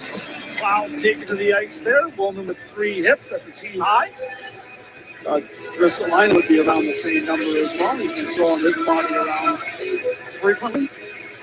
I think because he throws some of those big hits that he might get cheated out of a couple here and there, Jonesy. I think you're right. Some hits that he makes that maybe aren't as high impact as some of his others, and they don't count. Rarely does he have a shift where he doesn't make contact of some sort, right? Here's Subban, a shot, score! PK Subban, another shot that didn't necessarily look like it had a ton of velocity, but it made its way in. And it's 3-1, the Devils on the board. An important goal in the game for the Devils. They are not going away just yet. It's been all Flyers for the most part, but Subban gets the Devils on the board. And McLeod with an assist. And Subban just snaps it quickly. Goes off the pad of Hart and just underneath the glove. Bastian providing the screen in front. The Devils' fourth line continues to make things happen. Subban picks up the goal, his second of the season. Yeah, just number 2 for PK, who of course is acquired 2 seasons ago, expected to be a huge force in New Jersey. There's Lawton, a shot fought off by Blackwood, batted back toward Provorov. He runs into the circle. It comes free. Flyers have it on the back end. Couturier turns around, fires, save made off of Lawton again after it deflected to him. 4 great scoring chances for Scotty Lawton in this game. Overall tips the puck, connecting, trying to reestablish himself and stay on side. Couldn't play the puck. Now Braun to Provorov. So it's McLeod, the only assist on that goal by Subban, which came in game time only 36 seconds after the Flyers had taken a 3-0 lead. Rapp tips the puck. Not back to get it in his first home game as a Flyer. 3rd game overall. Pass on the money to Giroux. Giroux gains the Devils line off to Lindblom, trying to catch up to that puck. Never really did to control it, and Ty Smith gets it back. Smith to Hamilton. And Hamilton able to push that deep. Hart decides to grab it, and he hangs on. Take the face off. Flyers defenseman picking up a ton of points in this game. Sanheim with the opening goal. Sanheim and Ristolainen teaming up together for Cam Atkinson's goal right there. Braun picks up a goal here. Provorov and a helper on that one. That's 6 points from defensemen, 2 goals, and the Flyers early in the year, the first 3 or 4 games had a ton of points from defense, but really it dried up during the slump, and it'd be nice to get the Blue Liners back contributing. And they certainly are tonight. Nice play there by Van Riemsdyk to Brown. Brown to Hayes, and Hayes will play it in. Smith ridden into the boards by Patrick Brown. He was very busy in the hits category last game at 5. He's really played well, knows his role. Carter Hart stops the puck. Up the wall, Brown will keep Johnson away from it. Got it out to center, Van Riemsdyk steals. Coming in and goal, the shot, and it went off of Blackwood and then into the safety netting. As again, Blackwood denying a Flyer player point. You want your sports book. Best odds, same game parlays you can boost for even more. You want to live your bet life. New customers get risk-free bets up to $2,000. JVR with another steal, another scoring opportunity. Capitalize on one against Arizona. There's a shot catching the crossbar there. It looked like it got a little bit of Blackwood on the way to the crossbar. I'm sure. I'm sure we got a piece of him after all. JVR, 3 goals in his last 2, and close to a 3-game goal streak right there. McEwen got that puck to Yandel. His shot was muted. Deflects across. Willman steering it into the corner, all wrapped up with his opposite 71, Siegenthaler. Good play by McEwen to keep that puck alive, but the Devils get it back, and Siegenthaler will play it up to center. Yandel pitches it to the right wing. Willman couldn't handle it there. And Houghton moves it ahead. And now here's McEwen. Pass that deflects. Reaching back for Willman. And Siegenthaler has it back. They should join us late. All kinds of different forward combinations for the Flyers in this game as Morgan Frost left this game very early on. No report yet. Bastian sends that one wide of the Flyer net. Here's McLeod trying to bank it in. We got a second crack at the puck, but it was taken back by Braun, who lifts it out to center ice. The ball there, Lawton steals. Lawton with a pass for Couturier, but it was tipped out to center. That would have been offside. Play carries on. Ball to the right wing, and then a cross-ice pass tipped by Couturier. Nietzsche was bodied in center, and ball will go across to Severson. We approach the midpoint of regulation time. Flyers got the first three. Devils had the last goal. Devils definitely with more jump, really, since their power play before the Flyers' third goal. But definitely have a little more jump in their game. Here's Provorov. Studenic to the puck, plays it to the corner. And he kept Hughes away from it. And here's Lawton ahead off of the skate of Couturier. It goes down deep into Devil's ice. Flyers will take the opportunity to make a line change. Ty Smith weaving his way up his pass. Hughes given all kinds of room. Drops it off. Pratt shot and a save made by Hart. The puck might have caught safety netting somewhere along the line there. The Flyers players at least thought it did. The play carries on. Drew a nice pass. He's got Atkinson getting a step. Cutting it on goal! And he couldn't get it through as Smith was pestering Al Lindblom. Around behind the net, it bounces to Atkinson. Tried to study the bouncing puck. Makes it back to Ristolainen. Cross ice it goes to Anaheim. Gets those legs moving again. Pushes it around behind the net, but back to get it is Vesey. Vesey eludes the check of Lindblom and plays the puck to Subban. And now Hughes. Hughes caught by Lindblom, who takes the puck away. Gets it to Hayes. Kevin Hayes trying to cut to the middle, and he was checked. And Subban has it back. Shots are 6-6 here in this second period. Ty Smith to center. Lots of room again. Here's Johnson cutting in. He'll peel back and then go across ice. The shot, save, rebound. Hamilton backhands it wide. Flyers taking down defensively at times here in the second period. Hard has saved them all but one time. Yeah, they're backing up. The gap is no longer as effective as it was. They were shutting things down for the first period. The second period's been a little bit of a different story, and you can notice the Flyer defense having a lot of separation from the forwards, and that's really on the forwards, not getting back to the neutral zone. Tatar flying through the neutral zone. Backhands it around behind the net. There's Mercer back for Tatar. He couldn't get it. Willman trying to at least get this out of the zone. Could not. And here is Tatar. He couldn't come up with it. There's Johnson. Back around behind to Tatar. Tatar approached by Yandel. He gets it back to Hamilton for a shot. Just save. Hart juggled. Drop. Yandel plays it up. Hamilton kicks at the puck. Kept it in. Couturier stripped by VC. Gets the puck to Tatar. Tatar checked as he got in front. Now Hamilton is shot. Blocked by Couturier. And it bounces to Tatar. Who's shot. Is kicked out of there by Hart. Hesitating with it was Van Riemsdyk. The Flyers will finally lob it out to center. Willman tried to get it away from Ball. Bounces to Connaught, and he'll fling in. Giroux gets this back. Provorov. Now behind the net for Watt. Pursued by Ball. Watt finds Giroux behind the net. Giroux slides it into the slot. Provorov the backhander, but it's scooped up by the goaltender, Blackwood. Fast paced here in South Philly. You know you like being right.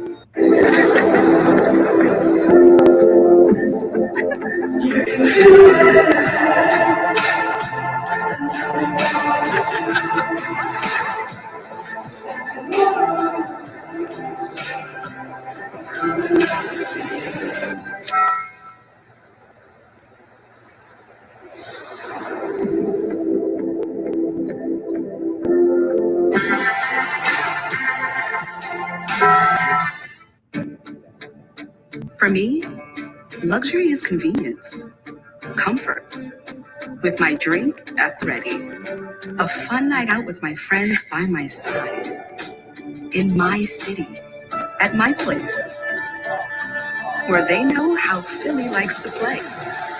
To me. Just give me my jeans and a machine that sings to me. That's music to my ears. So when in doubt, just say, let me talk to my manager. Next, Carvana's 100% online shopping experience. Carvana lets people buy a car, get this, from their couch. Oh, how disruptive. No salesman there to help me pick out the car I need. When how does anyone find a car on this site without someone like us checking in? She's a beauty. Oh, golly. I can help you find the color you want. That sounds nice. Let me talk to my manager. Buy your next car 100% online with Carvana. And a 2-goal lead here in the second period. Let's take a look at the Hyundai defensive play of the game. It happened at the end of period one. Ristolainen, after a really long shift, manages to get back just in time here, taking the puck away from Sharon Bush, getting up to 22 miles an hour as he looked very determined on that play. And it's an outstanding play. Late period, Devils looking for some momentum. Like you and the Schuylkill right there, about 20 miles an hour. A lot of traffic. There's our Chick-fil-A Nuggets of the game.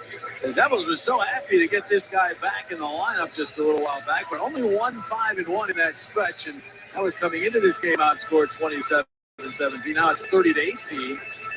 He's a great player, but sometimes when you get a great player back, other players take their foot off the gas a little bit. The team performance goes down for a while. Yeah, and we're seeing that for the Devils right now. They have picked it up here considerably in the second period of this game, and Hughes still a dangerous guy the Flyers are going to have to keep an eye on. Here is Jesper Bratt. Is it around? Back this way. Braun should get to that. He will.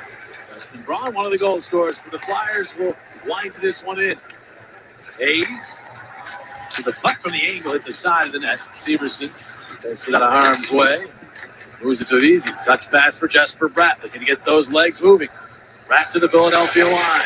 Back across ice. Atkinson, good play, but then he didn't clear. Siegenthaler's shot deflects and goes out of play.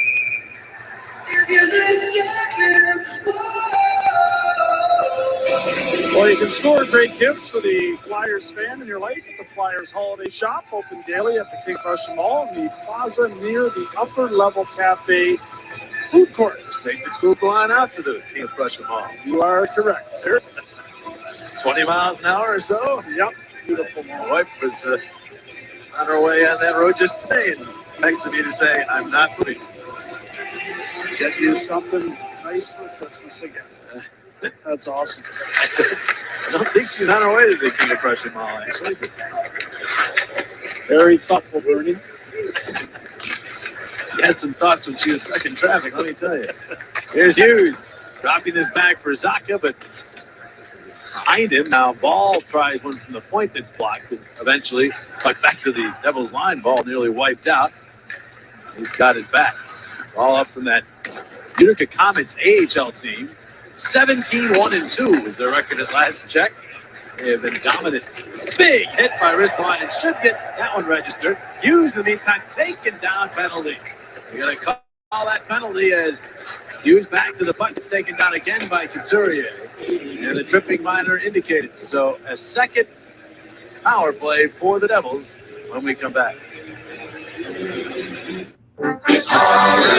Chevy is taking people lots of places this holiday. We're going clubbing. We're going to find the perfect tree. We're going to Nana. Let your Chevy dealer take you there with Chevy Red Tags, where the price you see is the price you pay. Happy holiday from Chevy. Find new places, find new roads. Very well qualified buyers may also be eligible to get 0% financing on all Silverado 1500 crew cab pickups. Plus, you may qualify for $500 bonus cash when you find your red tag. Find new roads at your local Chevy dealer. Oh, good. The insurance company's here. Sorry about your car. Whether far or near, Insurance Co. is here. Now I gotta fly, I'm just a jingle guy. Some insurance companies are known for their jingles. Ooh, nice begonias. At NGM, we're known for a straightforward claims experience our customers love. Did that just... No jingles or mascots, just great insurance. NJM. Get a quote today. Experience the Xfinity Sports Zone, where you can find games, news, and highlights all in one place, right on your TV. Click, call, or visit a store for details. Want to be an authentic fan? Download the My Teams app from NBC Sports and watch your favorite local teams play on all of your devices. Get expert analysis, highlights, access to exclusive content, and more. Download the My Teams app now. Big moment coming right here. Sean Couturier picks up the penalty for tripping. He's in the box. And right there you can see why as he flips up Jack Hughes there. There's Ristolainen's contact just prior to that good, clean hit. Studevich was the player that Risto sends to the mat. And now, the penalty kill's got a job to do here.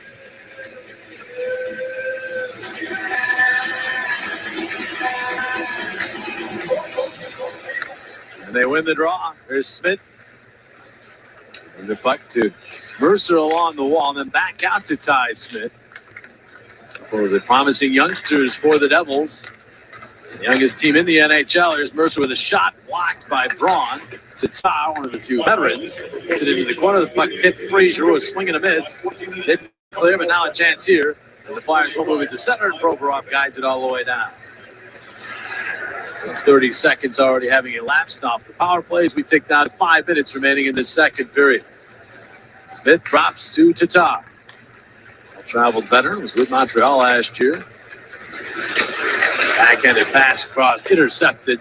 And that's sent all the way down by Watt. Flyers will take that. All day long. And that was not a wise play by Tatar, forcing a play that was not there. Lawton in good position, sends the Devils all the way back down the ice. So already halfway through the man advantage. Here's Zacha.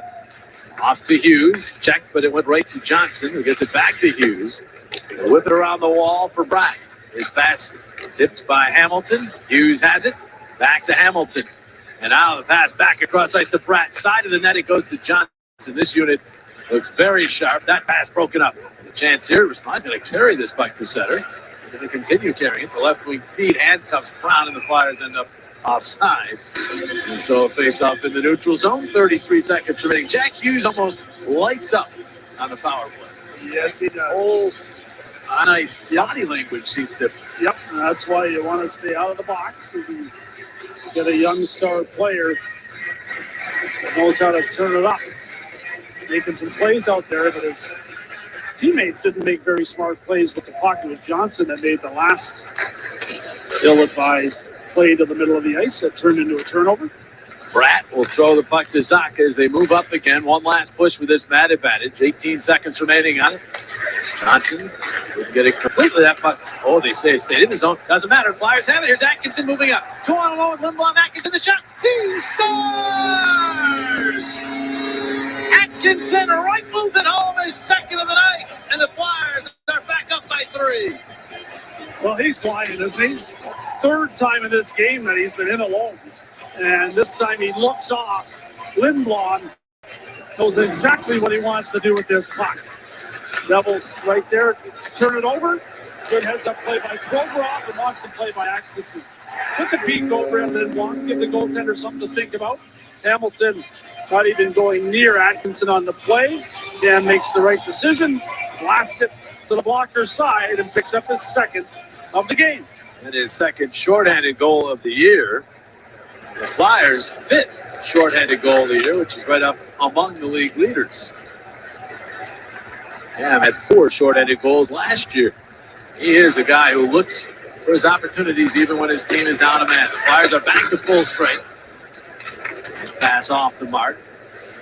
Back by Bastian, and he'll shovel it deep into Philadelphia ice. Provorov got some help. Interference there as the Devil. McLeod was headed with a big hit on Provorov. Offside go the Devils at the Philadelphia line. Well, that was a gigantic goal from that guy right there, Cam Atkinson. Devils with that power play opportunity. Giving it away a couple times, and eventually Atkinson makes them pay with a really heads-up play. It's just a terrific shot. That's a goal scorer right there, folks. And Atkinson picked up his 10th earlier and now adds his 11th. More to come. Oh? You say? He's been on it, man. So has Lawton, really, but Lawton hasn't been able to finish any of the quality chances he's had. What a difference a week makes. Well, the Flyers, what a difference a couple weeks make in terms of their offense. They've hit 4 goals again. They went 3 weeks without scoring 4 goals in a game. Now they've done it in 4 of their last 5 games. Yeah, and the good news, yeah, different players are starting to gain confidence, right? Atkinson's got the goal scoring stick tonight. JVR had it over the weekend. And a lot of the guys that you are going to rely on if the Flyers are going to climb back in this thing and start to put up some numbers, and that will make them feel a lot better about their individual games, leading to better team play along the way for that guy. Now Connaughton will wind it in. Severson together with Willman, ricocheting around. Willman pokes it free. Willman turning with it, but the Devils get to him, and Beasy takes over. Beasy, all the way up. Jesper Boquist, backed up by Van Riemsdyk, who takes the puck away. Willman tangled up with a linesman, and the Devils player stays with it. Got it down low. Hayes from the angle off the outside of the net again. Back after it behind. Just came out in front. Willman was there, but Boquist knocked it down, and now Connaughton will play it in center ice. Flips it to the middle. There's Hayes, dropping it up for Van Riemsdyk. Barely beats Boquist to the puck. Willman on his way to the bench sees the puck sitting there, so he'll pump it into the Devils zone, head off the ice. His ball gains control. We tick down to 2 minutes remaining in this second period. Flyers with 2 in the first, 2 in the second. Devils have 1 back here in the second. 4-1 Philadelphia. Here over the Flyers trying that make play. Here's Atkinson, takes a look in the middle, but Smith intercepts. Back behind the net. Lindblom keeping that puck alive, hoping somebody could help him out. He did poke it up the wall, but there's Tatar. Into the middle, stolen. Pass down low, Lindblom turns, fires, and scores! Oscar Lindblom joins the scoring parade. 5-1 Philadelphia. What a skillful play by Oscar right there. And it's Atkinson again. That's going to make a terrific pass to Oscar, but showing off his hands on this one. It's some open space to work with, and fires it high to the glove side. Mackenzie Blackwood. There's the turnover for the Devils. Atkinson, nice little saucer pass, and look at that snapshot from Oscar Lindblom. He's got his second of the season, and it's a 5-1 lead for the Flyers. Great shot. Second of the year indeed for Oscar, and he's been strong on the puck all night. That's the key, isn't it? That's when you know Oscar's getting on his game. Look out, here come the Devils now. McLeod in front, and the pass was rejected. It bounces out to Lawton. Now, his pass across ice rolls all the way toward Blackwood. It's spun away from him, and it becomes icing. Well, the Flyers were there to play the puck, but icing is the call. And there's our most recent goal scorer. More insurance for the Flyers, and more importantly, some good vibes for that guy, Oscar Lindblom. Always like to see that smile, right? Yep. Atkinson now at 3-point night. But the Flyers want to tighten up here, Jones. They don't want to get into a track for the rest of this game. No, I agree. Continue to build on good habits. Don't get ahead of yourself. And just outwork the opposition all the way to the end here. It's got Lawton and Subban all entangled in the corner. And Studenich emerges with the puck. Checked by Couturier, but Zaka follows up and hits Severson. The right wing feed. Now here's back across for Studenich. That one intercepted. Konechny moves it to the middle, and now Provorov will skate it in. And Provorov will stutter step move, shuttles it around behind the net. It's tipped there. Zaka couldn't control it. He gets it back, though. And wipes out, goes to his knees, and clears it out through center ice. Provorov will beat Hughes to the puck and give to Braun. 35 seconds remaining in the period. Braun, an aerial out to center. Severson will get to Hughes. And he'll flutter one back deep into the Philadelphia zone as he heads to the bench. Provorov settles. In no particular hurry, up by 4 goals. Now the long pass to Lindblom. Lindblom will play it to the left wing, hoping for Giroux. Giroux cut off by Boquist. Siegenthaler will play it. Is it up the wall? But right there is Lindblom again to force it back into the double zone, and that'll do it for the second period. A 3-goal second period for the Flyers. And a second straight plus second period. And that's a sign they're improving in that area. Sanheim's been one of the goal scorers for the Flyers in this game. Ristolainen's been a factor physically and has a couple of assists. The Flyers 5, Devils 1 after 40 minutes of play. Tonight's Flyers-Devils second period was brought to you by the Pennsylvania Lottery. Pennsylvanians are scratching their way to fun thanks to the A-Lottery scratch-offs. Players must be 18 or older. Please play responsibly. Intermission Live is straight ahead with Darren Hatcher and Al Morgani. And yes, we will hear from the aforementioned Oscar Lindblom. All coming up in a matter of moments. 5-1 Flyers after 2.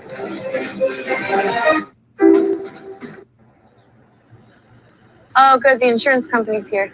Sorry about your car. Whether far or near, Insurance Co. is here. Now I gotta fly, I'm just the jingle guy. Some insurance companies are known for their jingles. Ooh, nice begonias. At NGM, we're known for a straightforward claims experience our customers love. That just No jingles or mascots, just great insurance. NJM. Get a quote today. Stay. We are so sorry. We hope you'll have us over again. He's in training. Oh, if I weren't earning 2% cash back right now, you'd be in so much trouble. Are you serious? Again, my apologies. Got myself a pair too. The new Wells Fargo Active Cash Visa card. That's real life ready. It's all gone, son. Oh no, Sam's. This one. Again.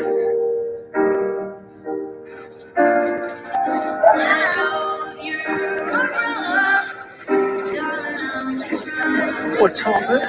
You can't have a bookstore without books.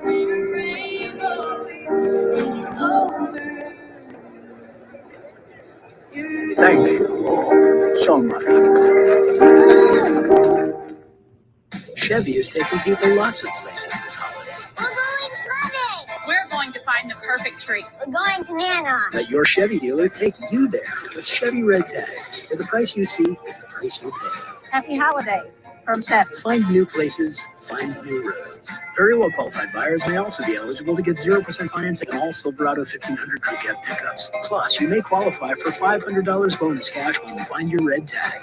Find new roads at your local Chevy dealer. This is my city.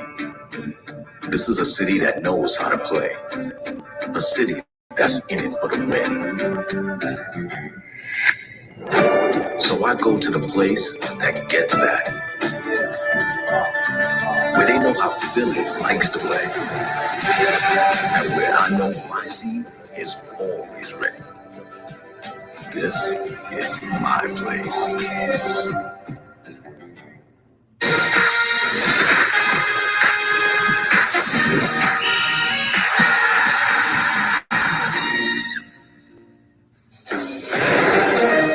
Welcome back. Once again, what a beautiful, beautiful look at Philadelphia, and the score below it. Al, it looks pretty nice after It is. hockey as well. Flyers lead 5-1 here. Needed that. It's as pretty as the skyline. That's cool. Welcome into Intermission Live. I am Taryn Hatcher. He is Al Morganti. Yet again, we have a lot of Flyers goals to talk about. It's been a while since we've done an Intermission Live where things have felt this lopsided and secure. But hey, we'll take it, especially because the Flyers are getting a lot of contributions along their blue line. Even Justin Braun getting a goal in this game out. Yeah, there haven't been not a laser shot. It looks like the goaltender Blackwood, who they couldn't beat forever, is screened on it. That's the only explanation come out with, because this thing had like 3 seeing eyes to get up over the shoulder there. Very odd like flutter to it. And, you know, the Flyers really could use it. This is a get well game, an RX game, if you will. It's kind of fix what heals you when things don't go right. And then tonight, everything is going right. So a goal by Braun there that really helps out. And as you mentioned, the defense is really active in this. Yeah, we mentioned what was it going to take to get past Mackenzie Blackwood. Apparently, like off-speed shots between Travis Konecny and Justin Braun tonight. But those weren't the only 2 blue liners involved in the scoring tonight. The Devils did get on the board courtesy of PK Subban, his 2nd goal of the year here, Al. And, you know, we were kind of commenting upstairs before how kind of much PK Subban looked like he was struggling in this game, but it just goes to show you just luck and you can get a goal here. Not just struggling in this game, he's been terrible for a while. And he gets a shot here, and again, that's not a great goal. But, you know, you've got a cushion, and what Hart's done in the past, I mean, he's got a bit of a cushion here, and this one turns into a mistake going around, and PK picks it up, and they're right-hand shots. We've got to come around here like this and get that shot, and some screen, but not the greatest goal. But with a lead like that, I'm just hoping they don't get sloppy with a 4-goal lead, some kind of kind of goals to go after, kind of individual. You don't want to turn this into an individual thing. Yeah, we heard JJ and Jonesy mention on the broadcast as well. As much as you're up by 4 goals right now, you do not want to turn this into a track meet. All right, coming up on the other side of the break, we have 2 more goals to show you. Another one from Cam Atkinson, a shorty, nonetheless. Oh, we love a shorty. We've had quite a few to talk about this year as well. We'll be right back. As a DJ, I know all of. Oh, good. The insurance company's here. Sorry about your car. Whether far or near, Insurance Co. is here. Now I gotta fly, I'm just the jingle guy. Some insurance companies are known for their jingles. Ooh, nice begonias. At NGM, we're known for a straightforward claims experience our customers love. Did that just... No jingles or mascots, just great insurance. NJM. Get a quote today. Experience the Xfinity Sports Zone, where you can find games, news, and highlights all in one place, right on your TV. Click, call, or visit a store for details. Want to be an authentic fan? Download the My Teams app from NBC Sports and watch your favorite local teams play on all of your devices. Get expert analysis, highlights, access to exclusive content, and more. Download the My Teams app now. Road home for the holidays, where the ultimate driving machine becomes the ultimate cruise through 3 states machine. The ultimate zip around the corner for mom's cooking machine. And even the ultimate we couldn't get out of there any faster machine. Because at BMW, we know every holiday looks different. So we created the ultimate whatever your road home looks like machine. Hurry in, receive a credit of up to $2,500 through January 3rd.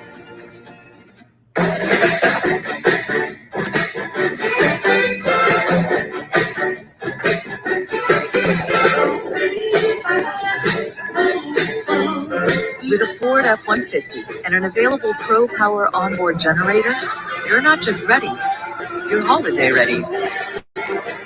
Now get a Ford F-150 with 0% APR financing for 60 months, plus $500 cash back, only from your local Ford store.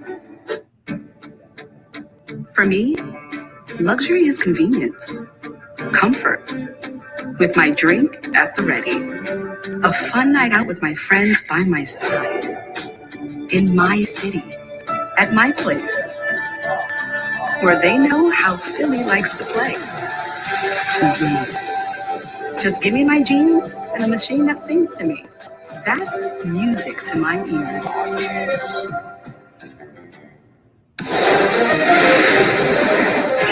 Flyers trying to treat their fans to a little bit of an early Christmas gift here, Al. Up 5-1 after 40 minutes of hockey here at Wells Fargo Center. Welcome back into Intermission Live. We sat upstairs as we were watching that second period unfold.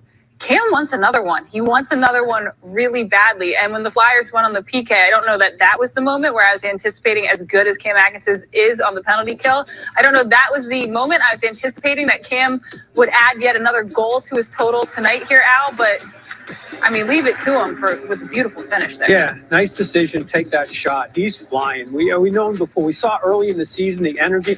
Look at that feed right up through the middle. Yeah. So it's got everything's going for them. Goaltender tracks him down, but he's got to play. He's going to play the pass. He's going to shoot. Great decision there to crank that shot. Defenseman plays the pass where the pass is going to go.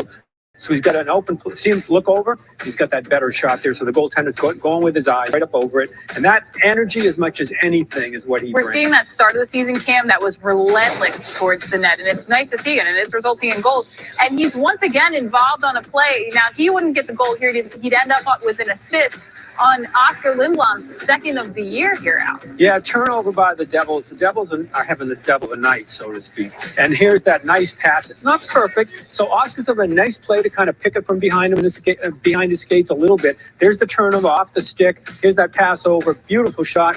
And that, as much as anything, this has turned into an absolute shot of adrenaline for the people who really, really need it. Now, Giroux's on that line. That line's been flying. They're like looks like, I think they're like plus 12 between the three of them. What is the difference between, it felt like a week ago, the Flyers were expected to be the team that was on the wrong end of that brutal turnover there by the Devils that led to Oscar Lindblom's goal. What's the difference this week that they are the ones capitalizing? They're the ones forcing those turnovers? Well, it's the same team. So we saw what happened in the Devils. It's a team that's playing with some confidence right now. They're playing. We mentioned coming into this game, you see the 5-man unit. You see support with the players. Look up. There's somebody for a pass in the middle. So they're playing as a team now. There's not that huge gap between people. So everything is going in their favor. And they need to ride this right through the end of this game. It'll be interesting to see if the Flyers pass Mike Yo's freeze frame test. You freeze the frame, there's at least 4 guys in the shot. We'll see. It looks like so far. All right, Joe. Get a wide screen we can do. We have a wide screen right here. Check it out, both games live. So meanwhile, on the other side of the break, Josie is talking to Oscar Lindblom one-on-one. That's on the other side of this break.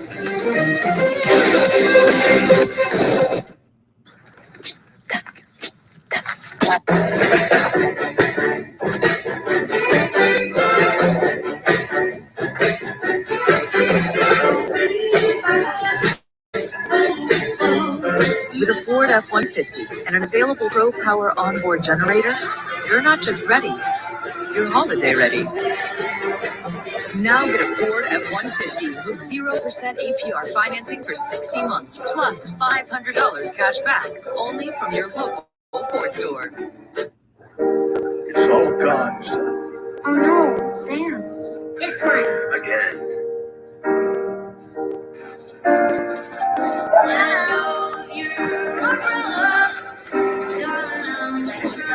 What's all this? You can't have a bookstore without books.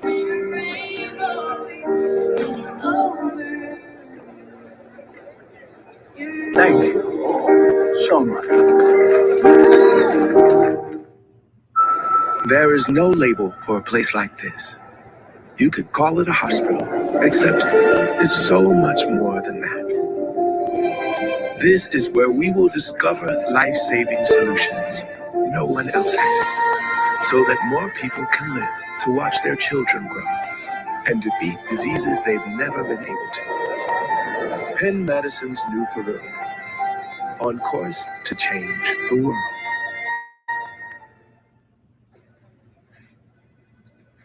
So it says here that you have experience in the insurance industry. Certainly do. Well, I think you'd be a fantastic fit for the mail clerk position. Oh, mail clerk. Flattered, but I was thinking maybe like mascot. We don't really do that here. But all the other guys have one.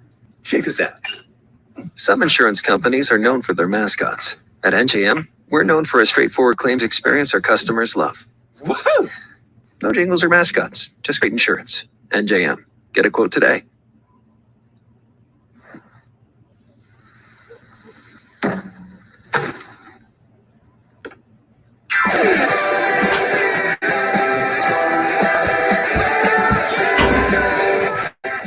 Want to be an authentic fan? Download the My Teams app from NBC Sports and watch your favorite local teams play. Alright guys, this is going to close out our third stream of the week. Coast Weather TV, yes. Further updates tomorrow. I will actually post the schedule, not tonight, tomorrow morning, due to the unexpected of the severe weather or not. Thank you guys for watching. Hope you guys enjoyed the Flyers. We are destroying the Devils. And thank you, SVC Plainfield, for me letting use a required weekly test stream. As always, like and subscribe if you are new, and I will see you guys in the next stream tomorrow.